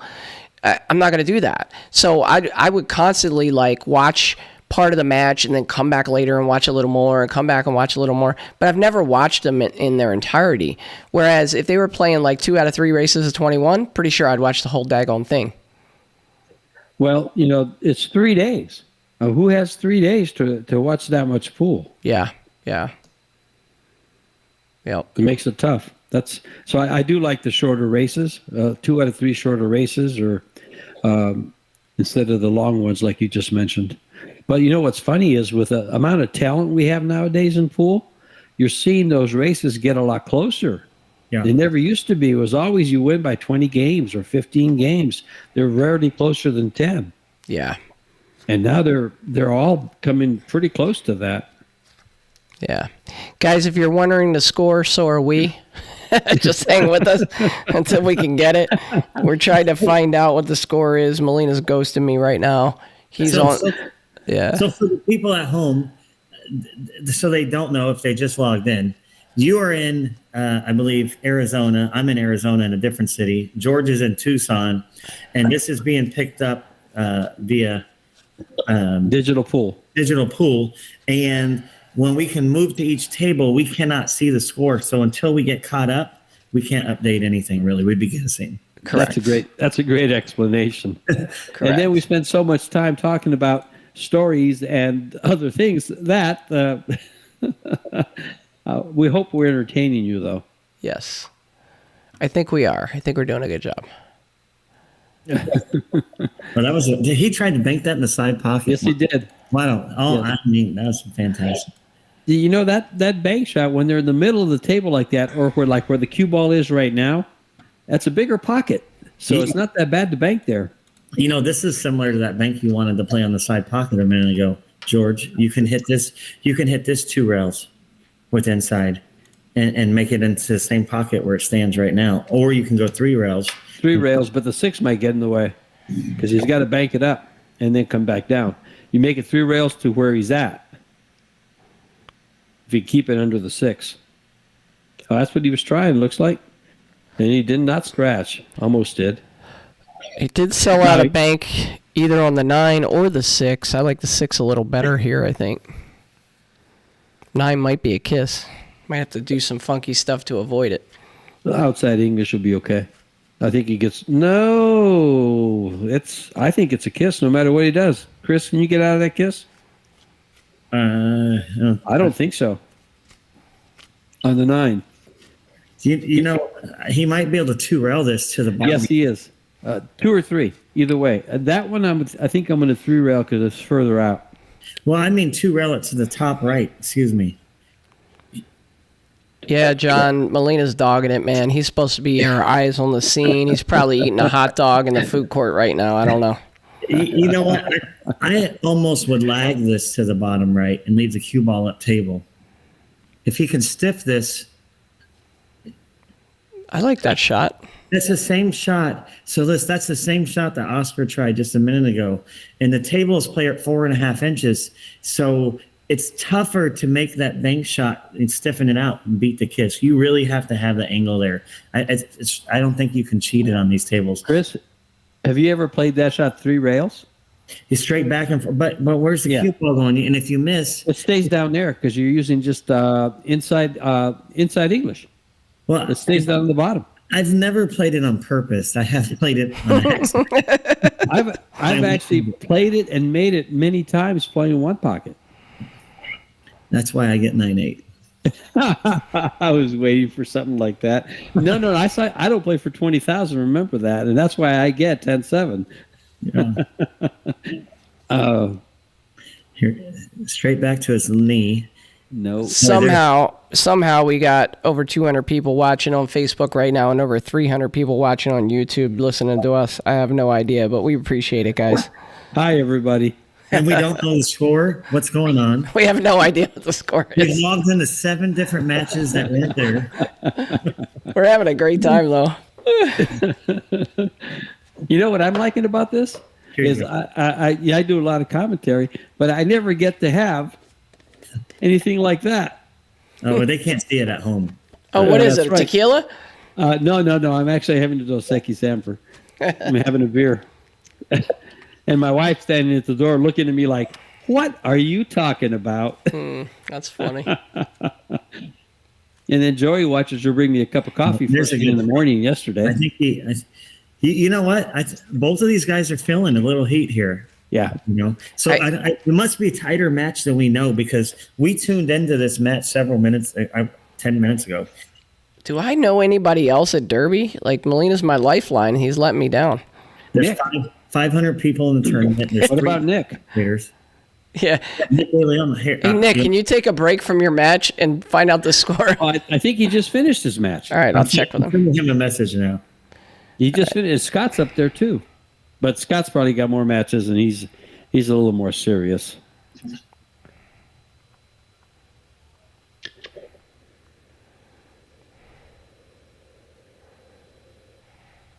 All right, I just texted Nick. Nick's my man. He's going to come through for us. Forget about Molina. He's dogging it. We're gonna have a new guest or a new host on Dogging It. It's going to be Nick DeLeon.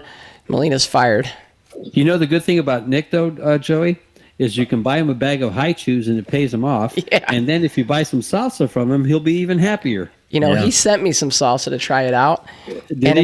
It was a little spicy for me. I'm not big on spicy, but my oldest son is big on spicy, and he crushed it. It's called Lion Salsa, guys. If you guys don't know anything about it, hit up Nick DeLeon. He's got some good salsa. Isn't it like pineapple flavored? He's got mango. I think he's got like a mango flavor, and then... Oh, well, I'm going to have to hit him up, because if it's mango flavored, I'm in. I think he does. Yeah, it was good. And if it's spicy, I'm double in. Yeah. Nick lives in the same neighborhood as my parents, so I've had a lot of salsa. I'm just going to say. It's really good. I'm going to go over there and play a challenge match. What is this, 4-railer? Not hard enough? Not hard enough. That was creative. Maybe it is hard enough. Quite. No. It had. I guess it had the speed. It just that little corner kept it out. Yeah, I'm gonna go over to Nick's house and we're gonna play a match on his Rassen and we're gonna stream it. So stay tuned for that, guys. Watch me get my head beat in. Home field advantage Joey, for you Nick. can step it up. You can You know, step it up a little bit. he's never beaten me in 9-ball, George. He beat me. He beat me in 10-ball. I can't beat him in 10-ball. His break's too good. But he breaks good. when we played 9-ball with the one on the spot, I got him. And then we played 8-ball, and I got him in 8-ball too. But that was years ago. So that was on Junior's. That was at the Trap House. yes, well, not just there, at Main Street too. Oh, okay. Yeah, The Trap House, that was a tough table, too. yeah, it was. What's he doing here, guys? I think he's just playing safe. Oh, okay. See, a lot of times people get in that mindset of playing safe. I don't think he needed to play safe there. I think he could have banked the 9 to the bottom right-hand corner and left the cue ball down there and ended up with the same exact situation and had an opportunity. But it's still safe shot, right? Because you have to run him. Tyler has to run from this. But what is Demetrius going to get after this shot? I don't think he's going to end up with anything. He's just going to graze off the ball and come back down. Now he has to get out of it, and it gets to the spot where he had an opportunity to make a ball, and now he's playing strategy the rest of the way, just trying to get to an opportunity to shoot again. Hey, And Greg Spano, thanks for joining. There is a ball count and a match score in this match. We just have no idea what it is. We tuned in late, and I'm trying to talk to Melina. I finally got Nick De Leon to reply to me, and he sends me a picture of Chris Reinhold at the table shooting in that big matchup with Wolfert. So he's not even in the room. He's in the action room. We'll find out at some point, though. Now, see, the points What you a just shot. made were all good. We're all good, Chris. And it was hard for him to hold the 9-ball in a safety position and run the cue ball all the way down. That's why I think he chose to shoot it. Okay. Marcus brings up a good point, he which was in is trouble. Marcus Lynch brings up a good point. If he was behind in ball count, maybe he was trying to get another ball in play by playing that safe. That could be. That's good. That's where we don't know the score, so I like that too. I think Tyler's 3-railing this in the side pocket. With outside English, look out for the scratch in the bottom left. Oh, no.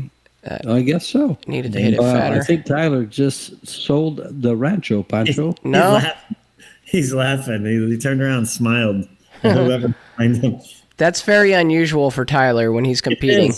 It is. That's why I said he's laughing. Well, think about that 4-railer he played on the Mosconi Cup at the last second. Remember that one? Oh yeah, that was a big mistake. Yes, it was. But still, it was a last second decision. George, He you're just talking fired. about the 2022 Mosconi Cup. Yes. And he tried a 4-railer when he could have probably thinned the ball and went up table. And I think that was against Filler, I think. I don't remember when it was. I just remember that he just ran out of time and he just fired. Yeah, it was. You think he's going to cross this over and try to beat the scratch, or? I think you crossed the 2-ball. Yeah. Yeah, I like that. I'm shooting this ball all day. You just gotta watch how you hit it with the cue ball. And the reason I'm going to shoot this 2-ball cross side is I wouldn't know what else to do. That's all I can see.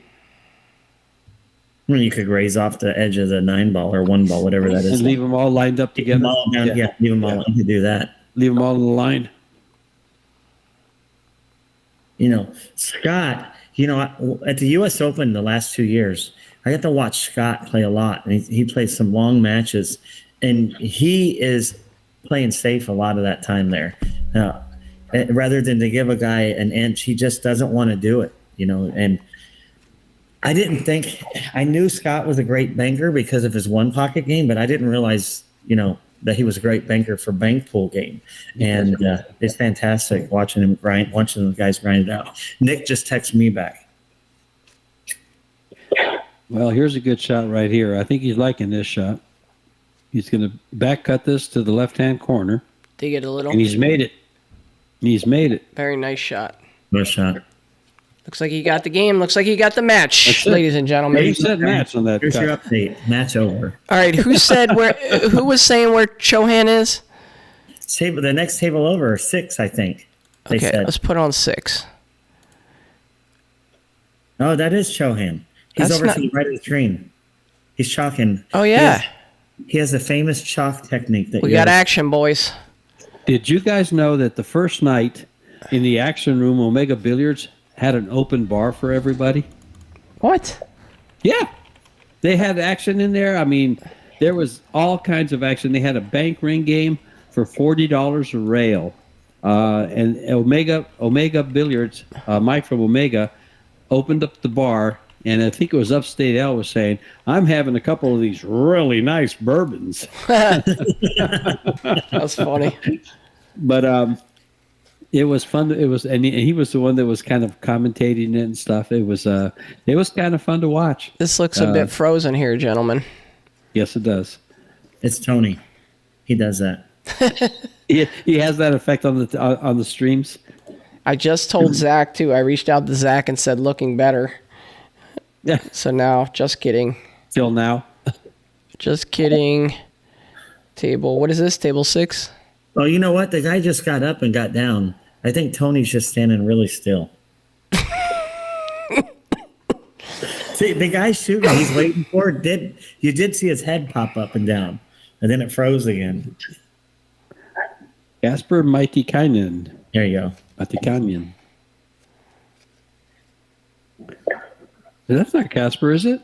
No, what is going on? That looked like... Maybe it's... It looks like Mickey Krause. Yeah, that's who it looked like. It's Mickey Krause. So this match must be over, too. I guess it's just catching up. Guys, I think the best thing to do is end the stream here. And if we can get something stable, we'll come back and join you. If not, we will be back up to give it a try tomorrow. But thanks, everybody, for tuning in. Special thanks to our sponsors along the bottom. Guys, if you can, I'm going to go over to this view here. Let me go over here. Big thanks to George Teashea and Chris Adams for all your help. Guys, if you... where is it? If you enjoyed the conversation, if you enjoyed the time we had together, do me a favor, shoot some donations over. You see the commentator donations. I'd love to jelly these guys a little bit for all the time that they've dedicated to this. So, but from now, we're going to sign out. Big thanks to everybody, and we'll check you out a little later.